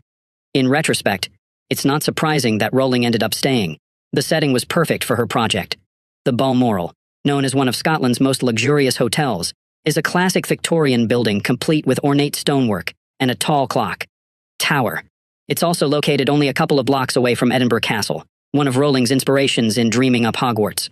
Rowling's decision to check into a luxurious hotel suite near Edinburgh Castle is an example of a curious but effective strategy in the world of deep work, the grand gesture. The concept is simple. By leveraging a radical change to your normal environment, coupled perhaps with a significant investment of effort or money, all dedicated towards supporting a deep work task, you increase the perceived importance of the task. This boost in importance reduces your mind's instinct to procrastinate and delivers an injection of motivation and energy. Writing a chapter of a Harry Potter novel, for example, is hard work and will require a lot of mental energy, regardless of where you do it. But when paying more than $1,000 a day to write the chapter in a suite of an old hotel down the street from a Hogwarts-style castle, mustering the energy to begin and sustain this work is easier than if you were instead in a distracting home office. When you study the habits of other well-known deep workers, the grand gesture strategy comes up often. Bill Gates, for example, was famous during his time as Microsoft CEO for taking think weeks during which he would leave behind his normal work and family obligations to retreat to a cabin with a stack of papers and books. His goal was to think deeply, without distraction, about the big issues relevant to his company. It was during one of these weeks, for example, that he famously came to the conclusion that the internet was going to be a major force in the industry. There was nothing physically stopping Gates from thinking deeply in his office in Microsoft's Seattle headquarters, but the novelty of his week-long retreat helped him achieve the desired levels of concentration. The MIT physicist and award-winning novelist Alan Lightman also leverages grand gestures. In his case, he retreats each summer to a tiny island in Maine to think deeply and recharge. At least as of 2000s, when he described this gesture in an interview, the island not only lacked internet, but didn't even have phone service. As he then justified, "It's really about 2.5 months that I'll feel like I can recover some silence in my life, which is so hard to find, freedom to spend 2 months in Maine," but many writers, including Dan Pink and Michael Pollan, simulate the experience year-round by building, often at significant expense and effort, writing cabins on their properties. Pollan, for his part, even wrote a book about his experience building his cabin in the woods behind his former Connecticut home. These outbuildings aren't strictly necessary for these writers, who need only a laptop and a flat surface to put it on to ply their trade. But it's not the amenities of the cabins that generate their value. It's instead the grand gesture represented in the design and building of the cabin for the sole purpose of enabling better writing. Not every grand gesture need be so permanent. After the pathologically competitive Bell Labs physicist William Shockley was scooped in the invention of the transistor, as I detail in the next strategy, 2 members of his team made the breakthrough at a time when Shockley was away working on another project. He locked himself in a hotel room in Chicago, where he had traveled ostensibly to attend a conference. He didn't emerge from the room until he had ironed out the details for a better design that had been rattling around in his mind. When he finally did leave the room, he airmailed his notes back to Murray Hill, New Jersey, so that a colleague could paste them into his lab notebook and sign them to timestamp the innovation. The junction form of the transistor that Shockley worked out in this burst of depth ended up earning him a share of the Nobel Prize subsequently awarded for the invention. An even more extreme example of a one-time grand gesture yielding results is a story involving Peter Shankman, an entrepreneur and social media pioneer. As a popular speaker, Shankman spends much of his time flying. He eventually realized that 30,000 feet was an ideal environment for him to focus. As he explained in a blog post, "Locked in a seat with nothing in front of me, nothing to distract me, nothing to set off my, ooh, shiny DNA. I have nothing to do but be at one with my thoughts." It was some time after this realization that Shankman signed a book contract that gave him only 2 weeks to finish the entire manuscript. Meeting this deadline would require incredible concentration. To achieve this state, Shankman did something unconventional. He booked a round-trip business-class ticket to Tokyo. He wrote during the whole flight to Japan, drank an espresso in the business-class lounge once he arrived in Japan, then turned around and flew back. Once again writing the whole way, arriving back in the States only 30 hours after he first left with a completed manuscript now in hand. The trip cost $4,000 and was worth every penny, he explained. In all of these examples, it's not just the change of environment or seeking of quiet that enables more depth. The dominant force is the psychology of committing so seriously to the task at hand. To put yourself in an exotic location to focus on a writing project, or to take a week off from work just to think, or to lock yourself in a hotel room until you complete an important invention. These gestures push your deep goal to a level of mental priority that helps unlock the needed mental resources. Sometimes to go deep, you must first go big. Don't work alone. The relationship between deep work and collaboration is tricky. It's worth taking the time to untangle, however, because properly leveraging collaboration can increase the quality of deep work in your professional life. It's helpful to start our discussion of this topic by taking a step back to consider what at first seems to be an unresolvable conflict. In part 1 of this book, I criticized Facebook for the design of its new headquarters. In particular, I noted that the company's goal to create the world's largest open office space, a giant room that will reportedly hold 2,800 workers, represents an absurd attack on concentration. Both intuition and a growing body of research underscore the reality that sharing a workspace with a large number of coworkers is incredibly distracting, creating an environment that thwarts attempts to think seriously. In a 2013 article summarizing recent research on this topic, Bloomberg Businessweek went so far as to call for an end to the tyranny of the open plan office. And yet, these open office designs are not embraced haphazardly. As Maria Konnikova reports in The New Yorker, when this concept first emerged, its goal was to facilitate communication and idea flow. This claim resonated with American businesses looking to embrace an aura of startup unconventionality. Josh Tirangil, the editor of Bloomberg Businessweek, for example, explained the lack of offices in Bloomberg's headquarters as follows. Open plan is pretty spectacular. It ensures that everyone is attuned to the broad mission, and it encourages curiosity between people who work in different disciplines. Jack Dorsey justified the open layout of the Square headquarters by explaining, "We encourage people to stay out in the open because we believe in serendipity and people walking by each other teaching new things. For the sake of discussion, let's call this principle that when you allow people to bump into each other, smart collaborations and new ideas emerge. The theory of serendipitous creativity. When Mark Zuckerberg decided to build the world's largest office, we can reasonably conjecture this theory helped drive his decision, just as it has driven many of the moves toward open workspaces elsewhere in Silicon Valley and beyond. Other less exalted factors, like saving money and increasing supervision, also play a role, but they're not as sexy and are therefore less emphasized. This decision between promoting concentration and promoting serendipity seems to indicate that deep work, an individual endeavor, is incompatible with generating creative insights, a collaborative endeavor. This conclusion, however, is flawed. It's based, I argue, on an incomplete understanding of the theory of serendipitous creativity. To support this claim, let's consider the origins of this particular understanding of what spurs breakthroughs. The theory in question has many sources, but I happen to have a personal connection to one of the more well-known. During my 7 years at MIT, I worked on the site of the Institute's famed building. This structure, located at the intersection of Main and Vassar Streets in East Cambridge, and eventually demolished in 1998, was thrown together as a temporary shelter during World War II, meant to house the overflow from the school's bustling radiation laboratory. As noted by a 2012 New Yorker article, the building was initially seen as a failure. Ventilation was poor, and hallways were dim. The walls were thin, the roof leaked, and the building was broiling in the summer and freezing in the winter. When the war ended, however, the influx of scientists to Cambridge continued. MIT needed space, so instead of immediately demolishing building as they had promised local officials, in exchange for lax permitting, they continued using it as overflow space. The result was that a mismatch of different departments, from nuclear science to linguistics to electronics, shared the low-slung building alongside more esoteric tenants such as a machine shop and a piano repair facility. Because the building was cheaply constructed, these groups felt free to rearrange space as needed. Walls and floors could be shifted, and equipment bolted to the beams.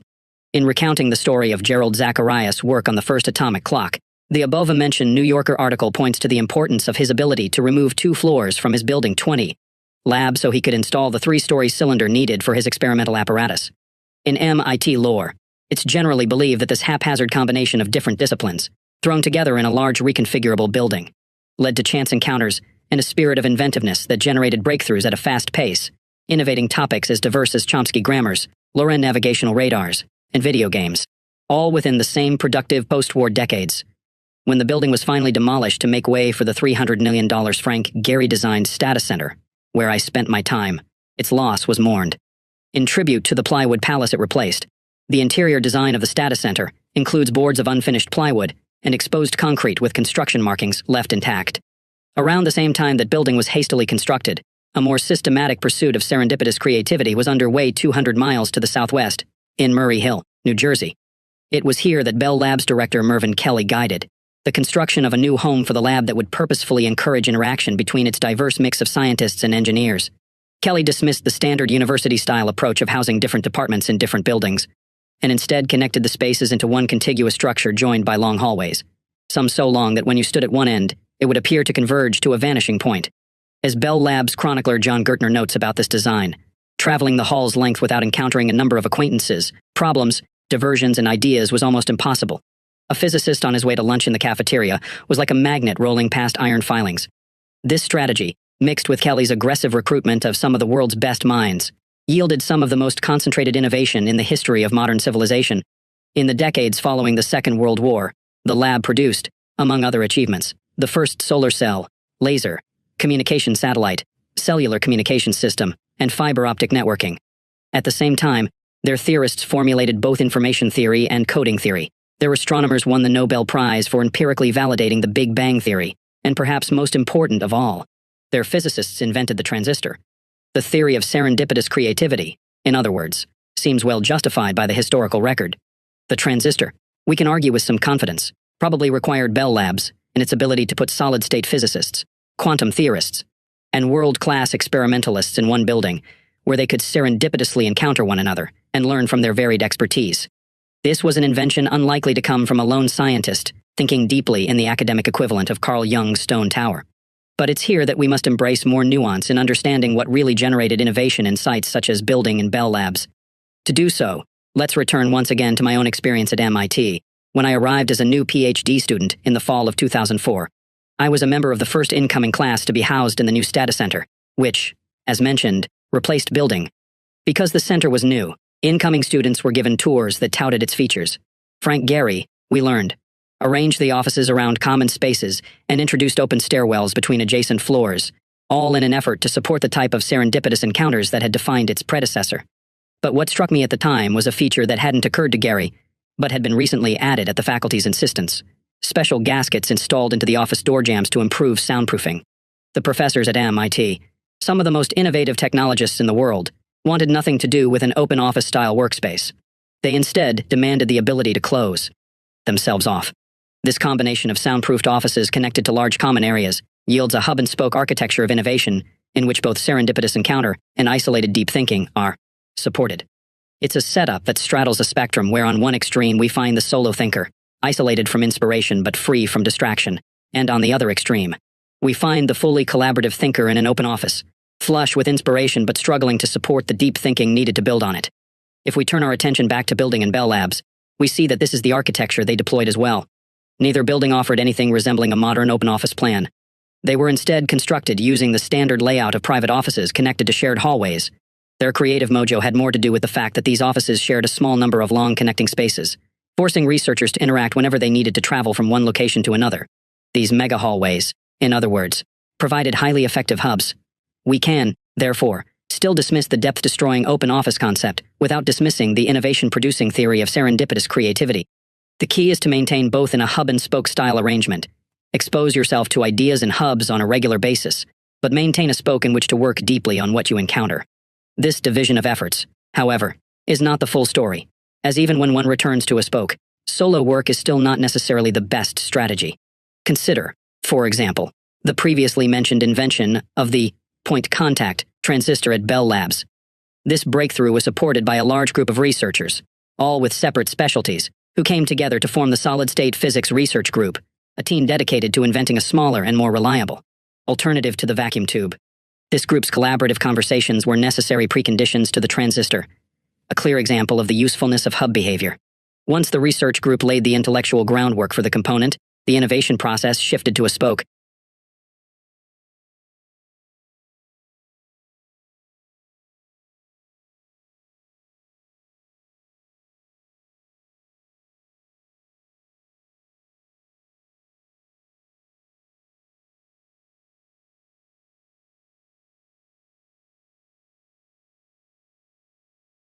What makes this particular innovation process an interesting case, however, is that even when it shifted to a spoke, it remained collaborative.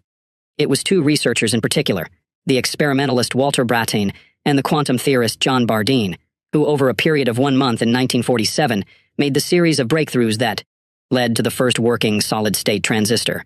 Brattain and Bardeen worked together during this period in a small lab, often side by side, pushing each other toward better and more effective designs. These efforts consisted primarily of deep work, but a type of deep work we haven't yet encountered. Bratton would concentrate intensely to engineer an experimental design that could exploit Bardeen's latest theoretical insight.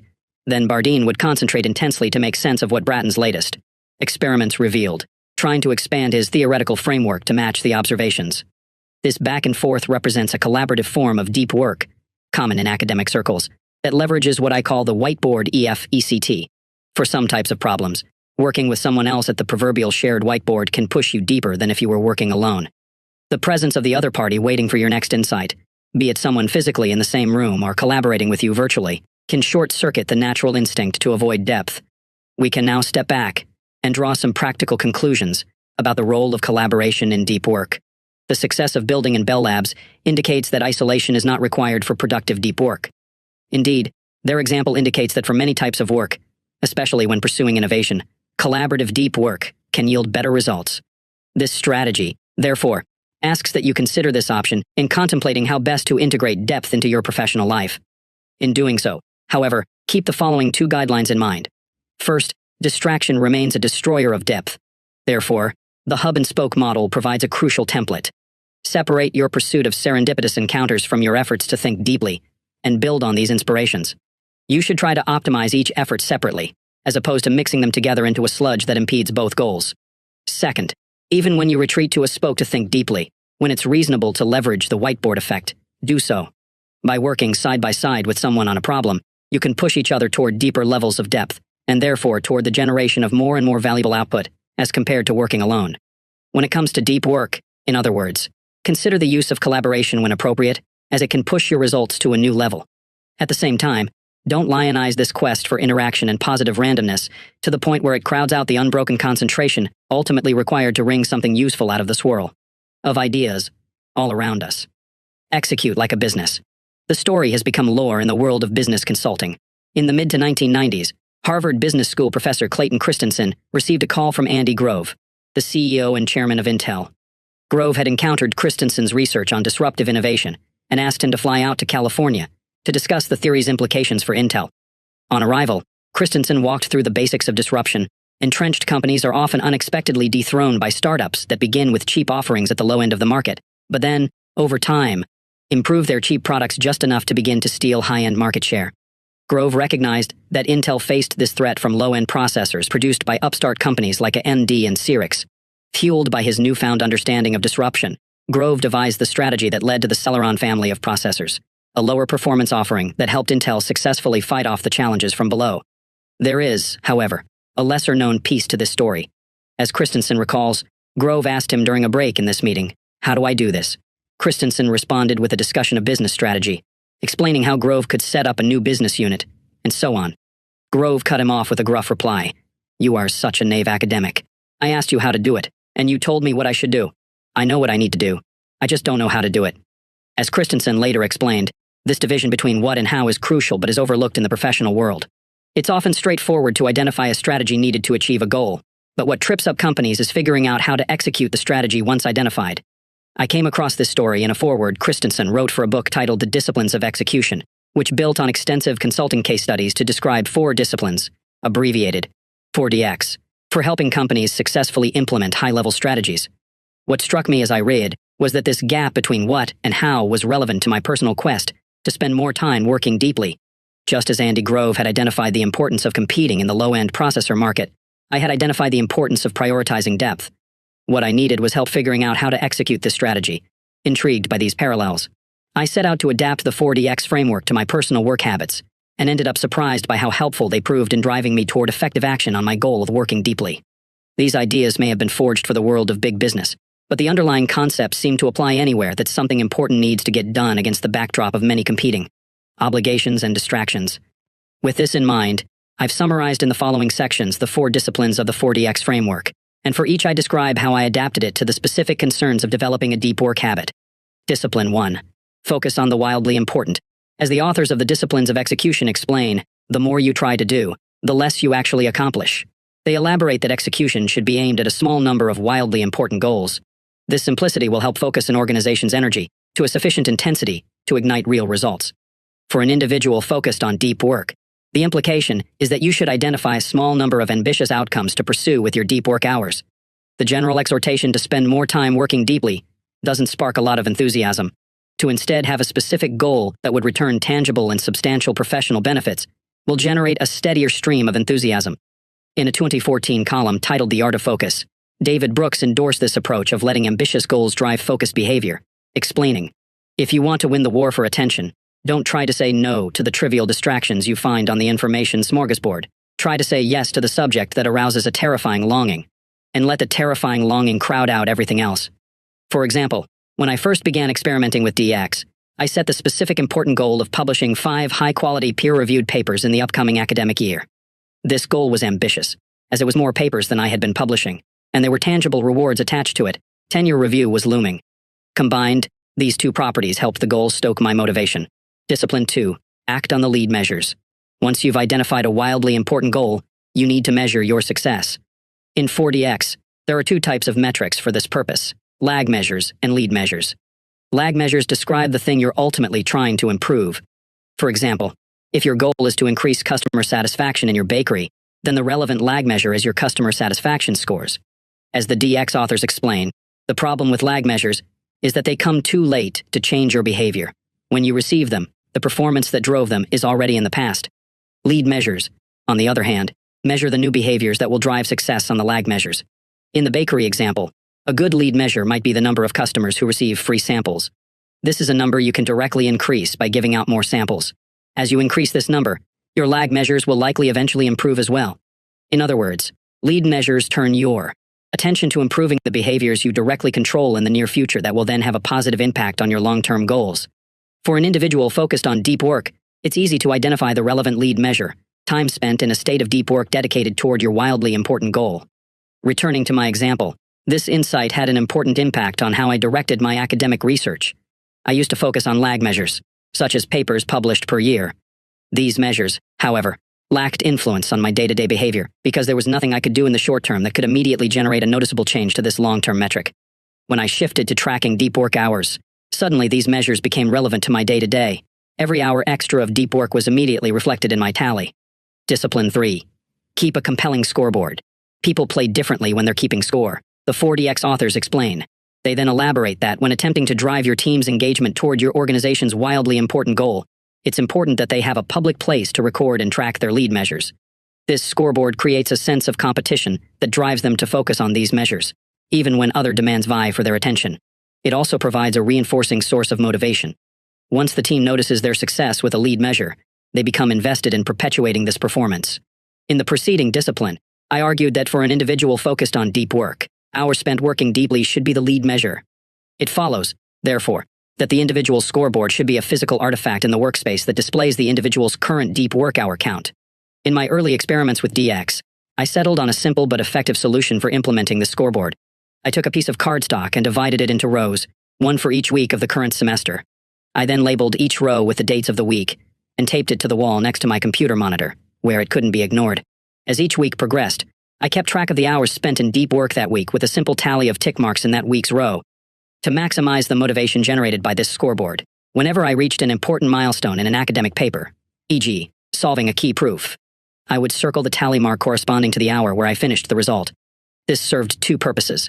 First, it allowed me to connect, at a visceral level, accumulated deep work hours and tangible results.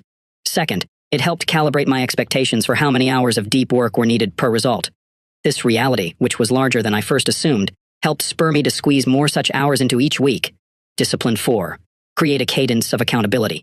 The DX authors elaborate that the final step to help maintain a focus on lead measures is to put in place a rhythm of regular and frequent meetings of any team that owns a wildly important goal. During these meetings, the team members must confront their scoreboard, commit to specific actions to help improve the score before the next meeting, and describe what happened with the commitments they made at the last meeting. They note that this review can be condensed to only a few minutes, but it must be regular for its effect to be felt. The authors argue that it's this discipline where execution really happens. For an individual focused on his or her own deep work habit, there's likely no team to meet with, but this doesn't exempt you from the need for regular accountability. In multiple places throughout this book, I discuss and recommend the habit of a weekly review in which you make a plan for the work week ahead. See Rule 4. During my experiments with DX, I used a weekly review to look over my scoreboard to celebrate good weeks, help understand what led to bad weeks, and most important, figure out how to ensure a good score for the days ahead. This led me to adjust my schedule to meet the needs of my lead measure, enabling significantly more deep work than if I had avoided such reviews altogether.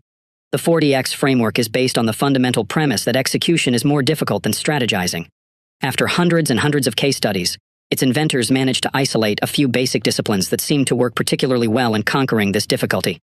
It's no surprise, therefore, that these same disciplines can have a similar effect on your personal goal of cultivating a deep work habit. Let's return one last time to my own example. As I noted earlier, when I first embraced 4DX, I adopted the goal of publishing 5 peer-reviewed papers in the 2013 to 2014 academic year. This was an ambitious goal given that I had published only 4 papers the previous year, a feat I was proud of. Throughout this 4DX experiment, the clarity of this goal, coupled with the simple but unavoidable feedback of my lead measure scoreboard, pushed me to a level of depth I hadn't before achieved. In retrospect, it was not so much the intensity of my deep work periods that increased, but instead their regularity. Whereas I used to cluster my deep thinking near paper submission deadlines, the DX habit kept my mind concentrated throughout the full year. It ended up, I must admit, an exhausting year, especially given that I was writing this book at the same time. But it also turned out to produce a convincing endorsement for the 4DX framework. By the summer of 2014, I had 9 full papers accepted for publication, more than doubling what I had managed to accomplish in any preceding year. Be lazy. In a 2012 article written for a New York Times blog, the essayist and cartoonist Tim Kreider provided a memorable self-description. I am not busy. I am the laziest ambitious person I know. Kreider's distaste for frenetic work, however, was put to the test in the months leading up to the writing of his post. Here's his description of the period. I've insidiously started, because of professional obligations, to become busy. Every morning my inbox was full of emails asking me to do things I did not want to do or presenting me with problems that I now had to solve. His solution? He fled to what he calls an undisclosed location, a place with no TV and no internet. Going online requires a bike ride to the local library, and where he could remain non-responsive to the pinprick onslaught of small obligations that seem harmless in isolation but aggregate to serious injury to his deep work habit. I've remembered about buttercups, stink bugs, and the stars. Kreider says about his retreat from activity. I read, and I'm finally getting some real writing done for the first time in months. It's important for our purposes to recognize that Kreider is no Thoreau. He didn't retreat from the world of busyness to underscore a complicated social critique. His move to an undisclosed location was instead motivated by a surprising but practical insight. It made him better at his job. Here's Kreider's explanation. Idleness is not just a vacation, an indulgence, or a vice. It is as indispensable to the brain as vitamin D is to the body, and deprived of it, we suffer a mental affliction as disfiguring as rickets. It is, paradoxically, necessary to getting any work done. When Kreider talks of getting work done, of course, he's not referencing shallow tasks. For the most part, the more time you can spend immersed in shallow work, the more of it that gets accomplished. As a writer and artist, however, Kreider is instead concerned with deep work, the serious efforts that produce things the world values. These efforts, he's convinced, need the support of a mind regularly released to leisure. This strategy argues that you should follow Kreider's lead by injecting regular and substantial freedom from professional concerns into your day, providing you with the idleness paradoxically required to get deep work done. There are many ways to accomplish this goal. You could, for example, use Kreider's approach of retreating from the world of shallow tasks altogether by hiding out in an undisclosed location. But this isn't practical for most people. Instead, I want to suggest a more applicable but still quite powerful heuristic. At the end of the workday, shut down your consideration of work issues until the next morning. No after-dinner email check. No mental replays of conversations. And no scheming about how you'll handle an upcoming challenge. Shut down work thinking completely. If you need more time, then extend your workday. But once you shut down, your mind must be left free to encounter Kreider's buttercups, stink bugs, and stars. Before describing some tactics that support this strategy, I want to first explore why a shutdown will be profitable to your ability to produce valuable output. We have, of course, Tim Kreider's personal endorsement, but it's worth taking the time to also understand the science behind the value of downtime. A closer examination of this literature reveals the following 3 possible explanations for this value. Reason 1. Downtime aids insights. Consider the following excerpt from a 2006 paper that appeared in the journal Science. The scientific literature has emphasized the benefits of conscious deliberation in decision-making for hundreds of years. The question addressed here is whether this view is justified. We hypothesize that it is not. Lurking in this bland statement is a bold claim. The authors of this study, led by the Dutch psychologist A.P. Dijkster-Huys, set out to prove that some decisions are better left to your unconscious mind to untangle. In other words, To actively try to work through these decisions will lead to a worse outcome than loading up the relevant information and then moving on to something else while letting the subconscious layers of your mind mull things over. Dijksterhuis's team isolated this effect by giving subjects the information needed for a complex decision regarding a car purchase. Half the subjects were told to think through the information and then make the best decision. The other half were distracted by easy puzzles after they read the information and were then put on the spot to make a decision without having had time to consciously deliberate. The distracted group ended up performing better. Observations from experiments such as this one led Dijksterhuis and his collaborators to introduce unconscious thought theory, WT, an attempt to understand the different roles conscious and unconscious deliberation play in decision-making. At a high level, this theory proposes that for decisions that require the application of strict rules, the conscious mind must be involved. For example, if you need to do a math calculation, only your conscious mind is able to follow the precise arithmetic rules needed for correctness. On the other hand, for decisions that involve large amounts of information and multiple vague, and perhaps even conflicting, constraints, your unconscious mind is well suited to tackle the issue. UTT hypothesizes that this is due to the fact that these regions of your brain have more neuronal bandwidth available, allowing them to move around more information and sift through more potential solutions than your conscious centers of thinking. Your conscious mind, according to this theory, is like a home computer on which you can run carefully written programs that return correct answers to limited problems, whereas your unconscious mind is like Google's vast data centers, in which statistical algorithms sift through terabytes of unstructured information, teasing out surprising useful solutions to difficult questions. The implication of this line of research is that providing your conscious brain time to rest enables your unconscious mind to take a shift sorting through your most complex professional challenges. A shutdown habit, therefore, is not necessarily reducing the amount of time you're engaged in productive work, but is instead diversifying the type of work you deploy. Reason 2. Downtime helps recharge the energy needed to work deeply. A frequently cited 2008 paper appearing in the journal Psychological Science describes a simple experiment. Subjects were split into two groups. One group was asked to take a walk on a wooded path in an arboretum near the Ann Arbor, Michigan, campus where the study was conducted. The other group was sent on a walk through the bustling center of the city. Both groups were then given a concentration-sapping task called backward digit span. The core finding of the study is that the nature group performed up to 20% better on the task. The nature advantage still held the next week when the researchers brought back the same subjects and switched the locations. It wasn't the people who determined performance, but whether or not they got a chance to prepare by walking through the woods. This study, it turns out, is one of many that validate attention restoration theory, ART, which claims that spending time in nature can improve your ability to concentrate. This theory, which was first proposed in the 1980s by the University of Michigan psychologists Rachel Kaplan and Stephen Kaplan, the latter of which co-authored the 2008 study discuss. D here, along with Mark Berman and John Jonades, is based on the concept of attention fatigue. To concentrate requires what RT calls directed attention.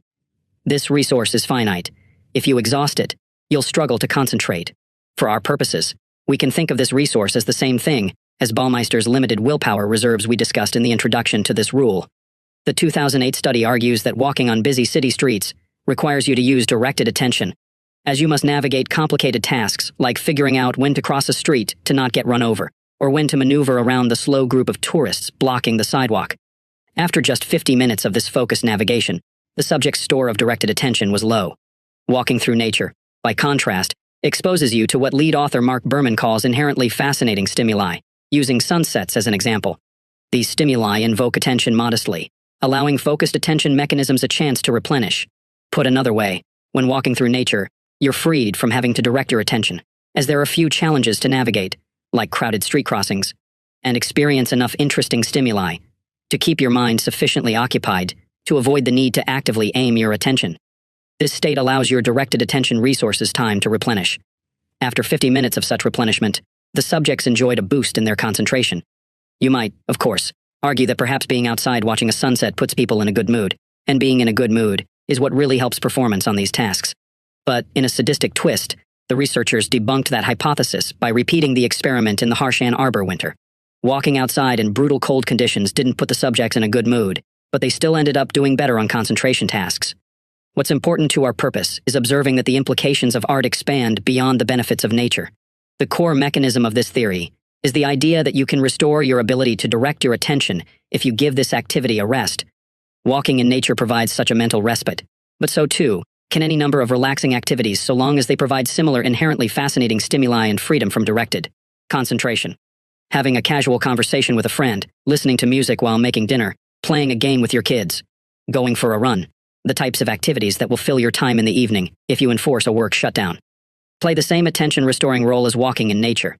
On the other hand, if you keep interrupting your evening to check and respond to email, or put aside a few hours after dinner to catch up on an approaching deadline, you're robbing your directed attention centers of the uninterrupted rest they need for restoration. Even if these work dashes consume only a small amount of time, they prevent you from reaching the levels of deeper relaxation in which attention restoration can occur. Only the confidence that you're done with work until the next day can convince your brain to downshift to the level where it can begin to recharge for the next day to follow. Put another way, trying to squeeze a little more work out of your evenings might reduce your effectiveness the next day enough that you end up getting less done than if you had instead respected a shutdown. Reason 3. The work that evening downtime replaces is usually not that important. The final argument for maintaining a clear endpoint to your workday requires us to return briefly to Anders Ericsson, the inventor of deliberate practice theory. As you might recall from Part 1, deliberate practice is the systematic stretching of your ability for a given skill. It is the activity required to get better at something. Deep work and deliberate practice, as I've argued, overlap substantially. For our purposes here, we can use deliberate practice as a general-purpose stand-in for cognitively demanding efforts. In Ericsson's seminal 1993 paper on the topic, titled The Role of Deliberate Practice in the Acquisition of Expert Performance, he dedicates a section to reviewing what the research literature reveals about an individual's capacity for cognitively demanding work. Ericsson notes that for a novice, somewhere around an hour a day of intense concentration seems to be a limit, while for experts this number can expand to as many as 4 hours, but rarely more.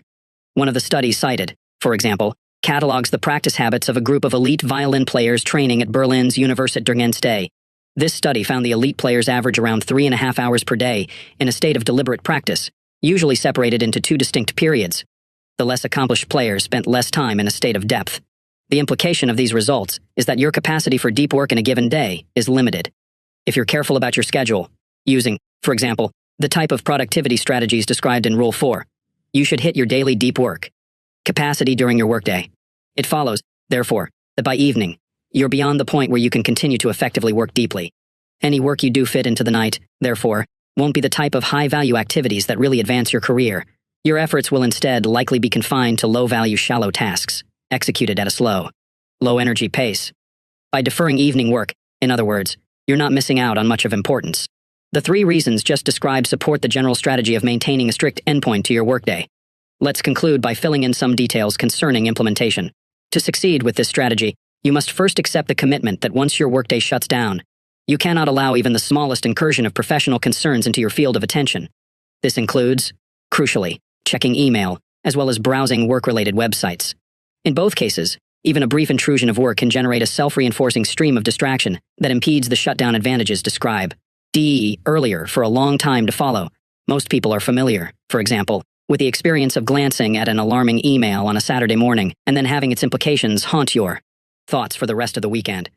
Another key commitment for succeeding with this strategy is to support your commitment to shutting down with a strict shutdown ritual that you use at the end of the workday to maximize the probability that you succeed. In more detail, this ritual should ensure that every incomplete task, goal, or project has been reviewed, and that for each you have confirmed that either 1, you have a plan you trust for its completion, or 2, it's captured in a place where it will be revisited when the time is right. The process should be an algorithm, a series of steps you always conduct, one after another. When you're done, have a set phrase you say that indicates completion. To end my own ritual, I say, shutdown complete. This final step sounds cheesy, but it provides a simple cue to your mind that it's safe to release work-related thoughts for the rest of the day. To make this suggestion more concrete, let me walk through the steps of my own shutdown ritual, which I first developed around the time I was writing my doctoral dissertation, and have deployed, in one form or another, ever since. The first thing I do is take a final look at my email inbox to ensure that there's nothing requiring an urgent response before the day ends.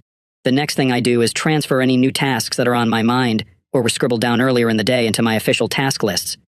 I use Google Docs for storing my task lists, as I like the ability to access them from any computer. But the technology here isn't really relevant. Once I have these task lists open, I quickly skim every task in every list, and then look at the next few days on my calendar. These 2 actions ensure that there's nothing urgent I'm forgetting or any important deadlines or appointments sneaking up on me. I have, at this point, reviewed everything that's on my professional plate. To end the ritual, I use this information to make a rough plan for the next day. Once the plan is created, I say, shut down complete, and and my work thoughts are done for the day. The concept of a shutdown ritual might at first seem extreme, but there's a good reason for it: the Zeigarnik effect. This effect, which is named for the experimental work of the early 20th century psychologist Bluma Zeigarnik, describes the ability of incomplete tasks to dominate our attention.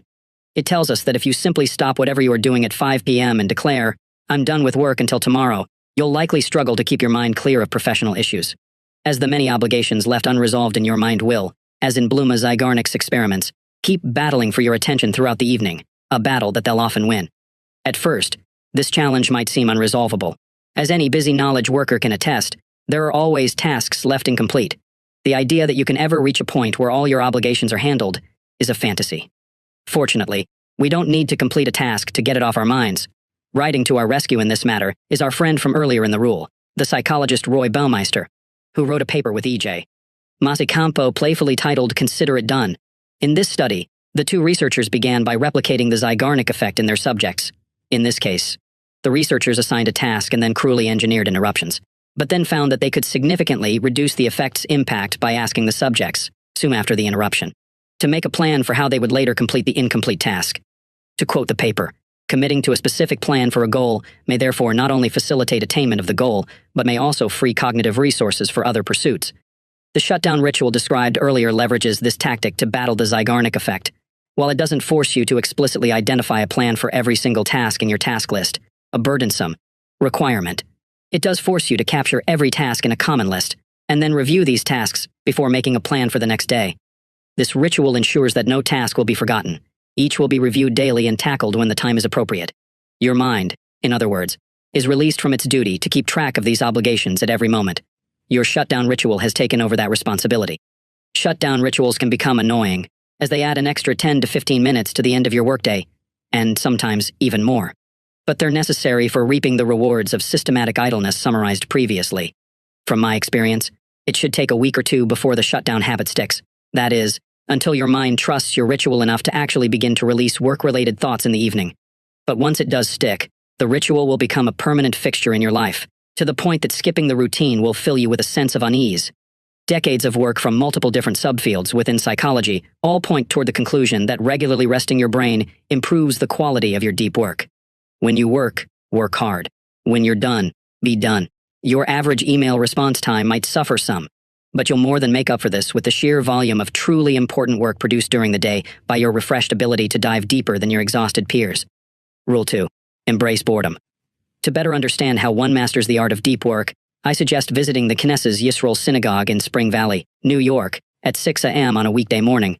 If you do, you'll likely find at least 20 cars in the parking lot. Inside, you'll encounter a couple dozen members of the congregation working over texts. Some might be reading silently, mouthing the words of an ancient language, while others are paired together debating. At one end of the room, a rabbi will be leading a larger group in a discussion. This early morning gathering in Spring Valley represents just a small fraction of the hundreds of thousands of Orthodox Jews will wake up early that morning, as they do every weekday morning, to practice a central tenet of their faith, to spend time every day studying the complex written traditions of Rabbinic Judaism. I was introduced to this world by Adam Marlin, a member of the Knesset Yisroel congregation and one of the regulars at its morning study group. As Marlin explained to me, his goal with this practice is to decipher one Talmud page each day, though he sometimes fails to make it even this far, often working with a shavruta, study partner, to push his understanding closer to his cognitive limit. What interests me about Marlin is not his knowledge of ancient texts, but instead the type of effort required to gain this knowledge. When I interviewed him, he emphasized the mental intensity of his morning ritual. It's an extreme and serious discipline, consisting mostly of the deep work stuff you write about, he explained. I run a growing business, but this is often the hardest brain strain I do. This strain is not unique to Marlin, but is instead ingrained in the practice. As his rabbi once explained to him, you cannot consider yourself as fulfilling this daily obligation unless you have stretched to the reaches of your mental capacity. Unlike many Orthodox Jews, Marlin came late to his faith, not starting his rigorous Talmud training until his 20s. This bit of trivia proves useful to our purposes, because it allows Marlin a clear before and after comparison concerning the impact of these mental calisthenics, and the results surprised him. Though Marlin was exceptionally well educated when he began the practice, he holds 3 errant Ivy League degrees. He soon met fellow adherents who had only ever attended small religious schools but could still dance intellectual circles around him. A number of these people are highly successful, professionally, he explained to me, but it wasn't some fancy school that pushed their intellect higher. It became clear it was instead their daily study that started as early as the 5th grade. After a while, Marlon began to notice positive changes in his own ability to think deeply. "I've recently been making more highly creative insights in my business life," he told me. "I'm convinced it's related to this daily mental practice. This consistent strain has built my mental muscle over years and years. This was not the goal when I started, but it is the effect." Adam Marlin's experience underscores an important reality about deep work. The ability to concentrate intensely is a skill that must be trained. This idea might sound obvious once it's pointed out, but it represents a departure from how most people understand such matters. In my experience, it's common to treat undistracted concentration as a habit like flossing, something that you know how to do and know is good for you, but that you've been neglecting due to a lack of motivation. This mindset is appealing because it implies you can transform your working life from distracted to focused overnight, if you can simply muster enough motivation. But this understanding ignores the difficulty of focus and the hours of practice necessary to strengthen your mental muscle. The creative insights that Adam Marlin now experiences in his professional life, in other words, have little to do with a one-time decision to think deeper, and much to do with a commitment to training this ability early every morning. There is, however, an important corollary to this idea. Efforts to deepen your focus will struggle if you don't simultaneously wean your mind from a dependence on distraction. Much in the same way that athletes must take care of their bodies outside of their training sessions, you'll struggle to achieve the deepest levels of concentration if you spend the rest of your time fleeing the slightest hint of boredom. We can find evidence for this claim in the research of Clifford Nass, the late Stanford communications professor who was well known for his study of behavior in the digital age. Among other insights, Nass's research revealed that constant attention switching online has a lasting negative effect on your brain. Here's Nass summarizing these findings in a 2010 interview with NPR's Ira Flatow. "So we have scales that allow us to divide up people into people who multitask all the time and people who rarely do, and the differences are remarkable. People who multitask all the time can't filter out irrelevancy. They can't manage a working memory. They're chronically distracted. They initiate much larger parts of their brain that are irrelevant to the task at hand. They're pretty much mental wrecks." At this point, Flatow asks Nass whether the chronically distracted recognize this rewiring of their brain. "The people we talk with continually said, 'Look, when I really have to concentrate, I turn off everything and I am laser-focused.' And unfortunately, they've developed habits of mind that make it impossible for them to be laser-focused. They're suckers for irrelevancy. They just can't keep on task." Emphasis mine.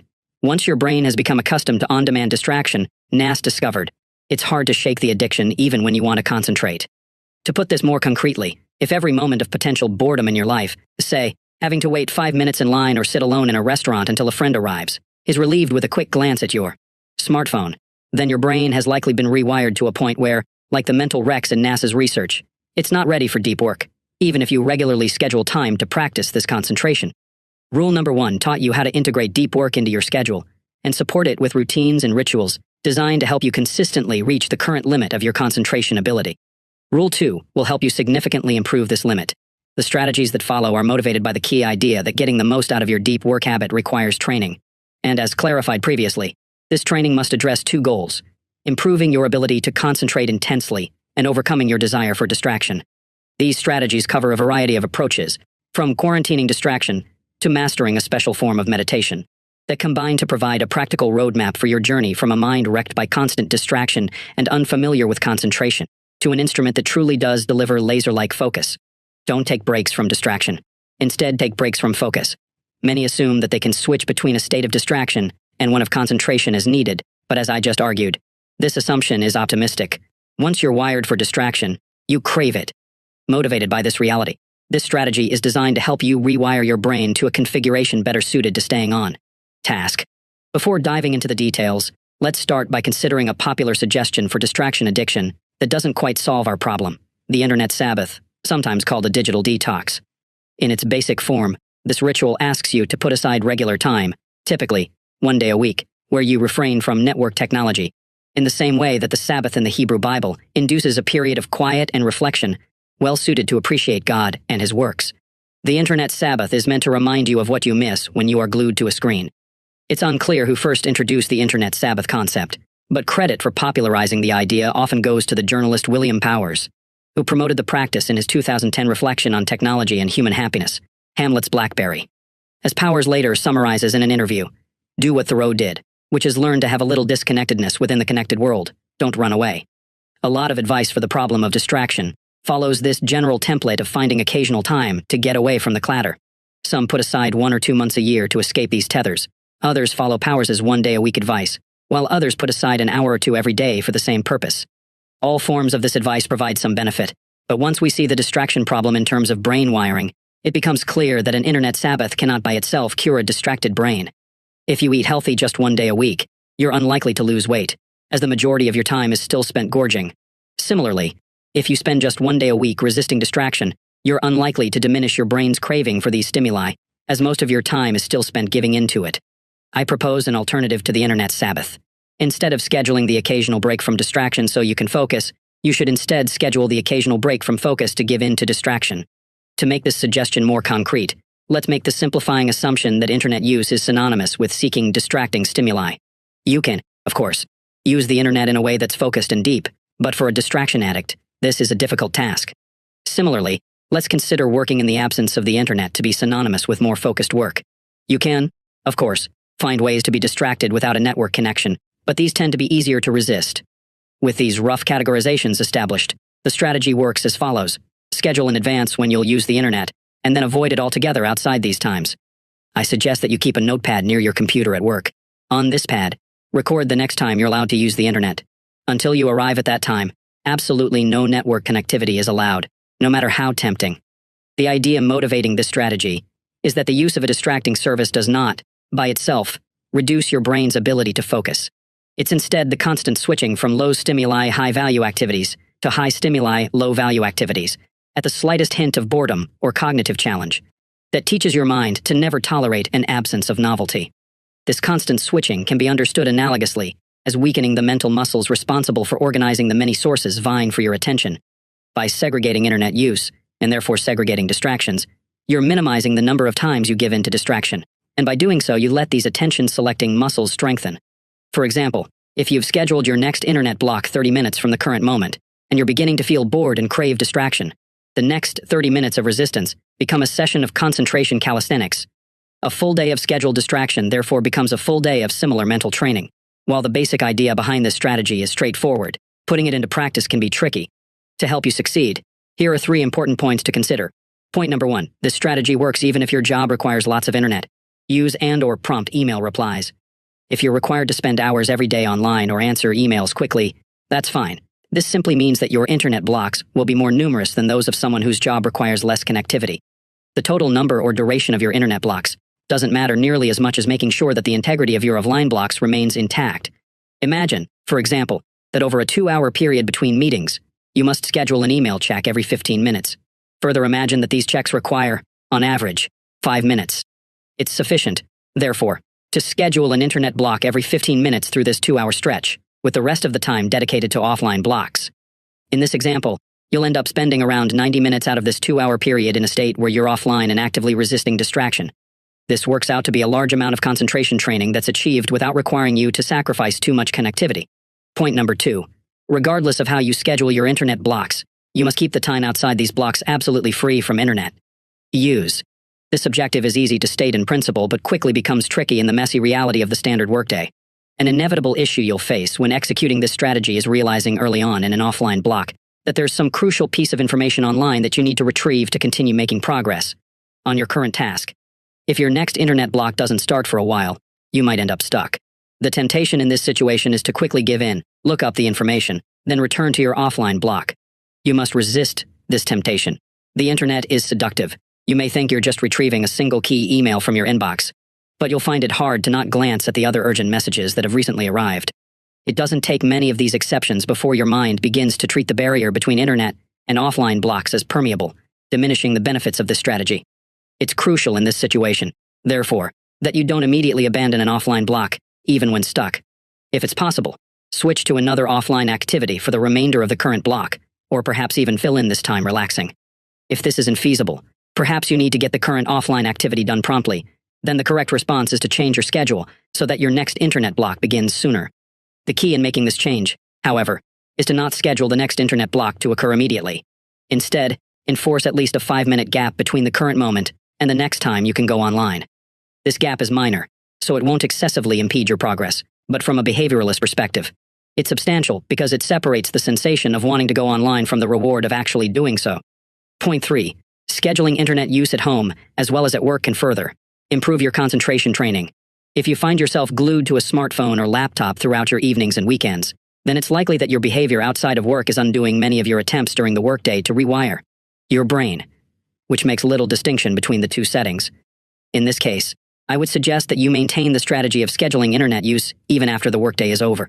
To simplify matters, when scheduling internet use after work, you can allow time-sensitive communication into your offline blocks, e.g., texting with a friend to agree on where you'll meet for dinner, as well as time-sensitive information retrieval, e.g., looking up the location of the restaurant on your phone. Outside of these pragmatic exceptions, however, when in an offline block, put your phone away, ignore texts, and refrain from internet usage. As in the workplace variation of this strategy, if the internet plays a large and important role in your evening entertainment, that's fine. Schedule lots of long internet blocks. The key here isn't to avoid or even to reduce the total amount of time you spend engaging in distracting behavior, but is instead to give yourself plenty of opportunities throughout your evening to resist switching to these distractions at the slightest hint of boredom. One place where this strategy becomes particularly difficult outside work is when you're forced to wait, for example, standing in line at a store.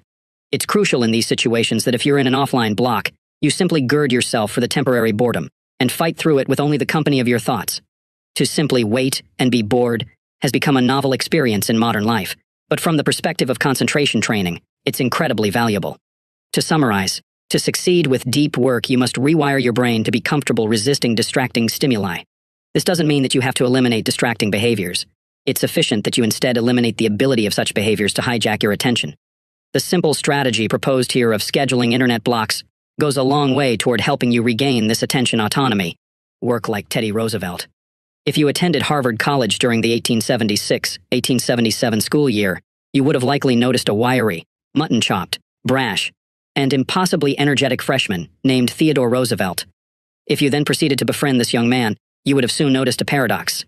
On the one hand, his attention might appear to be hopelessly scattered, spread over what one classmate called an amazing array of interests, a list that biographer Edmund Morris catalogs to contain boxing, wrestling, bodybuilding, dance lessons, poetry readings, and the continuation of a lifelong obsession with naturalism.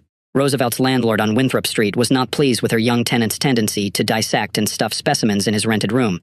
This latter interest developed to the point that Roosevelt published his first book, The Summer Birds of the Adirondacks, in the summer after his freshman year. It was well received in the bulletin of the Nuttall Ornithological Club, a publication, needless to say, which takes bird books quite seriously, and was good enough to lead Morris to assess Roosevelt, at this young age, to be one of the most knowledgeable young naturalists in the United States. To support this extracurricular exuberance, Roosevelt had to severely restrict the time left available for what should have been his primary focus, his studies at Harvard. Morris used Roosevelt's diary and letters from this period to estimate that the future president was spending no more than a quarter of the typical day studying. One might expect, therefore, that Roosevelt's grades would crater, but they didn't. He wasn't the top student in his class, but he certainly didn't struggle either.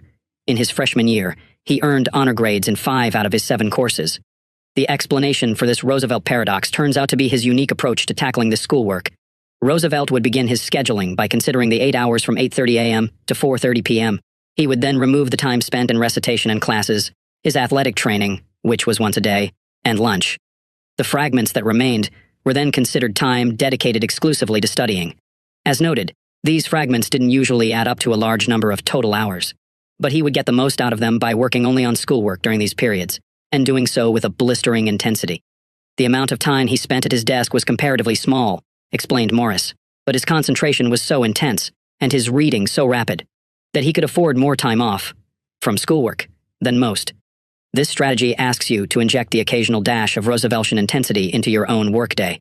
In particular, identify a deep task, that is, something that requires deep work to complete, that's high on your priority list. Estimate how long you'd normally put aside for an obligation of this type, then give yourself a hard deadline that drastically reduces this time. If possible, commit publicly to the deadline, for example, by telling the person expecting the finished project when they should expect it. If this isn't possible, or if it puts your job in jeopardy, then motivate yourself by setting a countdown timer on your phone and propping it up where you can't avoid seeing it as you work.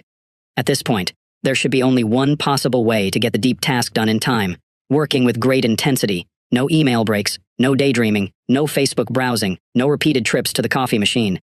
Like Roosevelt at Harvard, attack the task with every free neuron until it gives way under your unwavering barrage of concentration. Try this experiment no more than once a week at first, giving your brain practice with intensity, but also giving it, and your stress levels, time to rest in between. Once you feel confident in your ability to trade concentration for completion time, increase the frequency of these Roosevelt dashes. Remember, however, to always keep your self-imposed deadlines right at the edge of feasibility. You should be able to consistently beat the buzzer, or at least be close, but to do so should require teeth-gritting concentration. The main motivation for this strategy is straightforward. Deep work requires levels of concentration well beyond where most knowledge workers are comfortable. Roosevelt dashes leverage artificial deadlines to help you systematically increase the level you can regularly achieve, providing, in some sense, interval training for the attention centers of your brain. An additional benefit is that these dashes are incompatible with distraction. There's no way you can give in to distraction and still make your deadlines. Therefore, every completed dash provides a session in which you're potentially bored and really want to seek more novel stimuli, but you resist. As argued in the previous strategy, the more you practice resisting such urges, the easier such resistance becomes. After a few months of deploying this strategy, your understanding of what it means to focus will likely be transformed as you reach levels of intensity stronger than anything you've experienced before. And if you're anything like a young Roosevelt, you can then repurpose the extra free time it generates toward the finer pleasures in life. Like trying to impress the always discerning members of the Nuttall Ornithological Club. Meditate productively. During the 2 years I spent as a postdoctoral associate at MIT, my wife and I lived in a small but charming apartment on Pinckney Street, in historic Beacon Hill. Though I lived in Boston and worked in Cambridge, the two locations were close, only a mile apart, sitting on opposite banks of the Charles River. Intent on staying fit, even during the long and dark New England winter, I decided to take advantage of this proximity by traveling between home and work, to the greatest extent possible, on foot. My routine had me walk to campus in the morning, crossing the Longfellow Bridge in all weather. The city, it turns out to my dismay, is often slow to shovel the pedestrian path after snowstorms.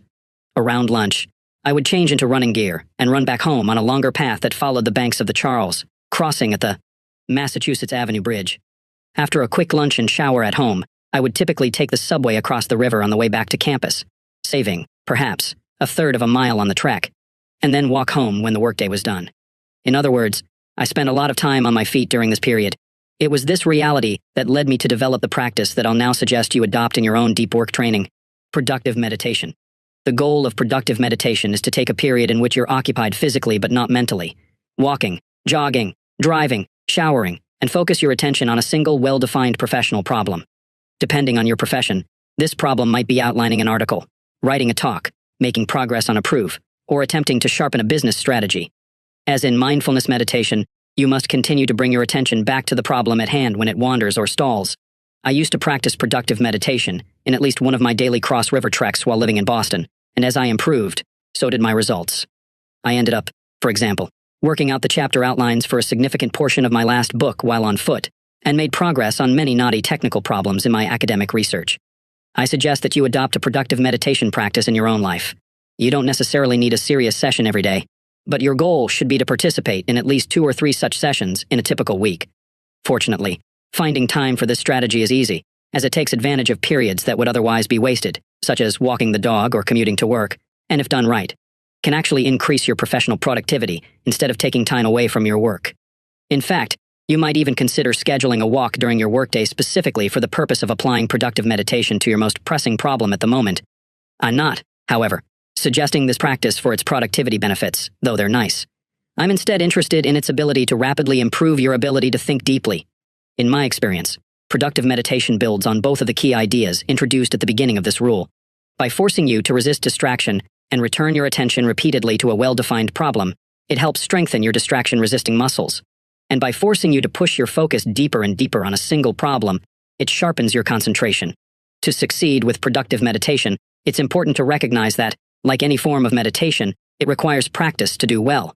When I first attempted this strategy, back in the early weeks of my postdoc, I found myself hopelessly distracted, ending long stretches of thinking with little new to show for my efforts. It took me a dozen or so sessions before I began to experience real results. You should expect something similar, so patience will be necessary. To help accelerate this ramp-up process, however, I have 2 specific suggestions to offer. Suggestion 1. Be wary of distractions and looping. As a novice, when you begin a productive meditation session, your mind's first act of rebellion will be to offer unrelated, but seemingly more interesting thoughts. My mind, for example, was often successful at derailing my attention by beginning to compose an email that I knew I needed to write. Objectively speaking, this train of thought sounds exceedingly dull, but in the moment it can become impossibly tantalizing. When you notice your attention slipping away from the problem at hand, gently remind yourself that you can return to that thought later, then redirect your attention back. Distraction of this type, in many ways, is the obvious enemy to defeat in developing a productive meditation habit. A subtler, but equally effective adversary, is looping. When faced with a hard problem, your mind, as it was evolved to do, will attempt to avoid excess expenditure of energy when possible. One way it might attempt to sidestep this expenditure is by avoiding diving deeper into the problem by instead looping over and over again on what you already know about it. For example, when working on a proof, my mind has a tendency to rehash simple preliminary results, again and again, to avoid the harder work of building on these results toward the needed solution. You must be on your guard for looping, as it can quickly subvert an entire productive meditation session. When you notice it, remark to yourself that you seem to be in a loop, then redirect your attention toward the next step. Suggestion 2. Structure your deep thinking. Thinking deeply about a problem seems like a self-evident activity, but in reality it's not. When faced with a distraction-free mental landscape, a hard problem, and time to think, the next steps can become surprisingly non-obvious. In my experience, it helps to have some structure for this deep thinking process. I suggest starting with a careful review of the relevant variables for solving the problem, and then storing these values in your working memory. For example, if you're working on the outline for a book chapter, the relevant variables might be the main points you want to make in the chapter. If you're instead trying to solve a mathematics proof, these variables might be actual variables, or assumptions, or lemmas. Once the relevant variables are identified, define the specific next step question you need to answer using these variables.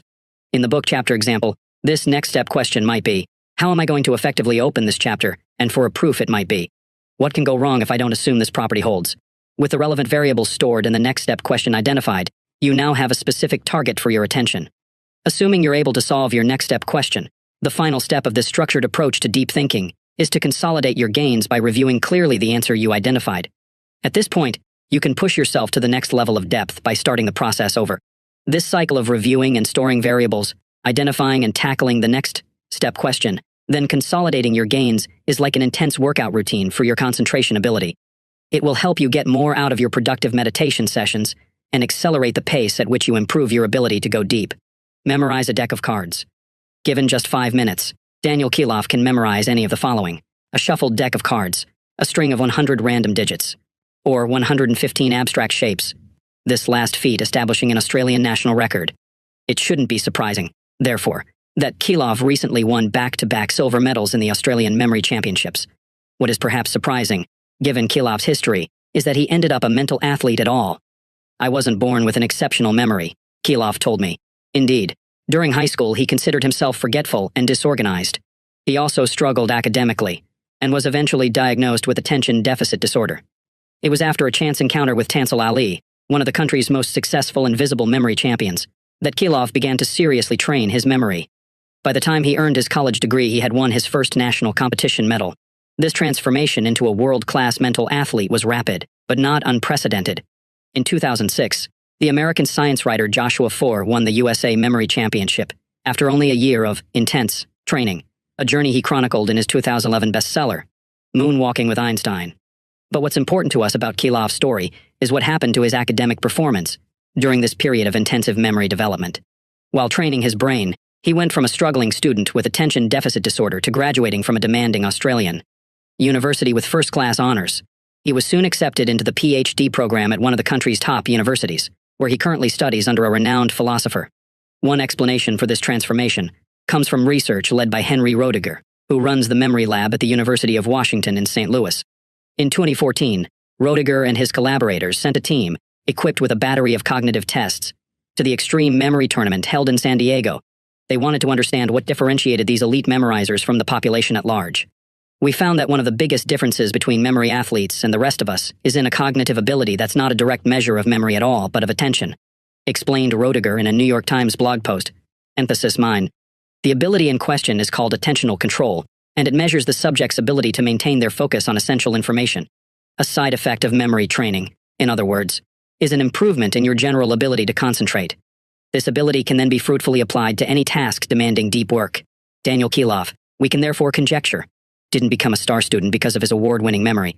It was instead his quest to improve this memory that, incidentally, gave him the deep work edge needed to thrive academically. The strategy described here asks you to replicate a key piece of Kilof's training, and therefore gain some of the same improvements to your concentration. In particular, it asks you to learn a standard but quite impressive skill in the repertoire of most mental athletes, the ability to memorize a shuffled deck of cards. The technique for card memorization I'll teach you comes from someone who knows quite a bit about this particular challenge. Ron White, a former USA memory champion and world record holder in card memorization. The first thing White emphasizes is that professional memory athletes never attempt rote memorization, that is, where you simply look at information again and again, repeating it in your head. This approach to retention, though popular among burned-out students, misunderstands how our brains work. We're not wired to quickly internalize abstract information. We are, however, really good at remembering scenes. Think back to a recent memorable event in your life, perhaps attending the opening session of a conference, or meeting a friend you haven't seen in a while for a drink. Try to picture the scene as clearly as possible. Most people in this scenario can conjure a surprisingly vivid recollection of the event, even though you made no special effort to remember it at the time. If you systematically counted the unique details in this memory, the total number of items would likely be surprisingly numerous. Your mind, in other words, can quickly retain lots of detailed information, if it's stored in the right way. Ron White's card memorization technique builds on this insight. To prepare for this high-volume memorization task, White recommends that you begin by cementing in your mind the mental image of walking through 5 rooms in your home. Perhaps you come in the door, walk through your front hallway, then turn into the downstairs bathroom, walk out the door and enter the guest bedroom, walk into the kitchen, and then head down the stairs into your basement. In each room, conjure a clear image of what you see. Once you can easily recall this mental walkthrough of a well-known location, fix in your mind a collection of 10 items in each of these rooms. White recommends that these items be large, and therefore more memorable, like a desk, not a pencil. Next, establish an order in which you look at each of these items in each room. For example, in the front hallway, you might look at the entry mat, then shoes on the floor by the mat, then the bench above the shoes, and so on. Combined, this is only 50 items, so add 2 more items, perhaps in your backyard, to get to the full 52 items you'll later need when connecting these images to all the cards in a standard deck. Practice this mental exercise of walking through the rooms and looking at items in each room, in a set order. You should find that this type of memorization, because it's based on visual images of familiar places and things, will be much easier than the rote memorizing you might remember from your school days. The second step in preparing to memorize a deck of cards is to associate a memorable person or thing with each of the 52 possible cards. To make this process easier, try to maintain some logical association between the card and the corresponding image. White provides the example of associating Donald Trump with the King of Diamonds, as diamonds signify wealth. Practice these associations until you can pull a card randomly from the deck and immediately recall the associated image. As before, the use of memorable visual images and associations will simplify the task of forming these connections. The 2 steps mentioned previously are advanced steps, things you do just once and can then leverage again and again in memorizing specific decks. Once these steps are done, you're ready for the main event, memorizing as quickly as possible the order of 52 cards in a freshly shuffled deck. The method here is straightforward. Begin your mental walkthrough of your house. As you encounter each item, look at the next card from the shuffled deck, and imagine the corresponding memorable person or thing doing something memorable near that item. For example, if the first item and location is the mat in your front entry, and the first card is the King of Diamonds, you might picture Donald Trump wiping mud off of his expensive loafers on the entry mat in your front hallway. Proceed carefully through the rooms, associating the proper mental images with objects in the proper order. After you complete a room, you might want to walk through it a few times in a row to lock in the imagery. Once you're done, you're ready to hand the deck to a friend and amaze him by rattling off the cards in order without peeking. To do so, of course, simply requires that you perform the mental walkthrough one more time, connecting each memorable person or thing to its corresponding card as you turn your attention to it. If you practice this technique, you'll discover, like many mental athletes who came before you, that you can eventually internalize a whole deck in just minutes. More important than your ability to impress friends, of course, is the training such activities provide your mind. Proceeding through the steps described earlier requires that you focus your attention, again and again, on a clear target. Like a muscle responding to weights, this will strengthen your general ability to concentrate, allowing you to go deeper with more ease. It's worth emphasizing, however, the obvious point that there's nothing special about card memorization. Any structured thought process that requires unwavering attention can have a similar effect, be it studying the Talmud, like Adam Marlin from Rule 2 Feet's introduction, or practicing productive meditation, or trying to learn the guitar part of a song by ear, a past favorite of mine. If card memorization seems weird to you, in other words, then choose a replacement that makes similar cognitive requirements. The key to this strategy is not the specifics, but instead the motivating idea that your ability to concentrate is only as strong as your commitment to train it. Rule 3. Quit social media. In 2013, author and digital media consultant Baratunde Thurston launched an experiment. He decided to disconnect from his online life for 25 days. No Facebook, no Twitter, no Foursquare, a service that awarded him Mayor of the Year in 2011, not even email. He needed the break. Thurston, who is described by friends as the most connected man in the world, had by his own count participated in more than 59,000 Gmail conversations and posted 1,500 times on his Facebook wall in the year leading up to his experiment.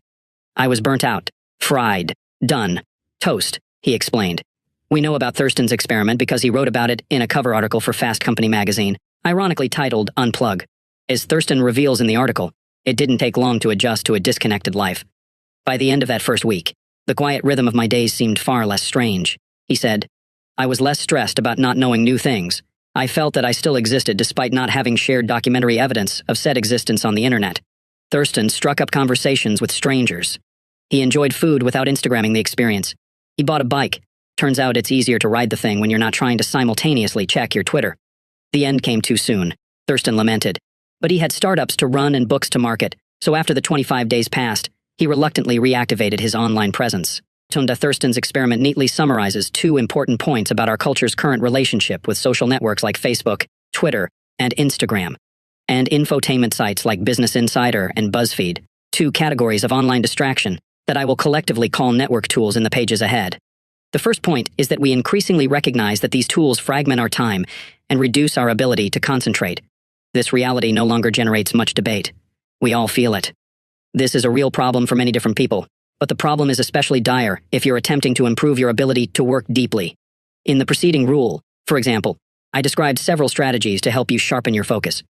These efforts will become significantly more difficult if you simultaneously behave like a pre-experiment Baratunde Thurston, allowing your life outside such training to remain a distracted blur of apps and browser tabs. Willpower is limited, and therefore the more enticing tools you have pulling at your attention, the harder it'll be to maintain focus on something important. To master the art of deep work, therefore, you must take back control of your time and attention from the many diversions that attempt to steal them. Before we begin fighting back against these distractions, however, we must better understand the battlefield. This brings me to the second important point, summarized by Baratunde Thurston's story: the impotence with which knowledge workers currently discuss this problem of network tools and attention. Overwhelmed by these tools' demands on his time, Thurston felt that his only option was to, temporarily, quit the internet altogether. This idea that a drastic internet sabbatical is the only alternative to the distraction generated by social media and infotainment has increasingly pervaded our cultural conversation. The problem with this binary response to this issue is that these two choices are much too crude to be useful. The notion that you would quit the internet is, of course, an overstuffed straw man, infeasible for most, unless you're a journalist writing a piece about distraction. No one is meant to actually follow Baratunde Thurston's lead, and this reality provides justification for remaining with the only offered alternative, accepting our current distracted state as inevitable. For all the insight and clarity that Thurston gained during his internet sabbatical, for example, it didn't take him long once the experiment ended to slide back into the fragmented state where he began. On the day when I first started writing this chapter, which fell only 6 months after Thurston's article originally appeared in Fast Company, the reformed connector had already sent a dozen tweets in the few hours since he woke up. This rule attempts to break us out of this rut by proposing a third option, accepting that these tools are not inherently evil, and that some of them might be quite vital to your success and happiness, but at the same time also accepting that the threshold for allowing a site regular access to your time and attention, not to mention personal data, should be much more stringent, and that most people should therefore be using many fewer such tools. I won't ask you, in other words, to quit the internet altogether like Baratunde Thurston did for 25 days back in 2013. But I will ask you to reject the state of distracted hyperconnectedness that drove him to that drastic experiment in the first place. There is a middle ground, and if you're interested in developing a deep work habit, you must fight to get there. Our first step toward finding this middle ground in network tool selection is to understand the current default decision process deployed by most internet users. In the fall of 2013, I received insight into this process because of an article I wrote explaining why I never joined Facebook. Though the piece was meant to be explanatory and not accusatory, it nonetheless put many readers on the defensive, leading them to reply with justifications for their use of the service. Here are some examples of these justifications. Entertainment was my initial draw to Facebook. I can see what my friends are up to and post funny photos, make quick comments. When I first joined, I didn't know why. By mere curiosity, I joined a forum of short fiction stories. Once, there I improved my writing and made very good friends. I use Facebook because a lot of people I knew in high school are on there. Here's what strikes me about these responses, which are representative of the large amount of feedback I received on this topic. They're surprisingly minor. I don't doubt, for example, that the first commenter from this list finds some entertainment in using Facebook. But I would also assume that this person wasn't suffering some severe deficit of entertainment options before he or she signed up for the service. I would further wager that this user would succeed in staving off boredom even if the service were suddenly shut down. Facebook, at best, added one more, arguably quite mediocre, entertainment option to many that already existed. Another commenter cited making friends in a writing forum. I don't doubt the existence of these friends. But we can assume that these friendships are lightweight, given that they're based on sending short messages back and forth over a computer network. There's nothing wrong with such lightweight friendships, but they're unlikely to be at the center of this user's social life. Something similar can be said about the commenter who reconnected with high school friends. This is a nice diversion, but hardly something central to his or her sense of social connection or happiness. To be clear, I'm not trying to denigrate the benefits identified previously. There's nothing illusory or misguided about them. What I'm emphasizing, however, is that these benefits are minor and somewhat random. By contrast, if you'd instead ask someone to justify the use of, say, the World Wide Web more generally, or email, the arguments would become much more concrete and compelling. To this observation, you might reply that value is value. If you can find some extra benefit in using a service like Facebook, even if it's small, then why not use it? I call this way of thinking the any benefit mindset, as it identifies any possible benefit as sufficient justification for using a network tool. In more detail, the any benefit approach to network tool selection. You're justified in using a network tool if you can identify any possible benefit to its use, or anything you might possibly miss out on if you don't use it. The problem with this approach, of course, is that it ignores all the negatives that come along with the tools in question. These services are engineered to be addictive, robbing time and attention from activities that more directly support your professional and personal goals, such as deep work. Eventually, if you use these tools enough, you'll arrive at the state of burned out, hyper-distracted connectivity that plagued Baritone de Thurston and millions of others like him. It's here that we encounter the true insidious nature of an any benefit mindset. The use of network tools can be harmful if you don't attempt to weigh pros against cons, but instead use any glimpse of some potential benefit as justification for unrestrained use of a tool. Then you're unwittingly crippling your ability to succeed in the world of knowledge work. This conclusion, if considered objectively, shouldn't be surprising. In the context of network tools, we've become comfortable with the any benefit mindset. But if we instead zoom out and consider this mindset in the broader context of skilled labor, it suddenly seems a bizarre and ahistorical approach to choosing tools.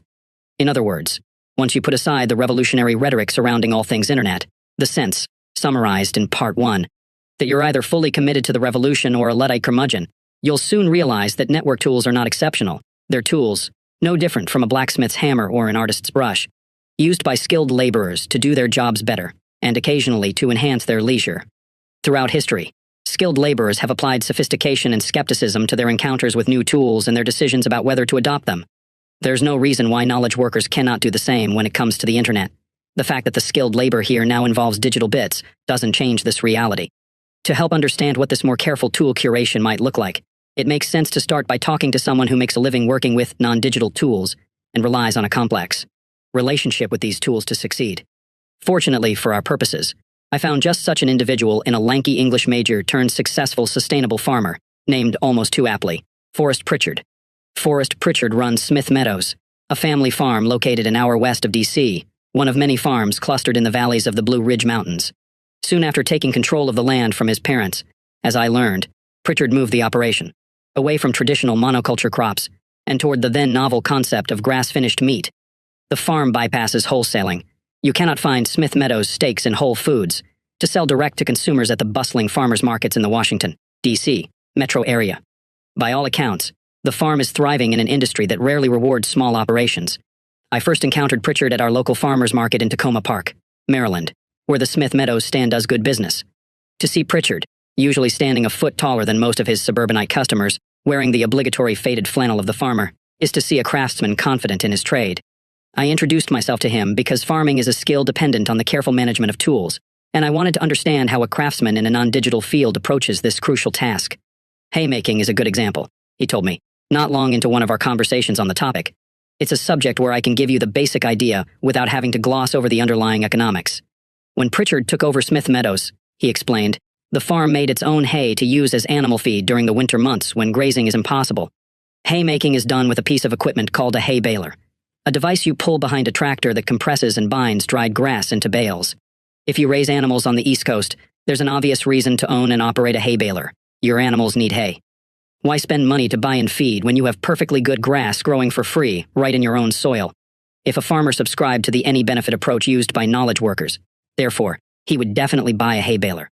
But as Pritchard explained to me, after preemptively apologizing for a moment of snark, if a farmer actually adopted such a simplistic mindset, I'd be counting the days until the for sale sign goes up on the property. Pritchard, like most practitioners of his trade, instead deploys a more sophisticated thought process when assessing tools. And after applying this process to the hay baler, Pritchard was quick to sell it. Smith Meadows now purchases all the hay it uses. Here's why. Let's start by exploring the costs of making hay, Pritchard said. First, there's the actual cost of fuel, and repairs, and the shed to keep the baler. You also have to pay taxes on it. These directly measurable costs, however, were the easy part of his decision. It was instead the opportunity costs that required more attention. As he elaborated, if I make hay all summer, I can't be doing something else. For example, I now use that time instead to raise boilers, chickens meant for eating. These generate positive cash flow, because I can sell them, but they also produce manure which I can then use to enhance my soil. Then there's the equally subtle issue of assessing the secondary value of a purchased bale of hay. As Pritchard explained, when I'm buying in hay, I'm trading cash for animal protein, as well as manure, once it passes through the animal system, which means I am also getting more nutrients for my land in exchange for my money. I'm also avoiding compacting soils by driving heavy machinery over my ground all summer long. When making his final decision on the baler, Pritchard moved past the direct monetary costs, which were essentially a wash, and instead shifted his attention to the more nuanced issue of the long-term health of his fields. For the reasons described previously, Pritchard concluded that buying in hay results in healthier fields. And as he summarized, soil fertility is my baseline. By this calculation, the baler had to go. Notice the complexity of Pritchard's tool decision. This complexity underscores an important reality: the notion that identifying some benefit is sufficient to invest money, time, and attention in a tool is near laughable to people in his trade. Of course, a hay baler offers benefits. Every tool at the farm supply store has something useful to offer. At the same time, of course, it offers negatives as well. Pritchard expected this decision to be nuanced. He began with a clear baseline, in his case, that soil health is of fundamental importance to his professional success, and then built off this foundation toward a final call on whether to use a particular tool. I propose that if you're a knowledge worker, especially one interested in cultivating a deep work habit, you should treat your tool selection with the same level of care as other skilled workers, such as farmers. Following is my attempt to generalize this assessment strategy. I call it the craftsman approach to tool selection, a name that emphasizes that tools are ultimately aids to the larger goals of one's craft. The craftsman approach to tool selection. Identify the core factors that determine success and happiness in your professional and personal life. Adopt a tool only if its positive impacts on these factors substantially outweigh its negative impacts. Notice that this craftsman approach to tool selection stands in opposition to the any benefit approach, whereas the any benefit mindset identifies any potential positive impact as justification for using a tool. The craftsman variant requires that these positive impacts affect factors at the core of what's important to you and that they outweigh the negatives. Even though the craftsman approach rejects the simplicity of the any benefit approach, it doesn't ignore the benefits that currently drive people to network tools, or make any advanced proclamations about what's good or bad technology. It simply asks that you give any particular network tool the same type of measured, nuanced accounting that tools in other trades have been subjected to throughout the history of skilled labor. The three strategies that follow in this rule are designed to grow your comfort with abandoning the any benefit mindset, and instead applying the more thoughtful craftsman philosophy in curating the tools that lay claim to your time and attention. This guidance is important because the craftsman approach is not cut and dry, identifying what matters most in your life and then attempting to assess the impacts of various tools on these factors doesn't reduce to a simple formula. This task requires practice and experimentation. The strategies that follow provide some structure for this practice and experimentation by forcing you to reconsider your network tools from many different angles. Combined, they should help you cultivate a more sophisticated relationship with your tools that will allow you to take back enough control over your time and attention to enable the rest of the ideas in Part 2 to succeed. Apply the law of the vital few to your internet habits. Malcolm Gladwell doesn't use Twitter. In a 2013 interview, he explained why. Who says my fans want to hear from me on Twitter? He then joked, I know a lot of people would like to see less of me. Michael Lewis, another mega best-selling author, also doesn't use the service, explaining in The Wire, I don't tweet, I don't Twitter, I couldn't even tell you how to read or where to find a Twitter message.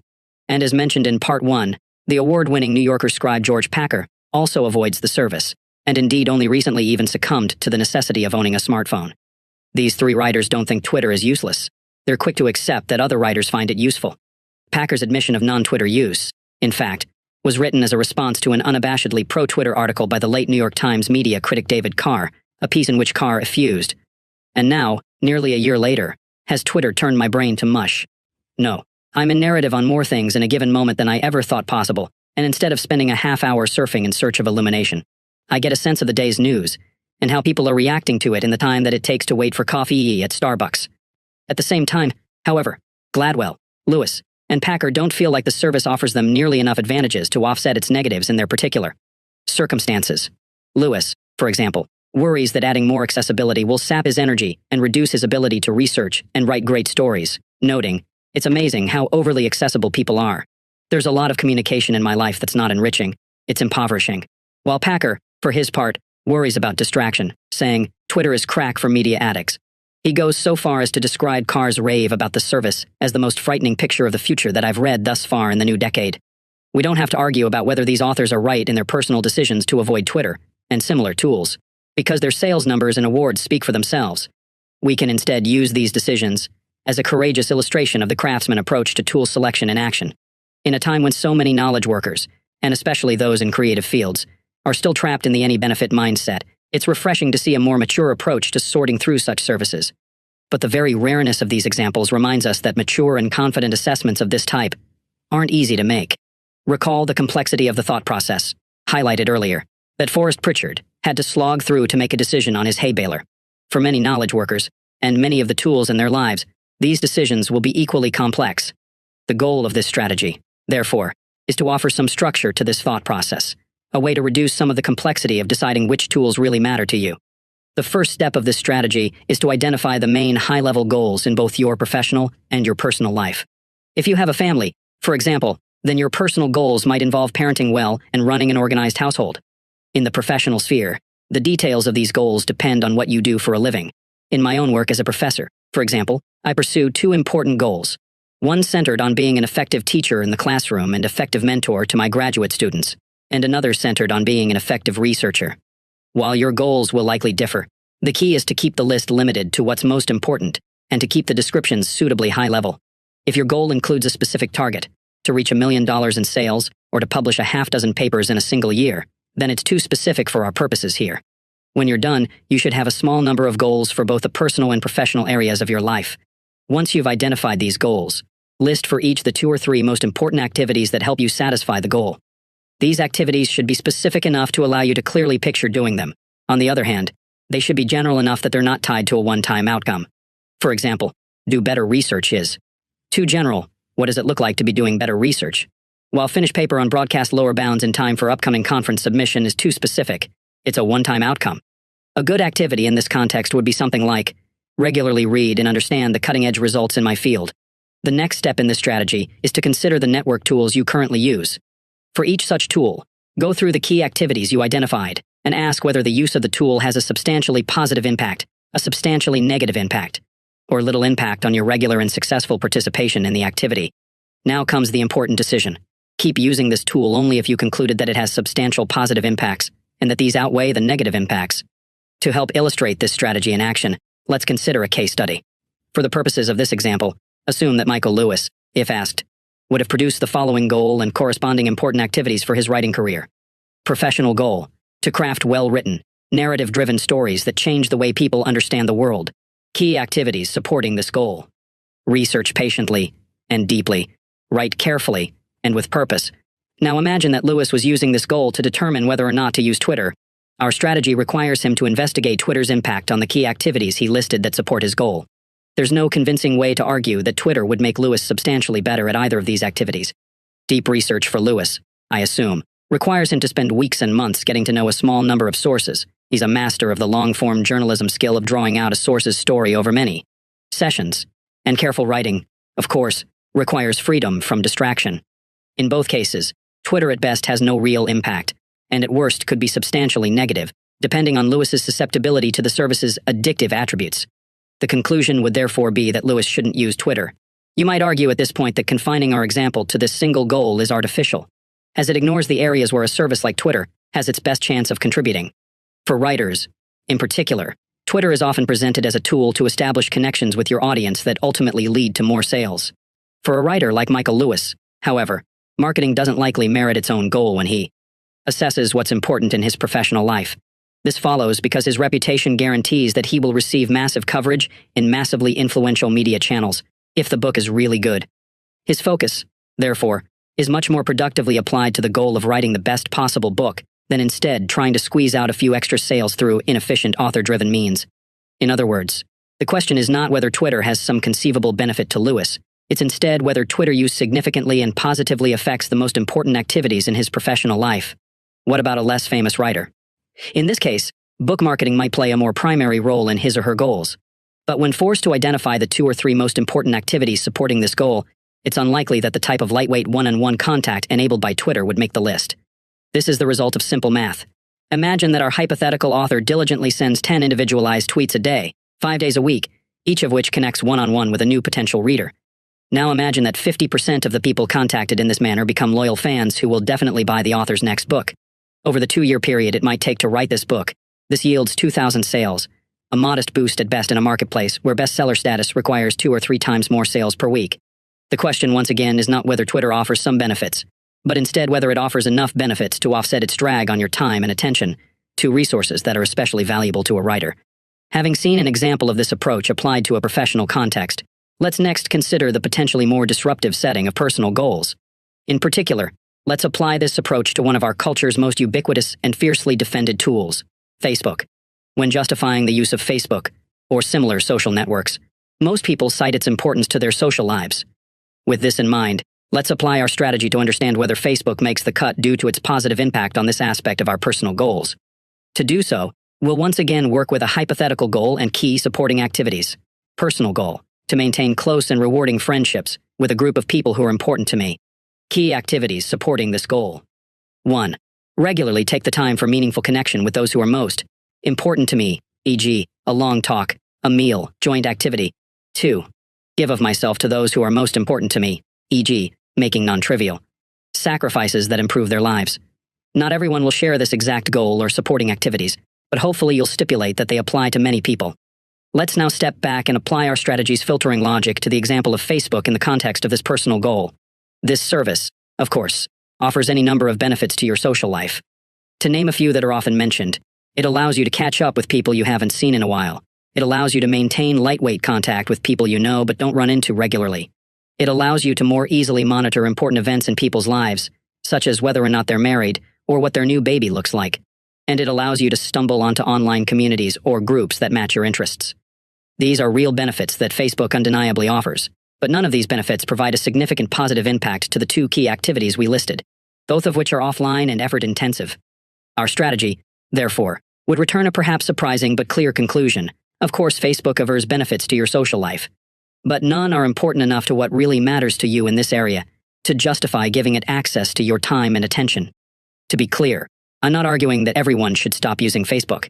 I'm instead showing that for this specific, representative case study, the strategy proposed here would suggest dropping this service.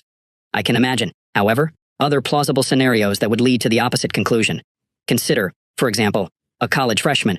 For someone in this situation, it might be more important to establish new friendships than to support existing relationships. The activities this student identifies for supporting his goal of a thriving social life, therefore, might include something like attend lots of events and socialize with lots of different people. If this is a key activity, and you're on a college campus, then a tool like Facebook would have a substantially positive impact and should be used. To give another example, consider someone in the military who's deployed overseas. For this hypothetical soldier, keeping in frequent lightweight touch with friends and family left back home is a plausible priority, and one that might once again be best supported through social networks.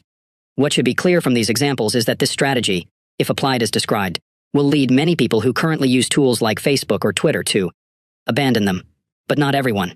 You might, at this point, complain about the arbitrariness of allowing only a small number of activities to dominate your decisions about such tools. As we established previously, for example, Facebook has many benefits to your social life. Why would one abandon it just because it doesn't happen to help the small number of activities that we judged most important? What's key to understand here, however, is that this radical reduction of priorities is not arbitrary, but is instead motivated by an idea that has arisen repeatedly in any number of different fields, from client profitability to social equality to prevention of crashes in computer programs. The law of the vital few. In many settings, 80% of a given effect is due to just 20% of the possible causes. For example, it might be the case that 80% of a business's profits come from just 20% of its clients, 80% of a nation's wealth is held by its richest 20% of citizens, or 80% of computer software crashes come from just 20% of the identified bugs. There's a formal mathematical underpinning to this phenomenon. An 80/20th split is roughly what you would expect when describing a power law distribution over impact, a type of distribution that shows up often when measuring quantities in the real world, but it's probably most useful when applied heuristically as a reminder that, in many cases, contributions to an outcome are not evenly distributed. Moving forward, let's assume that this law holds for the important goals in your life. As we noted, many different activities can contribute to your achieving these goals. The law of the vital few, however, reminds us that the most important 20% or so of these activities provide the bulk of the benefit. Assuming that you could probably list somewhere between 10 and 15 distinct and potentially beneficial activities for each of your life goals. This law says that it's the top 2 or 3 such activities, the number that this strategy asks you to focus on, that make most of the difference in whether or not you succeed with the goal. Even if you accept this result, however, you still might argue that you shouldn't ignore the other 80% of possible beneficial activities. It's true that these less important activities don't contribute nearly as much to your goal as your top 1 or 2, but they can provide some benefit, so why not keep them in the mix? As long as you don't ignore the more important activities, it seems like it can't hurt to also support some of the less important alternatives. This argument, however, misses the key point that all activities, regardless of their importance, consume your same limited store of time and attention. If you service low-impact activities, therefore, you're taking away time you could be spending on higher-impact activities. It's a zero-sum game, and because your time returns substantially more rewards when invested in high-impact activities than when invested in low-impact activities, the more of it you shift to the latter, the lower your overall benefit. The business world understands this math. This is why it's not uncommon to see a company fire unproductive clients. If 80% of their profits come from 20% of their clients, then they make more money by redirecting the energy from low-revenue clients to better service the small number of lucrative contracts. Each hour spent on the latter returns more revenue than each hour spent on the former. The same holds true for your professional and personal goals. By taking the time consumed by low-impact activities, like finding old friends on Facebook, and reinvesting in high-impact activities, like taking a good friend out to lunch, you end up more successful in your goal. To abandon a network tool using this logic, therefore, is not to miss out on its potential small benefits, but is instead to get more out of the activities you already know to yield large benefits. To return to where we started, for Malcolm Gladwell, Michael Lewis, and George Packer, Twitter doesn't support the 20% of activities that generate the bulk of the success in their writing careers. Even though in isolation this service might return some minor benefits, when their careers are viewed as a whole, they're likely more successful not using Twitter and redirecting that time to more fruitful activities than if they added it into their schedule as one more thing to manage. You should take this same care in deciding which tools you allow to claim your own limited time and attention. Quit social media. When Ryan Nicodemus decided to simplify his life, one of his first targets was his possessions. At the time, Ryan lived alone in a spacious 3-bedroom condo. For years, driven by a consumerist impulse, he had been trying his best to fill this ample space. Now it was time to reclaim his life from his stuff. The strategy he deployed was simple to describe, but radical in concept. He spent an afternoon packing everything he owned into cardboard boxes, as if he was about to move. In order to transform what he described as a difficult undertaking into something less onerous, he called it a packing party, explaining, "Everything's more exciting when it's a party, right?" Once the packing was done, Nicodemus then spent the next week going through his normal routine. If he needed something that was packed, he would unpack it and put it back where it used to go. At the end of the week, he noticed that the vast majority of his stuff remained untouched in its boxes. So he got rid of it. Stuff accumulates in people's lives, in part, because when faced with a specific act of elimination, it's easy to worry, what if I need this one day? And then use this worry as an excuse to keep the item in question sitting around. Nicodemus's packing party provided him with definitive evidence that most of his stuff was not something he needed, and it therefore supported his quest to simplify. The last strategy provided a systematic method to help you begin sorting through the network tools that currently lay claim to your time and attention. This strategy offers you a different but complementary approach to these same issues, and it's inspired by Ryan Nicodemus' approach to getting rid of his useless stuff. In more detail, this strategy asks that you perform the equivalent of a packing party on the social media services that you currently use. Instead of packing, however, you'll instead ban yourself from using them for 30 days. All of them. Facebook, Instagram, Google, Twitter, Snapchat, Vine, or whatever other services have risen to popularity since I first wrote these words. Don't formally deactivate these services, and this is important. Don't mention online that you'll be signing off. Just stop using them. Cold turkey. If someone reaches out to you by other means and asks why your activity on a particular service has fallen off, you can explain, but don't go out of your way to tell people. After 30 days of this self-imposed network isolation, ask yourself the following 2 questions about each of the services you temporarily quit. 1. Would the last 30 days have been notably better if I'd been able to use this service? 2. Did people care that I wasn't using this service? If your answer is no to both questions, quit the service permanently. If your answer was a clear yes, then return to using the service. If your answers are qualified or ambiguous, it's up to you whether you return to the service, though I would encourage you to lean toward quitting. You can always rejoin later. This strategy picks specifically on social media because among the different network tools that can claim your time and attention, these services, if used without limit, can be particularly devastating to your quest to work deeper. They offer personalized information arriving on an unpredictable intermittent schedule, making them massively addictive and therefore capable of severely damaging your attempts to schedule and succeed with any act of concentration. Given these dangers, you might expect that more knowledge workers would avoid these tools altogether, especially those like computer programmers or writers whose livelihood explicitly depends on the outcome of deep work. But part of what makes social media insidious is that the companies that profit from your attention have succeeded with a masterful marketing coup, convincing our culture that if you don't use their products, you might miss out. This fear that you might miss out has obvious parallels to Nicodemus's fear that the voluminous stuff in his closets might one day prove useful, which is why I'm suggesting a corrective strategy that parallels his packing party. By spending a month without these services, you can replace your fear that you might miss out on events, on conversations, on shared cultural experience, with a dose of reality. For most people, this reality will confirm something that seems obvious only once you've done the hard work of freeing yourself from the marketing messages surrounding these tools. They're not really all that important in your life. The reason why I ask you to not announce your 30-day experiment is because for some people, another part of the delusion that binds them to social media is the idea that people want to hear what you have to say, and that they might be disappointed if you suddenly leave them bereft of your commentary. I'm being somewhat facetious here in my wording, but this underlying sentiment is nonetheless common and important to tackle. As of this writing, for example, the average number of followers for a Twitter user is 208. When you know that more than 200 people volunteered to hear what you have to say, it's easy to begin to believe that your activities on these services are important. Speaking from experience as someone who makes a living trying to sell my ideas to people, this is a powerfully addictive feeling. But here's the reality of audiences in a social media era. Before these services existed, building an audience of any size beyond your immediate friends and family required hard, competitive work. In the early 2000s, for example, anyone could start a blog, but to gain even just a handful of unique visitors per month required that you actually put in the work to deliver information that's valuable enough to capture someone's attention. I know this difficulty well. My first blog was started in the fall of 2003. It was called, cleverly enough, Inspiring Moniker. I used it to muse on my life as a 21-year-old college student. There were, I'm embarrassed to admit, long stretches where no one read it, a term I'm using literally. As I learned in the decade that followed, a period in which I patiently and painstakingly built an audience for my current blog, Study Hacks, from a handful of readers to hundreds of thousands per month, is that earning people's attention online is hard work. Except now it's not. Part of what fueled social media's rapid ascent, I contend, is its ability to short-circuit this connection between the hard work of producing real value and the positive reward of having people pay attention to you. It has instead replaced this timeless capitalist exchange with a shallow collectivist alternative. I'll pay attention to what you say if you pay attention to what I say, regardless of its value. A blog or magazine or television program that contain the content that typically populates a Facebook wall or Twitter feed, for example, would attract, on average, no audience. But when captured within the social conventions of these services, that same content will attract attention in the form of likes and comments. The implicit agreement motivating this behavior is that in return for receiving, for the most part, undeserved attention from your friends and followers, you'll return the favor by lavishing, similarly undeserved, attention on them. You like my status update, and I'll like yours. This agreement gives everyone a simulacrum of importance without requiring much effort in return.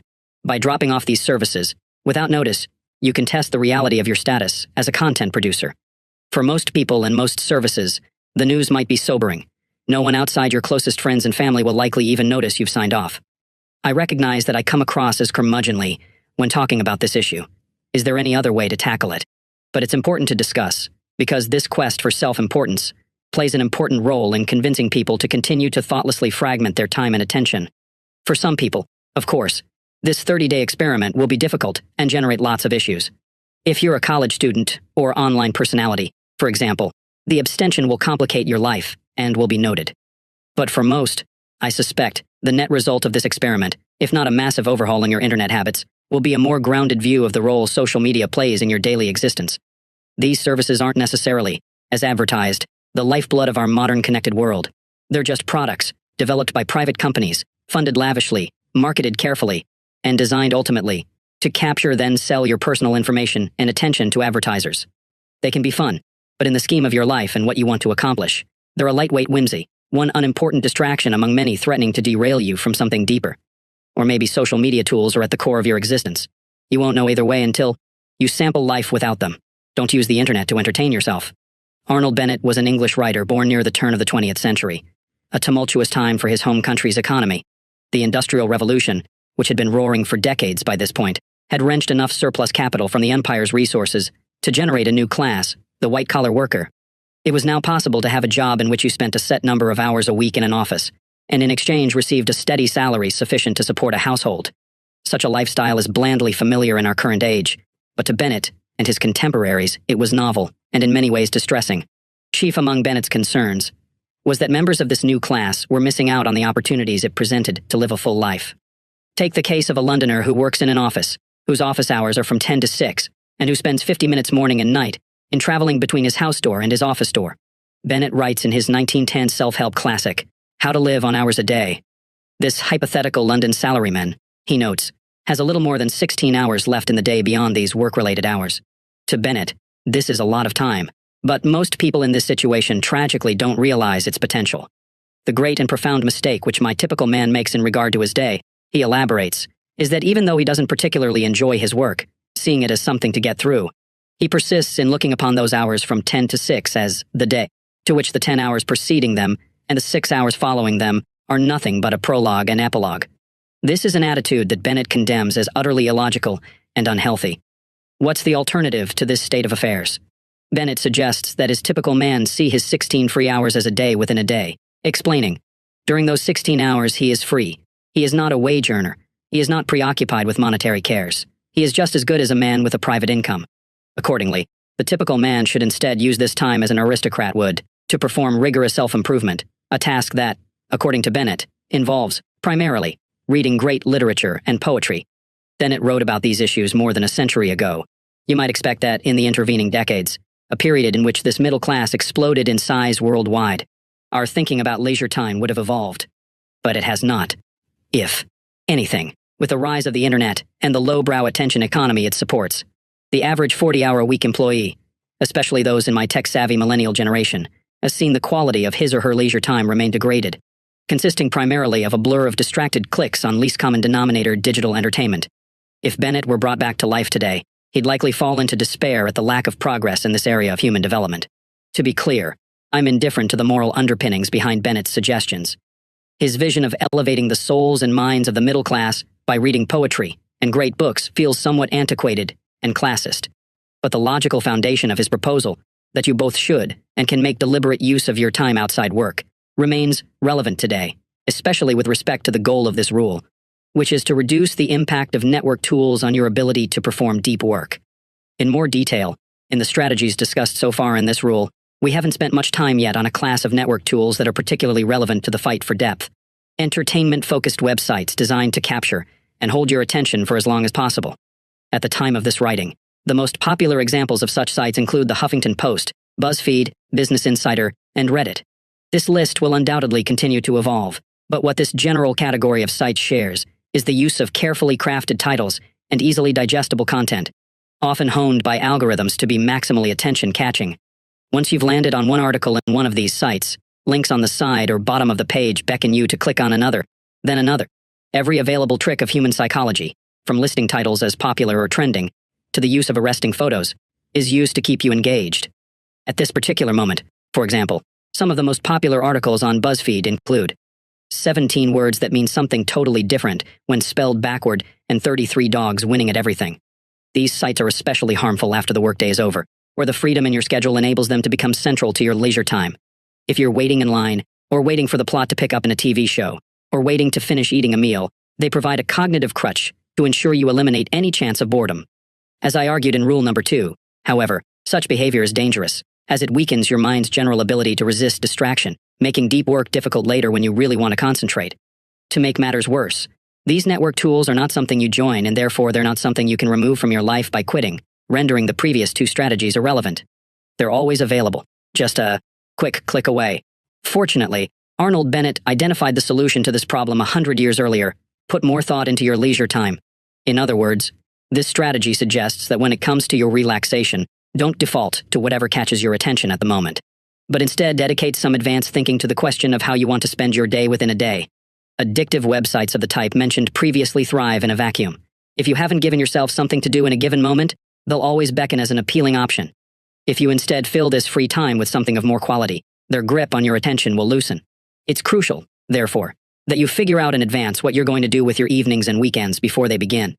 Structured hobbies provide good fodder for these hours, as they generate specific actions with specific goals to fill your time.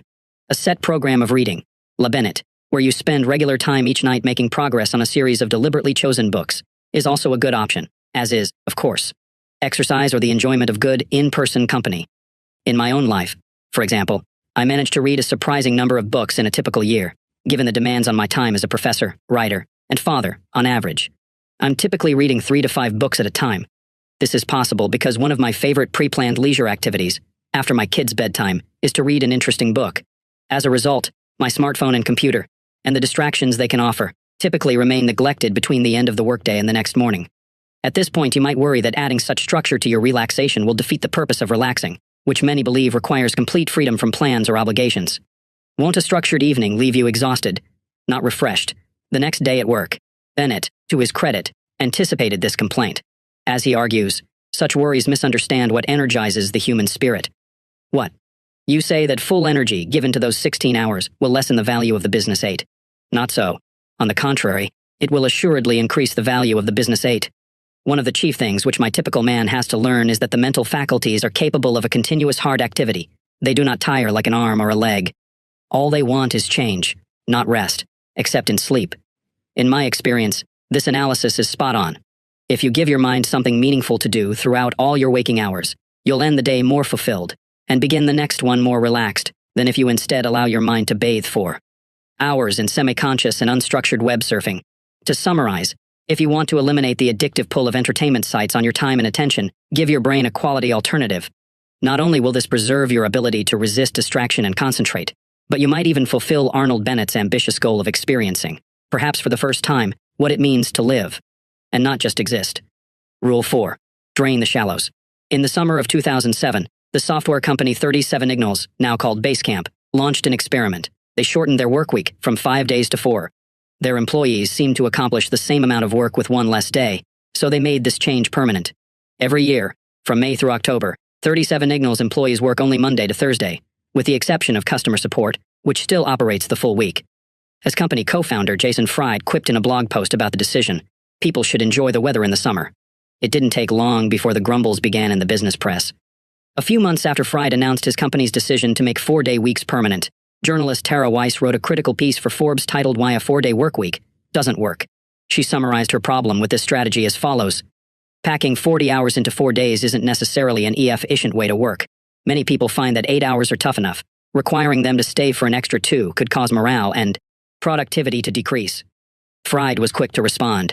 In a blog post titled "Forbes Misses the Point of the 4-Day Workweek," he begins by agreeing with Weiss's premise that it would be stressful for employees to cram 40 hours of effort into 4 days. But, as he clarifies, that's not what he's suggesting. The point of the 4-day workweek is about doing less work. He writes, "It's not about 4 10-hour days. It's about 4 normal-ish 8-hour days." This might seem confusing at first. Fried earlier claimed that his employees get just as much done in 4 days as in 5 days. Now, however, he's claiming that his employees are working fewer hours. How can both be true? The difference, it turns out, concerns the role of shallow work. As Fried expands, very few people work even 8 hours a day. You're lucky if you get a few good hours in between all the meetings, interruptions, web surfing, of ice politics, and personal business that permeate the typical workday. Fewer of idle working hours helps squeeze the fat out of the typical workweek. Once everyone has less time to get their stuff done, they respect that time even more. People become stingy with their time, and that's a good thing. They don't waste it on things that just don't matter. When you have fewer hours, you usually spend them more wisely. In other words, the reduction in the 37 Nignals workweek disproportionately eliminated shallow as compared to deep work, and because the latter was left largely untouched, the important stuff continued to get done. The shallow stuff that can seem so urgent in the moment turned out to be unexpectedly dispensable. A natural reaction to this experiment is to wonder what would happen if 37 Nignals had gone one step further. If eliminating hours of shallow work had little impact on the results produced, what would happen if they not only eliminated shallow work, but then replaced this newly recovered time with more deep work? Fortunately for our curiosity, the company soon put this bolder idea to the test as well. Fried had always been interested in the policies of technology companies like Google that gave their employees 20% of their time to work on self-directed projects. While he liked this idea, he felt that carving one day out of an otherwise busy week was not enough to support the type of unbroken deep work that generates true breakthroughs. I'd take 5 days in a row over 5 days spread out over 5 weeks, he explained. So our theory is that we'll see better results when people have a long stretch of uninterrupted time. To test this theory, 37 Ignals implemented something radical. The company gave its employees the entire month of June off to work deeply on their own projects. This month would be a period free of any shallow work obligations, no status meetings, no memos, and, blessedly, no PowerPoint. At the end of the month, the company held a pitch day in which employees pitched the ideas they'd been working on. Summarizing the experiment in an Inc. magazine article, Fried dubbed it a success. The pitch day produced 2 projects that were soon put into production: a better suite of tools for handling customer support and a data visualization system that helps the company understand how their customers use their products. These projects are predicted to bring substantial value to the company, but they almost certainly would not have been produced in the absence of the unobstructed deep work time provided to the employees. To tease out their potential required dozens of hours of unimpeded effort. How can we afford to put our business on hold for a month to mess around with new ideas? Fried asked rhetorically. How can we afford not to? 37 Ignals experiments highlight an important reality. The shallow work that increasingly dominates the time and attention of knowledge workers is less vital than it often seems in the moment. For most businesses, if you eliminated significant amounts of this shallowness, their bottom line would likely remain unaffected. And as Jason Fried discovered, if you not only eliminate shallow work, but also replace this recovered time with more of the deep alternative, not only will the business continue to function, it can become more successful. This rule asks you to apply these insights to your personal work life. The strategies that follow are designed to help you ruthlessly identify the shallowness in your current schedule, then cull it down to minimum levels, leaving more time for the deep efforts that ultimately matter most. Before diving into the details of these strategies, however, we should first confront the reality that there's a limit to this anti-shallow thinking. The value of deep work vastly outweighs the value of shallow, but this doesn't mean that you must quixotically pursue a schedule in which all of your time is invested in depth. For one thing, a non-trivial amount of shallow work is needed to maintain most knowledge work jobs. You might be able to avoid checking your email every 10 minutes, but you won't likely last long if you never respond to important messages. In this sense, we should see the goal of this rule as taming shallow work's footprint in your schedule, not eliminating it. Then there's the issue of cognitive capacity. Deep work is exhausting because it pushes you toward the limit of your abilities. Performance psychologists have extensively studied how much such efforts can be sustained by an individual in a given day. In their seminal paper on deliberate practice, Anders Ericsson and his collaborators survey these studies.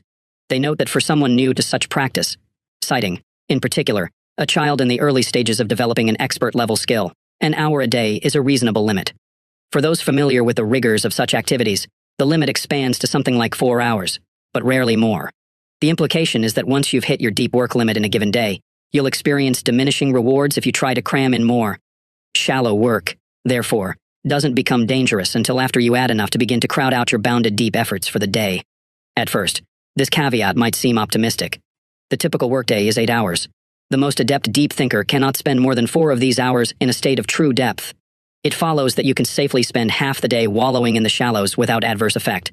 The danger missed by this analysis is how easily this amount of time can be consumed, especially once you consider the impact of meetings, appointments, calls, and other scheduled events. For many jobs, these time drains can leave you with surprisingly little time left for solo work. My job as a professor, for example, is traditionally less plagued by such commitments, but even so, they often take large chunks out of my time, especially during the academic year. Turning to a random day in my calendar from the previous semester, I'm writing this during a quiet summer month, For example, I see I had a meeting from 11 to 12, another from 1 to 2:30, and a class to teach from 3 to 5. My 8-hour workday in this example is already reduced by 4 hours, even if I squeezed all remaining shallow work, emails, tasks, into a single half hour. I'd still fall short of the goal of 4 hours of daily deep work. Put another way, even though we're not capable of spending a full day in a state of blissful depth, this reality shouldn't reduce the urgency of reducing shallow work, as the typical knowledge workday is more easily fragmented than many suspect. To summarize, I'm asking you to treat shallow work with suspicion because its damage is often vastly underestimated, and its importance vastly overestimated. This type of work is inevitable, but you must keep it confined to a point where it doesn't impede your ability to take full advantage of the deeper efforts that ultimately determine your impact. The strategies that follow will help you act on this reality. Schedule every minute of your day. If you're between the ages of 25 and 34 years old and live in Britain, you'll likely watch more television than you realize. In 2013, the British TV Licensing Authority surveyed television watchers about their habits. The 25 to 34-year-olds taking the survey estimated that they spend somewhere between 15 and 16 hours per week watching TV. This sounds like a lot, but it's actually a significant underestimate. We know this because when it comes to television watching habits, we have access to the ground truth. The Broadcasters Audience Research Board, the British equivalent of the American Nielsen Company, places meters in a representative sample of households. These meters record, without bias or wishful thinking, exactly how much people actually watch. The 25 to 34-year-olds, who thought they watched 15 hours a week, it turns out, watch more like 28 hours. This bad estimate of time usage is not unique to British television watching. When you consider different groups self-estimating different behaviors, similar gaps stubbornly remain. In a Wall Street Journal article on the topic, business writer Laura Vanderkam pointed out several more such examples. A survey by the National Sleep Foundation revealed that Americans think they're sleeping, on average, somewhere around 7 hours a night. The American Time Use Survey, which has people actually measure their sleep, corrected this number to 8.6 hours. Another study found that people who claimed to work 60 to 64 hours per week were actually averaging more like 44 hours per week, while those claiming to work more than 75 hours were actually working less than 55. These examples underscore an important point. We spend much of our day on autopilot, not giving much thought to what we're doing with our time. This is a problem. It's difficult to prevent the trivial from creeping into every corner of your schedule if you don't face, without flinching, your current balance between deep and shallow work, and then adopt the habit of pausing before action and asking, what makes the most sense right now? The strategy described in the following paragraphs is designed to force you into these behaviors. It's an idea that might seem extreme at first, but will soon prove indispensable in your quest to take full advantage of the value of deep work. Schedule every minute of your day. At the beginning of each workday, turn to a new page of lined paper in a notebook you dedicate to this purpose. Down the left-hand side of the page, mark every other line with an hour of the day, covering the full set of hours you typically work. Now comes the important part. Divide the hours of your workday into blocks and assign activities to the blocks. For example, you might block off 9 a.m. to 11 a.m. for writing a client's press release. To do so, actually draw a box that covers the lines corresponding to these hours, then write press release inside the box. Not every block need be dedicated to a work task. There might be time blocks for lunch or relaxation breaks. To keep things reasonably clean, the minimum length of a block should be 30 minutes, i.e., one line on your page. This means, for example, that instead of having a unique small box for each small task on your plate for the day, respond to boss's email, submit reimbursement form, ask Carl about report. You can batch similar things into more generic task blocks. You might find it useful, in this case, to draw a line from a task block to the open right-hand side of the page, where you can list out the full set of small tasks you plan to accomplish in that block. When you're done scheduling your day, every minute should be part of a block. You have, in effect, given every minute of your workday a job. Now as you go through your day, use this schedule to guide you. It's here, of course, that most people will begin to run into trouble. Two things can, and likely will, go wrong with your schedule once the day progresses. The first is that your estimates will prove wrong. You might put aside 2 hours for writing a press release, for example, and in reality it takes 2.5 hours. The second problem is that you'll be interrupted, and new obligations will unexpectedly appear on your plate. These events will also break your schedule. This is okay. If your schedule is disrupted, you should, at the next available moment, take a few minutes to create a revised schedule for the time that remains in the day. You can turn to a new page. You can erase and redraw blocks. Or do as I do. Cross out the blocks for the remainder of the day and create new blocks to the right of the old ones on the page. I draw. My block's skinny, so I have room for several revisions. On some days, you might rewrite your schedule half a dozen times. Don't despair if this happens. Your goal is not to stick to a given schedule at all costs. It's instead to maintain, at all times, a thoughtful say in what you're doing with your time going forward, even if these decisions are reworked again and again as the day unfolds. If you find that schedule revisions become overwhelming in their frequency, there are a few tactics that can inject some more stability. First, you should recognize that almost definitely you're going to underestimate at first how much time you require for most things. When people are new to this habit, they tend to use their schedule as an incarnation of wishful thinking, a best-case scenario for their day. Over time, you should make an effort to accurately, if not somewhat conservatively, predict the time tasks will require. The second tactic that helps is the use of overflow conditional blocks. If you're not sure how long a given activity might take, block off the expected time. Then follow this with an additional block that has a split purpose. If you need more time for the preceding activity, use this additional block to keep working on it. If you finish the activity on time, however, have an alternate use already assigned for the extra block, for example, some non-urgent tasks. This allows unpredictability in your day, without requiring you to keep changing your schedule on paper. For example, returning to our press release example, you might schedule 2 hours for writing the press release, but then follow it by an additional hour block that you can use to keep writing the release, if needed, but otherwise assigned to catching up with email. The third tactic I suggest is to be liberal with your use of task blocks. Deploy many throughout your day and make them longer than required to handle the tasks you plan in the morning. Lots of things come up during the typical knowledge worker's day. Having regularly occurring blocks of time to address these surprises keeps things running smoothly. Before leaving you to put this strategy in practice, I should address a common objection. In my experience pitching the values of daily schedules, I found that many people worry that this level of planning will become burdensomely restrictive. Here, for example, is part of a comment from a reader named Joseph on a blog post I wrote on this topic. I think you far understate the role of uncertainty. I worry about readers applying these observations too seriously, to the point of an obsessive and unhealthy relationship with one's schedule that seems to exaggerate the importance of minute counting over getting lost in activities, which, if we're talking about artists, is often the only really sensible course of action. I understand these concerns, and Joseph is certainly not the first to raise them. Fortunately, however, they're also easily addressed. In my own daily scheduling discipline, in addition to regularly scheduling significant blocks of time for speculative thinking and discussion, I maintain a rule that if I stumble onto an important insight, then this is a perfectly valid reason to ignore the rest of my schedule for the day. With the exception, of course, of things that cannot be skipped. I can then stick with this unexpected insight until it loses steam. At this point, I'll step back and rebuild my schedule for any time that remains in the day. In other words, I not only allow spontaneity in my schedule, I encourage it. Joseph's critique is driven by the mistaken idea that the goal of a schedule is to force your behavior into a rigid plan. This type of scheduling, however, isn't about constraint. It's instead about thoughtfulness. It's a simple habit that forces you to continually take a moment throughout your day and ask, what makes sense for me to do with the time that remains? It's the habit of asking that returns results, not your unyielding fidelity to the answer. I would go so far as to argue that someone following this combination of comprehensive scheduling and a willingness to adapt or modify the plan as needed will likely experience more creative insights than someone who adopts a more traditionally spontaneous approach where the day is left open and unstructured. Without structure, it's easy to allow your time to devolve into the shallow, email, social media, web surfing. This type of shallow behavior, though satisfying in the moment, is not conducive to creativity.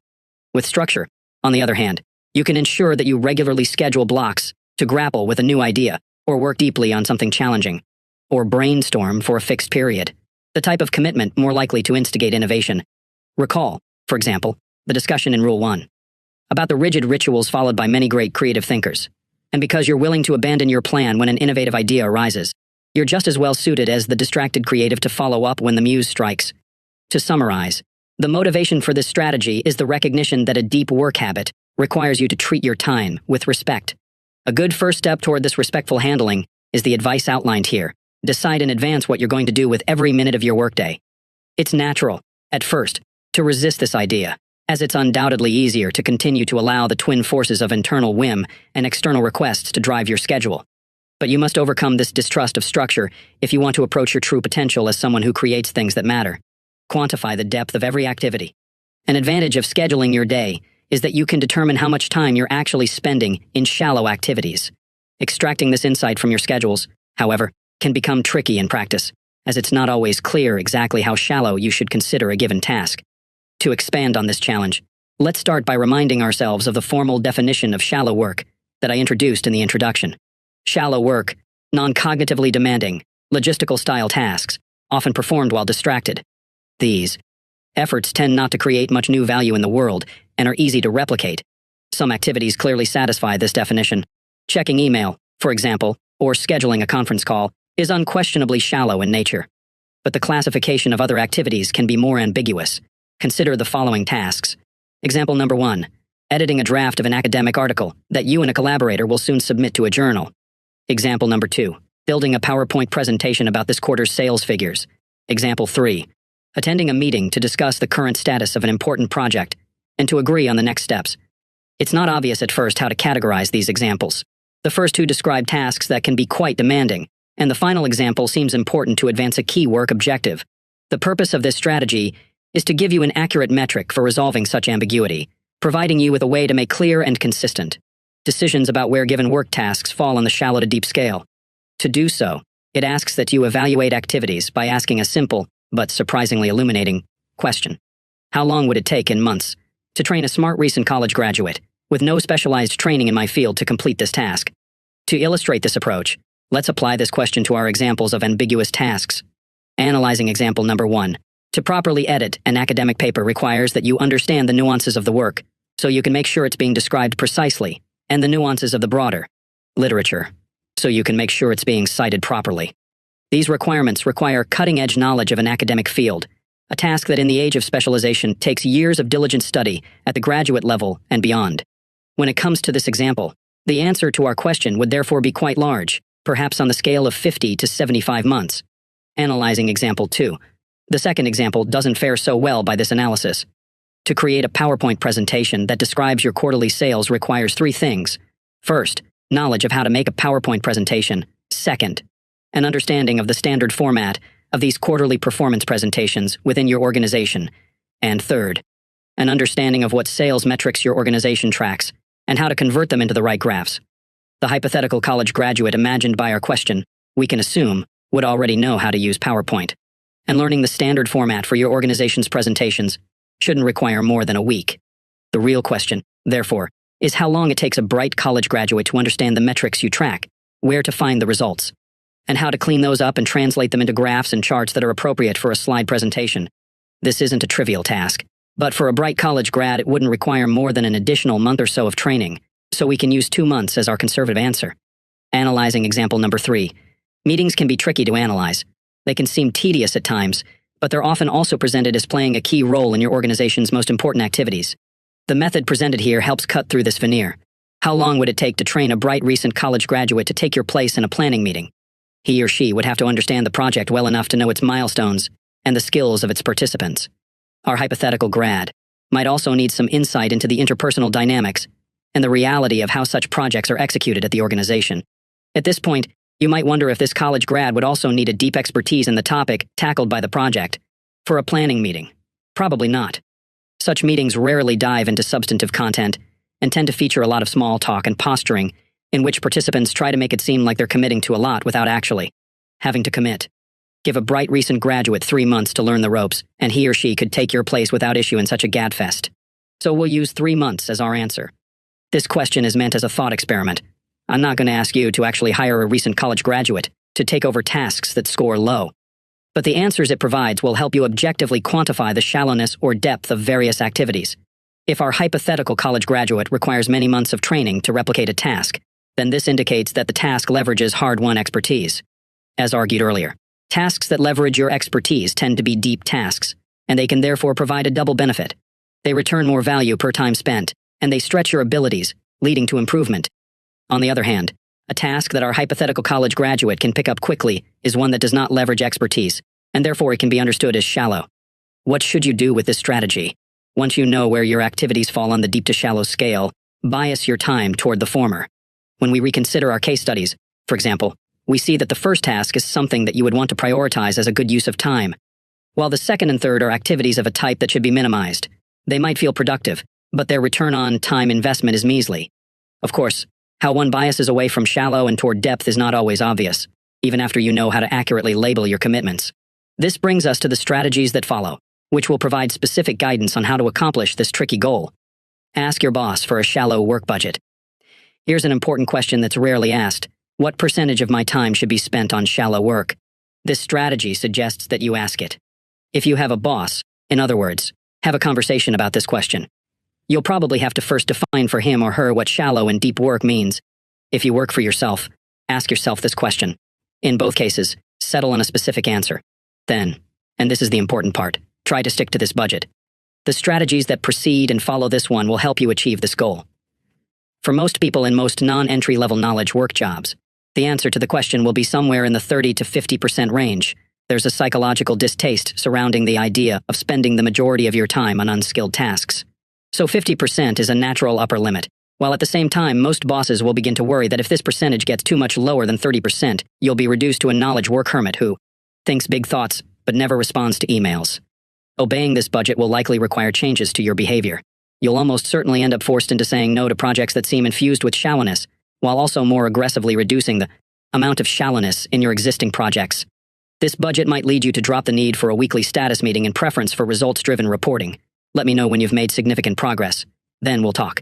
It might also lead you to start spending more mornings in communication isolation, or decide it's not as important as you once thought to respond quickly and in detail to every CC'd email that crosses your inbox. These changes are all positive for your quest to make deep work central to your working life. On the one hand, they don't ask you to abandon your core shallow obligations, a move that would cause problems and resentment, as you're still spending a lot of time on such efforts. On the other hand, they do force you to place a hard limit on the amount of less urgent obligations you allow to slip insidiously into your schedule.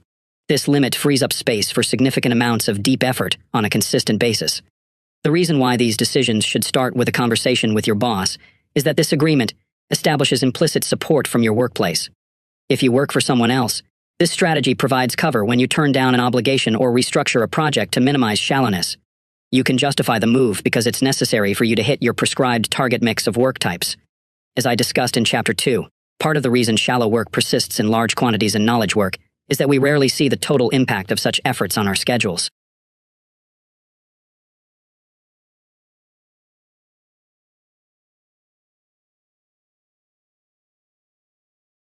We instead tend to evaluate these behaviors one by one in the moment, a perspective from which each task can seem quite reasonable and convenient. The tools from earlier in this rule, however, allow you to make this impact explicit. You can now confidently say to your boss, "This is the exact percentage of my time spent last week on shallow work," and force him or her to give explicit approval for that ratio. Faced with these numbers, and the economic reality they clarify, it's incredibly wasteful, for example, to pay a highly trained professional to send email messages and attend meetings for 30 hours a week. A boss will be led to the natural conclusion that you need to say no to some things and to streamline others, even if this makes life less convenient for the boss, or for you, or for your coworkers. Because, of course, in the end, a business's goal is to generate value, not to make sure its employees' lives are as easy as possible. If you work for yourself, this exercise will force you to confront the reality of how little time in your busy schedule you're actually producing value. These hard numbers will provide you the confidence needed to start scaling back on the shallow activities that are sapping your time. Without these numbers, it's difficult for an entrepreneur to say no to any opportunity that might generate some positive return. I have to be on Twitter. I have to maintain an active Facebook presence. I have to tweak the widgets on my blog, you tell yourself, because when considered in isolation, to say no to any one of these activities seems like you're being lazy. By instead picking and sticking with a shallow to deep ratio, you can replace this guilt-driven, unconditional acceptance with the more healthy habit of trying to get the most out of the time you put aside for shallow work, therefore still exposing yourself to many opportunities, but keeping these efforts constrained to a small enough fraction of your time and attention to enable the deep work that ultimately drives your business forward. Of course, there's always the possibility that when you ask this question, the answer is stark. No boss will explicitly answer. 100% of your time should be shallow, unless you're entry level, at which point you need to delay this exercise until you've built enough skills to add deep efforts to your official work responsibilities. But a boss might reply, in so many words, as much shallow work as is needed for you to promptly do whatever we need from you at the moment. In this case, the answer is still useful, as it tells you that this isn't a job that supports deep work. And a job that doesn't support deep work is not a job that can help you succeed in our current information economy. You should, in this case, thank the boss for the feedback, and then promptly start planning how you can transition into a new position that values depth. Finish your work by 5:30. In the 7 days preceding my first writing these words, I participated in 65 different email conversations. Among these 65 conversations, I sent exactly 5 emails after 5:30 p.m. The immediate story told by these statistics is that With few exceptions, I don't send emails after 5:30. But given how intertwined email has become with work in general, there's a more surprising reality hinted by this behavior. I don't work after 5:30 p.m. I call this commitment fixed schedule productivity, as I fix the firm goal of not working past a certain time, then work backward to find productivity strategies that allow me to satisfy this declaration. I've practiced fixed schedule productivity happily for more than half a decade now, and it's been crucial to my efforts to build a productive professional life centered on deep work. In the pages ahead, I will try to convince you to adopt this strategy as well. Let me start my pitch for fixed schedule productivity by first noting that, according to conventional wisdom, in the academic world, I inhabit this tactic should fail. Professors, especially junior professors, are notorious for adopting grueling schedules that extend into the night and through weekends. Consider, for example, a blog post published by a young computer science professor, whom I'll call Tom. In this post, which Tom wrote in the winter of 2014, he replicates his schedule for a recent day in which he spent 12 hours at his office. This schedule includes 5 different meetings and 3 hours of administrative tasks, which he describes as tending to bushels of emails, filling out bureaucratic forms, organizing meeting notes, planning future meetings. By his estimation, he spent only 1.5 out of the 12 total hours sitting in his office tackling real work, which he defines as efforts that make progress toward a research deliverable. It's no wonder that Tom feels coerced into working well beyond the standard workday. I've already accepted the reality that I'll be working on weekends, he concludes in another post. Very few junior faculty can avoid such a fate. And yet, I have. Even though I don't work at night and rarely work on weekends, between arriving at Georgetown in the fall of 2011 and beginning work on this chapter in the fall of 2014, I've published somewhere around 20 peer-reviewed articles. I also won 2 competitive grants, published 1 non-academic book, and have almost finished writing another, which you're reading at the moment, all while avoiding the grueling schedules deemed necessary by the Toms of the world. What explains this paradox? We can find a compelling answer in a widely disseminated article published in 2013 by an academic further along in her career, and far more accomplished than I, Radhika Nagpal, the Fred Kavli Professor of Computer Science at Harvard University. Nagpal opens the article by claiming that much of the stress suffered by tenure-track professors is self-imposed. Scary myths and scary data abound about life as a tenure-track faculty at an R1, research-focused university, she begins, before continuing to explain how she finally decided to disregard the conventional wisdom and instead deliberately do specific things to preserve my happiness. This deliberate effort led Nagpal to enjoy her pre-tenure time tremendously. Nagpal goes on to detail several examples of these efforts, but there's one tactic in particular that should sound familiar. As Nagpal admits, early in her academic career, she found herself trying to cram work into every free hour between 7 a.m. and midnight, because she has kids. This time, especially in the evening, was often severely fractured. It didn't take long before she decided this strategy was unsustainable, so she set a limit of 50 hours a week and worked backward to determine what rules and habits were needed to satisfy this constraint. Nagpal, in other words, deployed fixed schedule productivity. We know this strategy didn't hurt her academic career, as she ended up earning tenure on schedule and then jumping to the full professor level after only 3 additional years, an impressive ascent. How did she pull this off? According to her article, one of the main techniques for respecting her hour limit was to set drastic quotas on the major sources of shallow endeavors in her academic life. For example, she decided she would travel only 5 times per year for any purpose, as trips can generate a surprisingly large load of urgent shallow obligations, from making lodging arrangements to writing talks. 5 trips a year may still sound like a lot, but for an academic, it's light. To emphasize this point, note that Matt Welsh, a former colleague of Nagpal in the Harvard Computer Science Department, he now works for Google, once wrote a blog post in which he claimed it was typical for junior faculty to travel 12 to 24 times a year. Imagine the shallow efforts Nagpal avoided in sidestepping an extra 10 to 15 trips. The travel quota is just one of several tactics that Nagpal used to control her workday.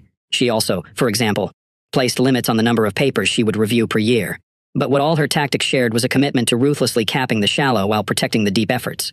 That is, original research, that ultimately determined her professional fate. Returning to my own example, it's a similar commitment that enables me to succeed with fixed scheduling. I, too, am incredibly cautious about my use of the most dangerous word in one's productivity vocabulary. Yes, it takes a lot to convince me to agree to something that yields shallow work. If you ask for my involvement in university business that's not absolutely necessary, I might respond with a defense I learned from the department chair who hired me. Talk to me after tenure. Another tactic that works well for me is to be clear in my refusal, but ambiguous in my explanation for the refusal. The key is to avoid providing enough specificity about the excuse that the requester has the opportunity to diffuse it. If, for example, I turn down a time-consuming speaking invitation with the excuse that I have other trips scheduled for around the same time. I don't provide details, which might leave the requester the ability to suggest a way to fit his or her event into my existing obligations, but instead just say, "Sounds interesting." But I can't make it due to schedule conflicts. In turning down obligations, I also resist the urge to offer a consolation prize that ends up devouring almost as much of my schedule, e.g., "Sorry I can't join your committee, but I'm happy to take a look at some of your proposals as they come together and offer my thoughts." A clean break is best. In addition to carefully guarding my obligations, I'm incredibly conscientious about managing my time.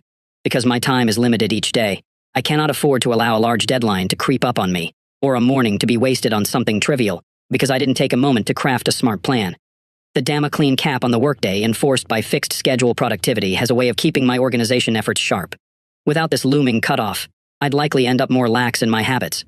To summarize these observations, Nagpal and I can both succeed in academia without Tom-style overload due to two reasons. First, we're asymmetric in the culling forced by our fixed schedule commitment. By ruthlessly reducing the shallow while preserving the deep, this strategy frees up our time without diminishing the amount of new value we generate. Indeed, I would go so far as to argue that the reduction in shallow frees up more energy for the deep alternative, allowing us to produce more than if we had defaulted to a more typical crowded schedule. Second, the limits to our time necessitate more careful thinking about our organizational habits, also leading to more value produced as compared to longer but less organized schedules. The key claim of this strategy is that these same benefits hold for most knowledge work fields. That is, even if you're not a professor, fixed schedule productivity can yield powerful benefits. In most knowledge work jobs, it can be difficult in the moment to turn down a shallow commitment that seems harmless in isolation, be it accepting an invitation to get coffee or agreeing to jump on a call. A commitment to fixed schedule productivity, however, shifts you into a scarcity mindset. Suddenly, any obligation beyond your deepest efforts is suspect and seen as potentially disruptive. Your default answer becomes no. The bar for gaining access to your time and attention rises precipitously, and you begin to organize the efforts that pass these obstacles with a ruthless efficiency. It might also lead you to test assumptions about your company's work culture that you thought were ironclad, but turn out to be malleable. It's common, for example, to receive emails from your boss after hours. Fixed schedule productivity would have you ignore these messages until the next morning. Many suspect that this would cause problems, as such responses are expected, but in many cases, the fact that your boss happens to be clearing her inbox at night doesn't mean that she expects an immediate response, a lesson this strategy would soon help you discover. Fixed schedule productivity, in other words, is a meta-habit that's simple to adopt but broad in its impact. If you have to choose just one behavior that reorients your focus toward the deep, this one should be high on your list of possibilities. If you're still not sure, however, about the idea that artificial limits on your workday can make you more successful, I urge you to once again turn your attention to the career of fixed schedule advocate Radhika Nagpal. In a satisfying coincidence, at almost the exact same time that Tom was lamenting online about his unavoidably intense workload as a young professor, Nagpal was celebrating the latest of the many professional triumphs she has experienced. Despite her fixed schedule, her research was featured on the cover of the journal Science. Become hard to reach. No discussion of shallow work is complete without considering email. This quintessential shallow activity is particularly insidious in its grip on most knowledge workers' attention, as it delivers a steady stream of distractions addressed specifically to you. Ubiquitous email access has become so ingrained in our professional habits that we're beginning to lose the sense that we have any say in its role in our life. As John Freeman warns in his 2009 book, The Tyranny of Email, with the rise of this technology, we are slowly eroding our ability to explain, in a careful, complex way, why it is so wrong for us to complain, resist, or redesign our workdays so that they are manageable. Email seems a fait accompli. Resistance is futile. This strategy pushes back at this fatalism. Just because you cannot avoid this tool altogether doesn't mean you have to cede all authority over its role in your mental landscape. In the following sections, I describe 3 tips that will help you regain authority over how this technology accesses your time and attention, and arrest the erosion of autonomy identified by Freeman. Resistance is not futile. You have more control over your electronic communication than you might at first assume. Tip 1. Make people who send you email do more work. Most nonfiction authors are easy to reach. They include an email address on their author websites along with an open invitation to send them any request or suggestion that comes to mind. Many even encourage this feedback as a necessary commitment to the elusive but much touted importance of community building among their readers. But here's the thing. I don't buy it. If you visit the contact page on my author website, there's no general-purpose email address.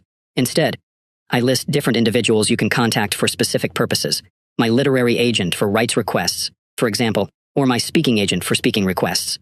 If you want to reach me, I offer only a special purpose email address that comes with conditions and a lowered expectation that I'll respond. If you have an OVR, opportunity, or introduction that might make my life more interesting, email me at interesting@calnewport.com. For the reasons stated above, I'll only respond to those proposals that are a good match for my schedule and interests. I call this approach a sender filter, as I'm asking my correspondents to filter themselves before attempting to contact me. This filter has significantly reduced the time I spend in my inbox. Before I began using a sender filter, I had a standard general-purpose email address listed on my website. Not surprisingly, I used to receive a large volume of long emails asking for advice on specific, and often quite complicated, student or career questions. I like to help individuals, but these requests became overwhelming. They didn't take the senders long to craft, but they would require a lot of explanation and writing on my part to respond. My sender filter has eliminated most such communication, and in doing so, has drastically reduced the number of messages I encounter in my writing inbox. As for my own interest in helping my readers, I now redirect this energy towards settings I carefully choose to maximize impact.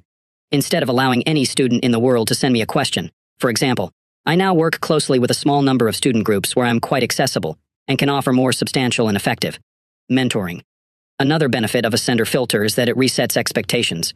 The most crucial line in my description is the following: I'll only respond to those proposals that are a good match for my schedule and interests. This seems minor, but it makes a substantial difference in how my correspondents think about their messages to me.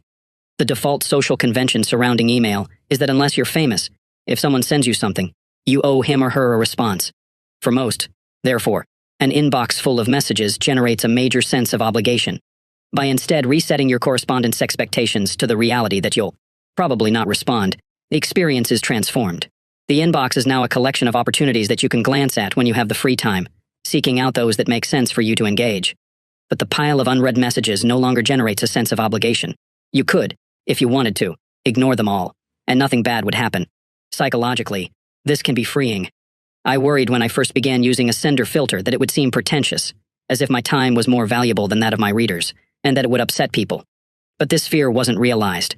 Most people easily accept the idea that you have a right to control your own incoming communication, as they would like to enjoy this same right. More important, people appreciate clarity.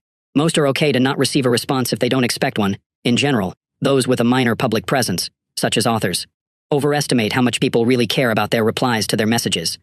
In some cases, this expectation reset might even earn you more credit when you do respond. For example, an editor of an online publication once sent me a guest post opportunity with the assumption, set by my filter, that I would likely not respond.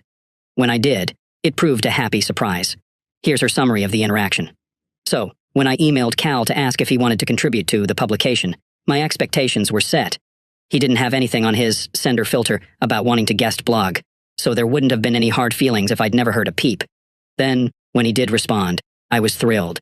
My particular sender filter is just one example of this general strategy. Consider consultant Clay Herbert, who is an expert in running crowdfunding campaigns for technology startups, a specialty that attracts a lot of correspondents hoping to glean some helpful advice. As a Forbes.com article on sender filters reports, at some point, the number of people reaching out exceeded Herbert's capacity. So he created filters that put the onus on the person asking for help. Though he started from a similar motivation as me, Herbert's filters ended up taking a different form. To contact him, you must first consult and frequently asked questions to make sure your question has not already been answered, which was the case for a lot of the messages Herbert was processing before his filters were in place. If you make it through this frequently asked questions sieve, he then asks you to fill out a survey that allows him to further screen for connections that seem particularly relevant to his expertise. For those who make it past this step, Herbert enforces a small fee you must pay before communicating with him. This fee is not about making extra money, but is instead about selecting for individuals who are serious about receiving and acting on advice.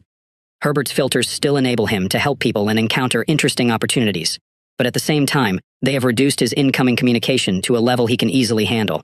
To give another example, consider Antonio Centeno, who runs the popular Real Man style blog. Centeno's sender filter lays out a two-step process. If you have a question, he diverts you to a public location to post it. Centeno thinks it's wasteful to answer the same questions again and again in private one-on-one conversations. If you make it past this step, he then makes you commit to, by clicking checkboxes, the following 3 promises. I am not asking Antonio a style question I could find searching Google for 10 minutes. I am not spamming Antonio with a cut and pasting generic request to promote my unrelated business. I will do a good deed for some random stranger if Antonio responds within 23 hours. The message box in which you can type your message doesn't appear on the contact page until after you've clicked the box by all three promises. To summarize, the technologies underlying email are transformative, but the current social conventions guiding how we apply this technology are underdeveloped. The notion that all messages, regardless of purpose or sender, arrive in the same undifferentiated inbox, and that there's an expectation that every message deserves a timely response, is absurdly unproductive.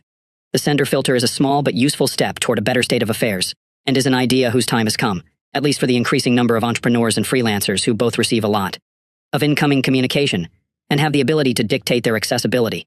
I'd also love to see similar rules become ubiquitous for intra-office communication in large organizations, but for the reasons argued in Chapter 2, we're probably a long way from that reality. If you're in a position to do so, consider sender filters as a way of reclaiming some control over your time and attention. Tip 2. Do more work when you send a reply to emails. Consider the following standard emails. Email 1. It was great to meet you last week. I'd love to follow up on some of those issues we discussed. Do you want to grab coffee? Email 2. We should get back to the research problem we discussed during my last visit. Remind me where we are with that. Email 3. I took a stab at that article we discussed. It's attached. Thoughts. These 3 examples should be familiar to most knowledge workers, as they're representative of many of the messages that fill their inboxes. They're also potential productivity landmines. How you respond to them will have a significant impact on how much time and attention the resulting conversation ultimately consumes. In particular, interrogative emails like these generate an initial instinct to dash off the quickest possible response that will clear the message, temporarily, out of your inbox. A quick response will, in the short term, provide you with some minor relief because you're bouncing the responsibility implied by the message off your court and back onto the senders. This relief, however, is short-lived, as this responsibility will continue to bounce back again and again, continually sapping your time and attention. I suggest, therefore, that the right strategy when faced with a question of this type is to pause a moment before replying and take the time to answer the following key prompt. What is the project represented by this message?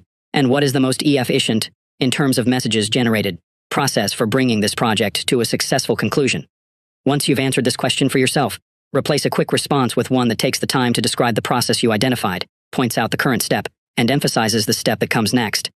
I call this the process-centric approach to email, and it's designed to minimize both the number of emails you receive and the amount of mental clutter they generate. To better explain this process, and why it works, consider the following process-centric responses to the sample emails from earlier. Process-centric response to email 1. I'd love to grab coffee. Let's meet at the Starbucks on campus. Below, I listed 2 days next week when I'm free. For each day, I listed 3 times. If any of those day and time combinations work for you, let me know. I'll consider your reply confirmation for the meeting. If none of those date and time combinations work, give me a call at the number below and we'll hash out a time that works. Looking forward to it. Process-centric response to email 2.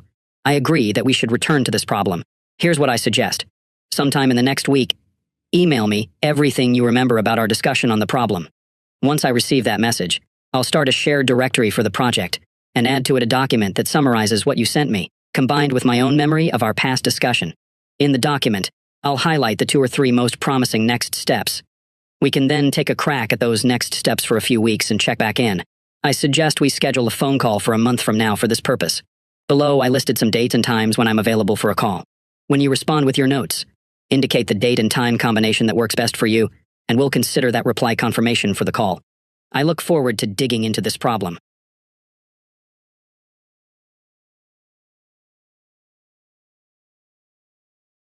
Process-centric response to email 3.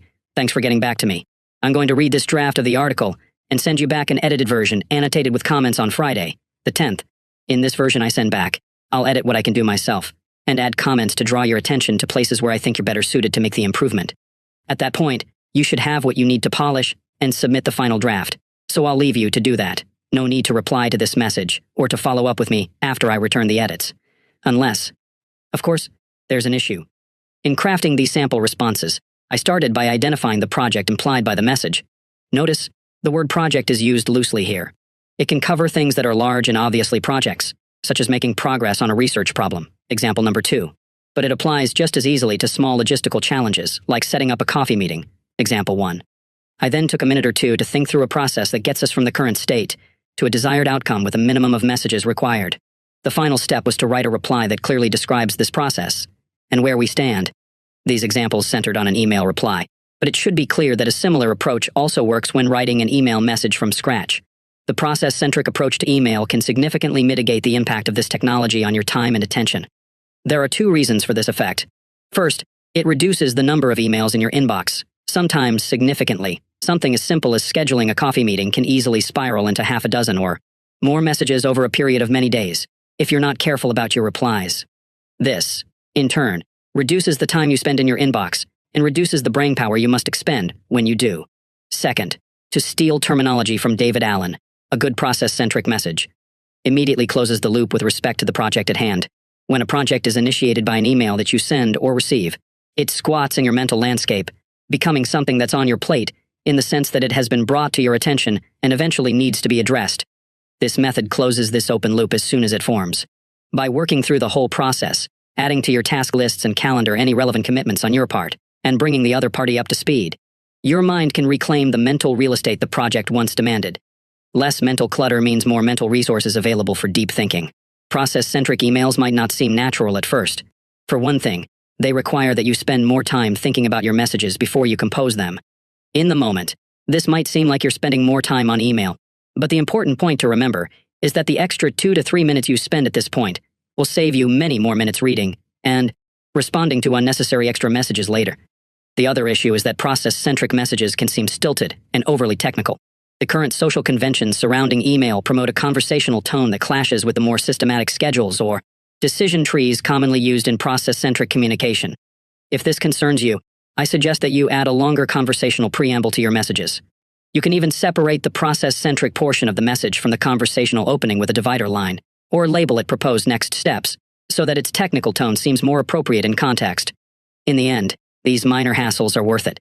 By putting more thought up front into what's really being proposed by the email messages that flit in and out of your inbox, you'll greatly reduce the negative impact of this technology on your ability to do work that actually matters. Tip 3. Don't respond. As a graduate student at MIT, I had the opportunity to interact with famous academics. In doing so, I noticed that many shared a fascinating and somewhat rare approach to email. Their default behavior when receiving an email message is to not respond. Over time, I learned the philosophy driving this behavior. When it comes to email, they believed it's the sender's responsibility to convince the receiver that a reply is worthwhile. If you didn't make a convincing case and sufficiently minimize the effort required by the professor to respond, you didn't get a response. For example, the following email would likely not generate a reply with many of the famous names at the institute. Hi, Professor. I'd love to stop by sometime to talk about less than topic X greater than. Are you available? Responding to this message requires too much work. Are you available? Is too vague to be answered quickly. Also, there's no attempt to argue that this chat is worth the professor's time. With these critiques in mind, here's a version of the same message that would be more likely to generate a reply. Hi, Professor. I'm working on a project similar to less than topic X in GT, with my advisor, less than Professor Y in GT. Is it okay if I stop by in the last 15 minutes of your advice hours on Thursday to explain what we're up to in more detail and see if it might complement your current project? Unlike the first message, this one makes a clear case for why this meeting makes sense and minimizes the effort needed from the receiver to respond. This tip asks that you replicate, to the extent feasible in your professional context, this professorial ambivalence to email. To help you in this effort, try applying the following 3 rules to sort through which messages require a response and which do not. Professorial email sorting. Do not reply to an email message if any of the following applies. It's ambiguous or otherwise makes it hard for you to generate a reasonable response. It's not a question or proposal that interests you. Nothing really good would happen if you did respond, and nothing really bad would happen if you didn't. In all cases, there are many obvious exceptions. If an ambiguous message about a project you don't care about comes from your company's CEO, for example, you'll respond. But looking beyond these exceptions, this professorial approach asks you to become way more ruthless when deciding whether or not to click reply. This tip can be uncomfortable at first, because it will cause you to break a key convention currently surrounding email. Replies are assumed, regardless of the relevance or appropriateness of the message. There's also no way to avoid that some bad things will happen if you take this approach. At the minimum, some people might get confused or upset, especially if they've never seen standard email conventions, questioned or ignored. Here's the thing. This is okay. As the author Tim Ferriss once wrote, develop the habit of letting small bad things happen. If you don't, you'll never find time for the life-changing big things. It should comfort you to realize that, as the professors at MIT discovered, people are quick to adjust their expectations to the specifics of your communication habits. The fact you didn't respond to their hastily scribed messages is probably not a central event in their lives. Once you get past the discomfort of this approach, you'll begin to experience its rewards. There are two common tropes bandied around when people discuss solutions to email overload. One says that sending emails generates more emails, while the other says that wrestling with ambiguous or irrelevant emails is a major source of inbox-related stress. The approach suggested here responds aggressively to both issues. You send fewer emails and ignore those that aren't easy to process, and by doing so will significantly weaken the grip your inbox maintains over your time and attention. Conclusion. The story of Microsoft's founding has been told so many times that it's entered the realm of legend. In the winter of 1974, a young Harvard student named Bill Gates sees the Altair, the world's first personal computer, on the cover of Popular Electronics. Gates realizes that there's an opportunity to design software for the machine, so he drops everything, and with the help of Paul Allen and Monty Davidoff spends the next 8 weeks hacking together a version of the basic programming language for the Altair. This story is often cited as an example of Gates's insight and boldness, but recent interviews have revealed another trait that played a crucial role in the tale's happy ending: Gates's preternatural deep work ability. As Walter Isaacson explained in a 2013 article on the topic for the Harvard Gazette, Gates worked with such intensity for such lengths during this 2-month stretch that he would often collapse into sleep on his keyboard in the middle of writing a line of code. He would then sleep for an hour or two, wake up, and pick up right where he left off, an ability that a still impressed Paul Allen describes as a prodigious feat of concentration. In his book, The Innovators, Isaacson later summarized Gates's unique tendency toward depth as follows. The one trait that differentiated Gates from Allen was focus. Allen's mind would flit between many ideas and passions, but Gates was a serial obsessor. It's here, in this story of Gates's obsessive focus, that we encounter the strongest form of my argument for deep work. It's easy, amid the turbulence of a rapidly evolving information age, to default to dialectical grumbling. The curmudgeons among us are vaguely uneasy about the attention people pay to their phones, and pine for the days of unhurried concentration, while the digital hipsters equate such nostalgia with Luddism and boredom, and believe that increased connection is the foundation for a utopian future. Marshall McLuhan declared that the medium is the message, but our current conversation on these topics seems to imply that the medium is morality. Either you're on board with the Facebook future, or see it as our downfall. As I emphasized in this book's introduction, I have no interest in this debate. A commitment to deep work is not a moral stance, and it's not a philosophical statement. It is instead a pragmatic recognition that the ability to concentrate is a skill that gets valuable things done. Deep work is important, in other words, not because distraction is evil, but because it enabled Bill Gates to start a billion-dollar industry in less than a semester. This is also a lesson, as it turns out, that I've personally relearned again and again in my own career. I've been a depth devotee for more than a decade, but even I am still regularly surprised by its power. When I was in graduate school, the period when I first encountered and started prioritizing this skill, I found that deep work allowed me to write a pair of quality peer-reviewed papers each year, a respectable rate for a student, while rarely having to work past 5 on weekdays or work at all on weekends, a rarity among my peers. As I neared my transition to professorship, however, I began to worry. As a student and a postdoc, my time commitments were minimal, leaving me most of my day to shape as I desired.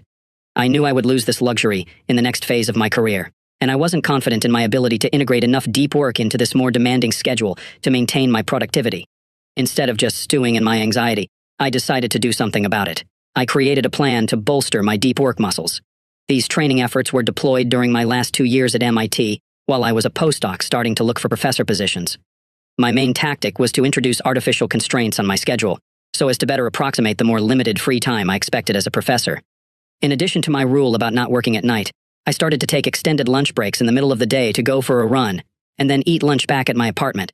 I also signed a deal to write my 4th book, So Good They Can't Ignore You, during this period, a project, of course, that soon levied its own intense demands on my time. To compensate for these new constraints, I refined my ability to work deeply. Among other methods, I began to more carefully block out deep work hours and preserve them against incursion.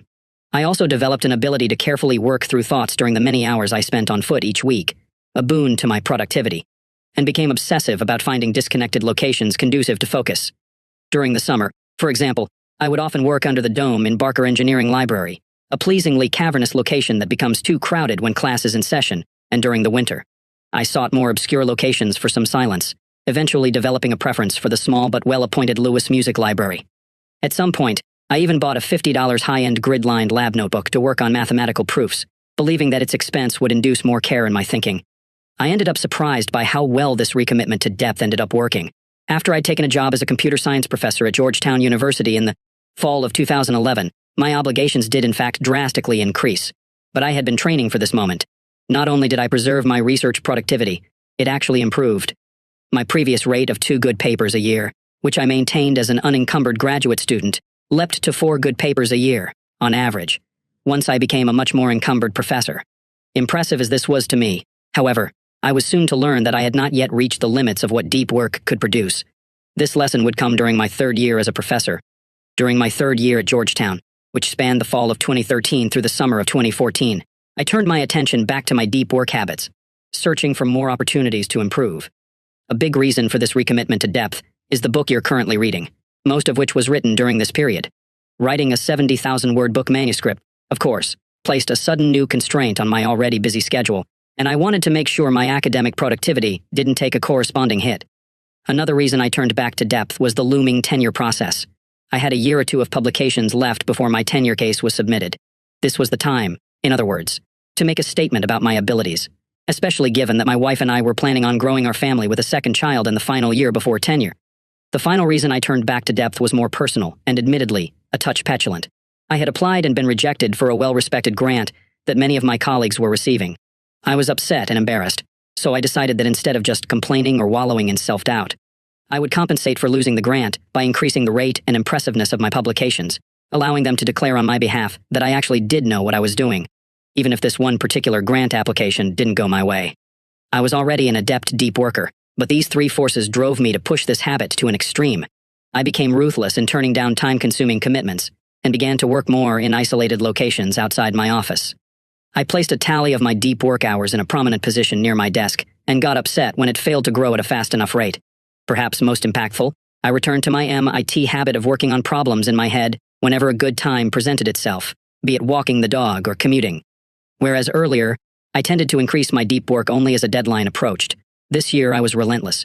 Most every day of most every week I was pushing my mind to grapple with results of consequence, regardless of whether or not a specific deadline was near. I solved proofs on subway rides, and while shoveling snow. When my son napped on the weekend, I would pace the yard thinking, and when stuck in traffic, I would methodically work through problems that were stymieing me.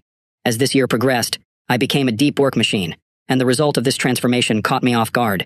During the same year that I wrote a book and my oldest son entered the terrible 2s, I managed to more than double my average academic productivity, publishing 9 peer-reviewed papers, all the while maintaining my prohibition on work in the evenings.